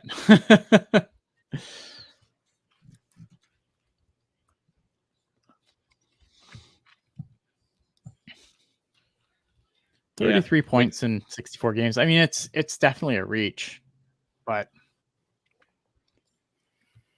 like I don't know. I mean, Elite Prospects had him at 30, but everyone else seemed to have him in the 40s, 50s. So Flyers with the last pick on the clock. Yeah, I mean, there's a few defensemen the Sharks can target tomorrow. Charlie Elick is a name I mentioned earlier. He's more on the defensive side of his game. He's a big guy. There's another defenseman that I kind of like for the second round, big guy, Jesse Pulkkinen. 6'5". He played in the Finnish top league this past year. 6'5" defenseman. Like I said, Igor Chernyshov is still available. Yeah, I mean, the thing about Chernyshov and Artemanov, the other guy I mentioned, they're both 2005 birthdays, so they're a tiny bit older, but I don't really know how much of a difference that makes. It's like a 6-7 month difference. Like if you like a guy, I don't know if you really have that rule them out. Not seeing a ton of other names that I'm really excited about. That's why I'm interested to see kind of how the second round goes this year.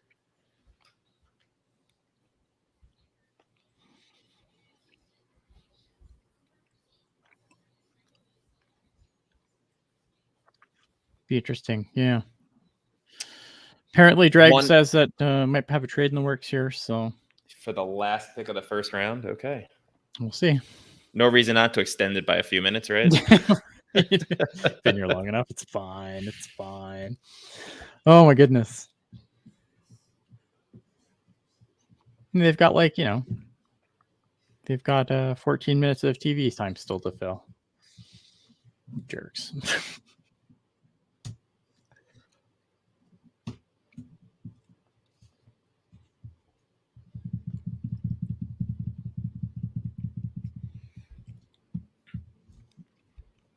I like this tweet that Pashelka tweeted about 17 minutes ago. Macklin Celebrini's dad, Rick, he said the family was originally scheduled to fly out of Vegas on Sunday morning, but instead they're leaving tomorrow afternoon because Macklin wants to be on the ice on Sunday and get a workout in before Dev Camp starts on Monday. Sharks fans, you got a real one. Yep. How do you not like that? Love it. Love it. So exciting.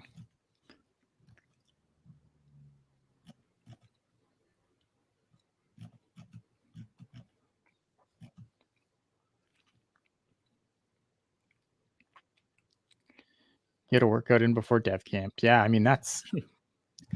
Tell me this guy's not coming. That's all I'm saying.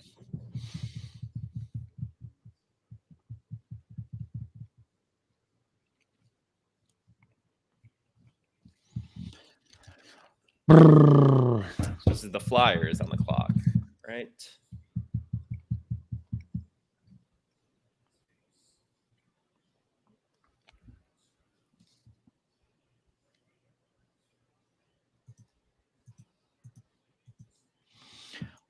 I know Edmonton, I don't know, what are they doing here? Briere was the one who did the trade earlier, actually, so they might be trading again. Maybe, yeah. 12 to 13, and then they took Luchenko. Looks like the Oilers are going to be trading up here.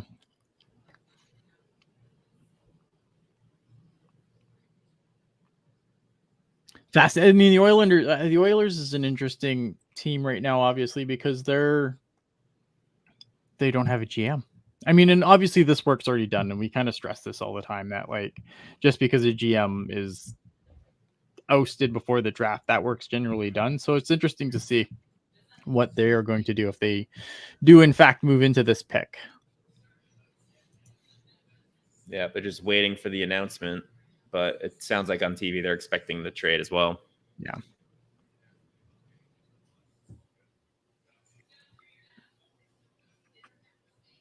I don't know when the Oilers' first pick was. I don't know if they had a second rounder. Let me take a quick peek here.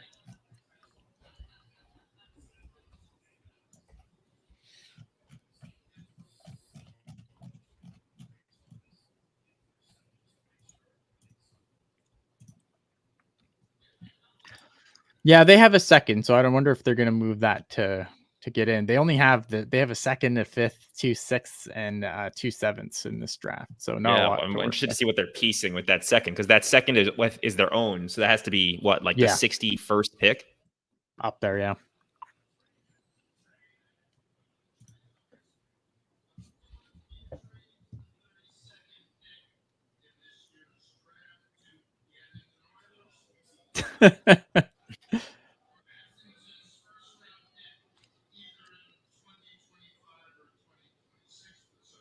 Wow.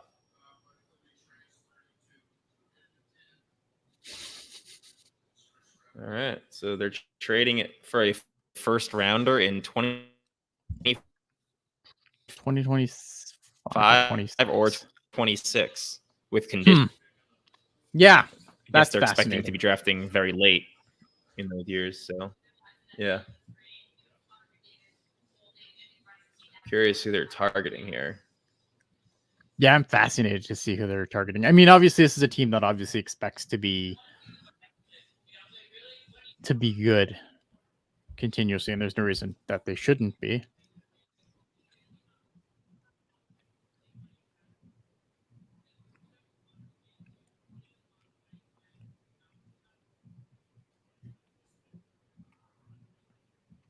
Fascinated. I don't think I think you take a goalie in this draft in the first round, you need to be fired immediately. Yeah, this is not a strong goalie year.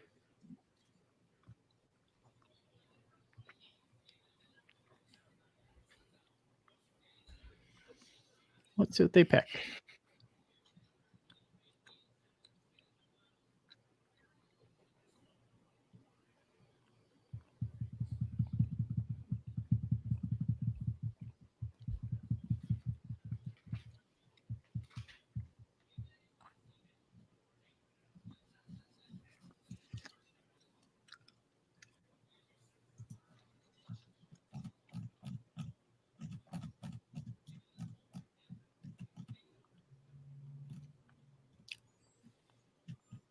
I'm surprised, like, because the Flyers are a weird team. They're another team that like kind of needs to move, right? Like they need to do something. And who is that? Edmonton? Yeah, the Flyers. Oh, the Flyers. Yeah. Like they're in that to me, they're in that that the same bucket with like pick. teams like the Sabres and the. Yeah, I think they actually had a better year than people expected, and I think that was some of the Tortorella impact, because he tends to get a lot out of a little.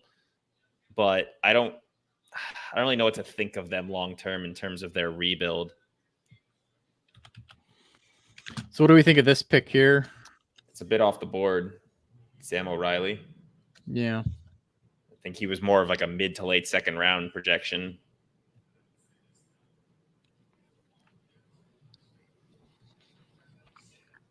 Bob McKenzie and Craig Button like him. Bob had him at 32. Craig Button had him at 35, but everyone else seems to be like 60s, 50s.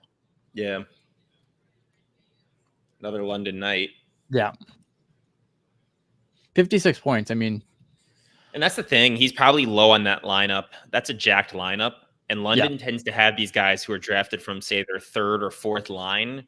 And then the next year, suddenly they're putting up 100 points because they're getting actual real minutes and power play minutes. So it's a little bit under the radar just because he's not in a big role on a team that is absolutely jacked.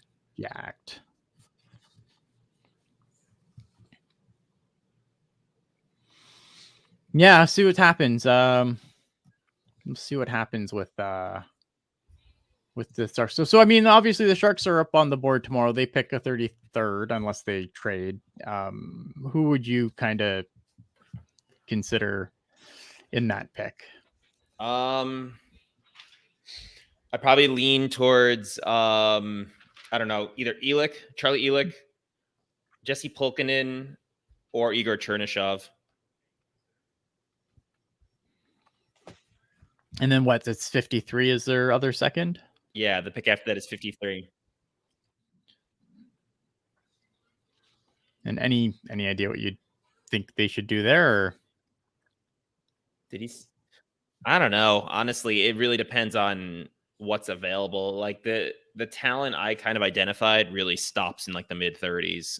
Right. At that point, it's just a crapshoot, and I'm just gonna have to trust the scouting staff had guys they like. Like there's guys like Kivi Harju, small Finnish defenseman who supposedly has tons of offensive upside, but he's just another 5'9" defenseman, and I'm kind of almost tired of the Sharks taking like that. Yeah. So yeah, we've had Havilid, right? We have Kenyoni, who obviously is working out for us, but I don't think we need another 5'9" defenseman in our pool. So like if he's available at 53, sure, his upside is high, but yeah. All right. I have Puckguy and Jules looking. Hi guys, back here at the Sphere. Now the television embargo or not allowing us to stream is now over. Jules, I'll start with you. The draft, of course, everybody was freaking out about Celebrini. We were totally thinking about William, but Dickinson's a really good player, guys. I know we wanted William, but I really like Dickinson. Very good pick there. I'm shocked he was there. It's right there. Right there. Where? He's gone now. He just walked into the tunnel, but he had a few trades to announce today. Chris Knobloch, good to see you.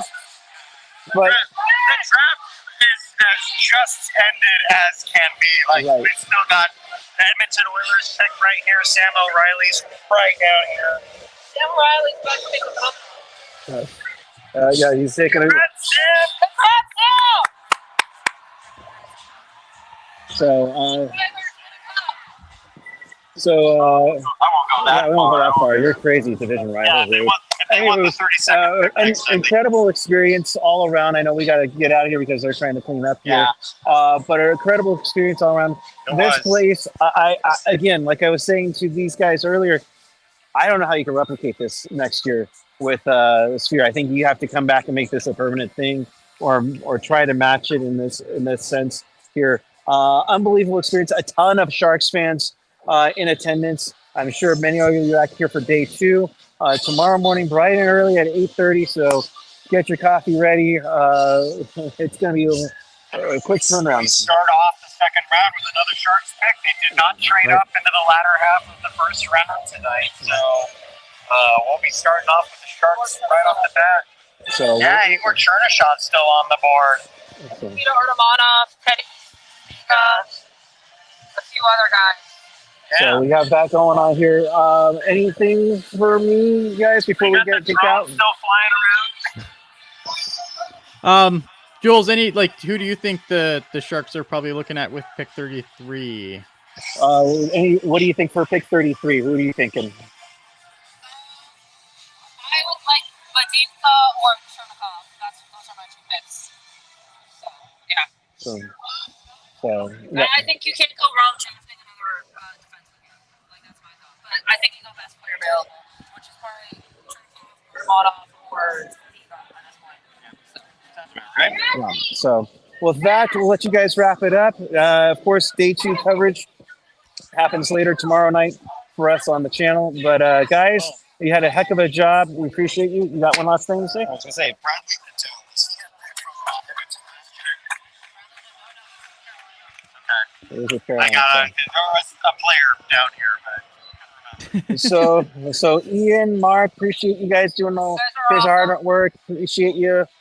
Back to you guys. Hope you guys had fun too. Yep, we're off the top golf now. Bye. Bye. All right. Take care, guys. Have fun.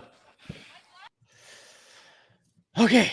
Yeah. So Sharks back tomorrow. We'll be back tomorrow. Stay tuned. We'll let you know the time, probably 7, because that's what we normally do. And we will wrap this thing up, and we'll give our thoughts on what the Sharks do tomorrow. More concise thoughts on what the Sharks did today, and probably give thoughts on what other teams did really good and really bad. So so far so good. I mean, Mark, appreciate you being on. This show is always a marathon, and I It's awesome that you do it with me. I'm super happy. I could not is do my this on my pleasure. own. Yep, I love doing it, so it's great. Yeah, so I appreciate all you guys being here. I know we didn't do this off the top, but just remember, obviously, that if you, in case you missed this, you want to watch this again, we're not going to put this on the audio, too much dead air, too much stuff, but tomorrow's show will be on the audio format. So obviously, if you like what we do, hit us up on all the social media platforms, leave a like, leave a comment. If you watch this after the fact, kudos to you. Because I don't think this makes for great second watching. But if you did and you have anything you want to say, leave us a comment in the comments on YouTube. Leave us a like, hit the bell, all that fun stuff. Super appreciate everyone being here with us for this show that's been 4 hours and 30 minutes. But I really want to go. So I appreciate all you guys being here. Mark, any final thoughts before we jump out? Nope, just it's a monumental night for the franchise. So tomorrow should be a little bit more excitement as well. Awesome. All right, guys, we appreciate you. We will see you on the next one. Have a good evening.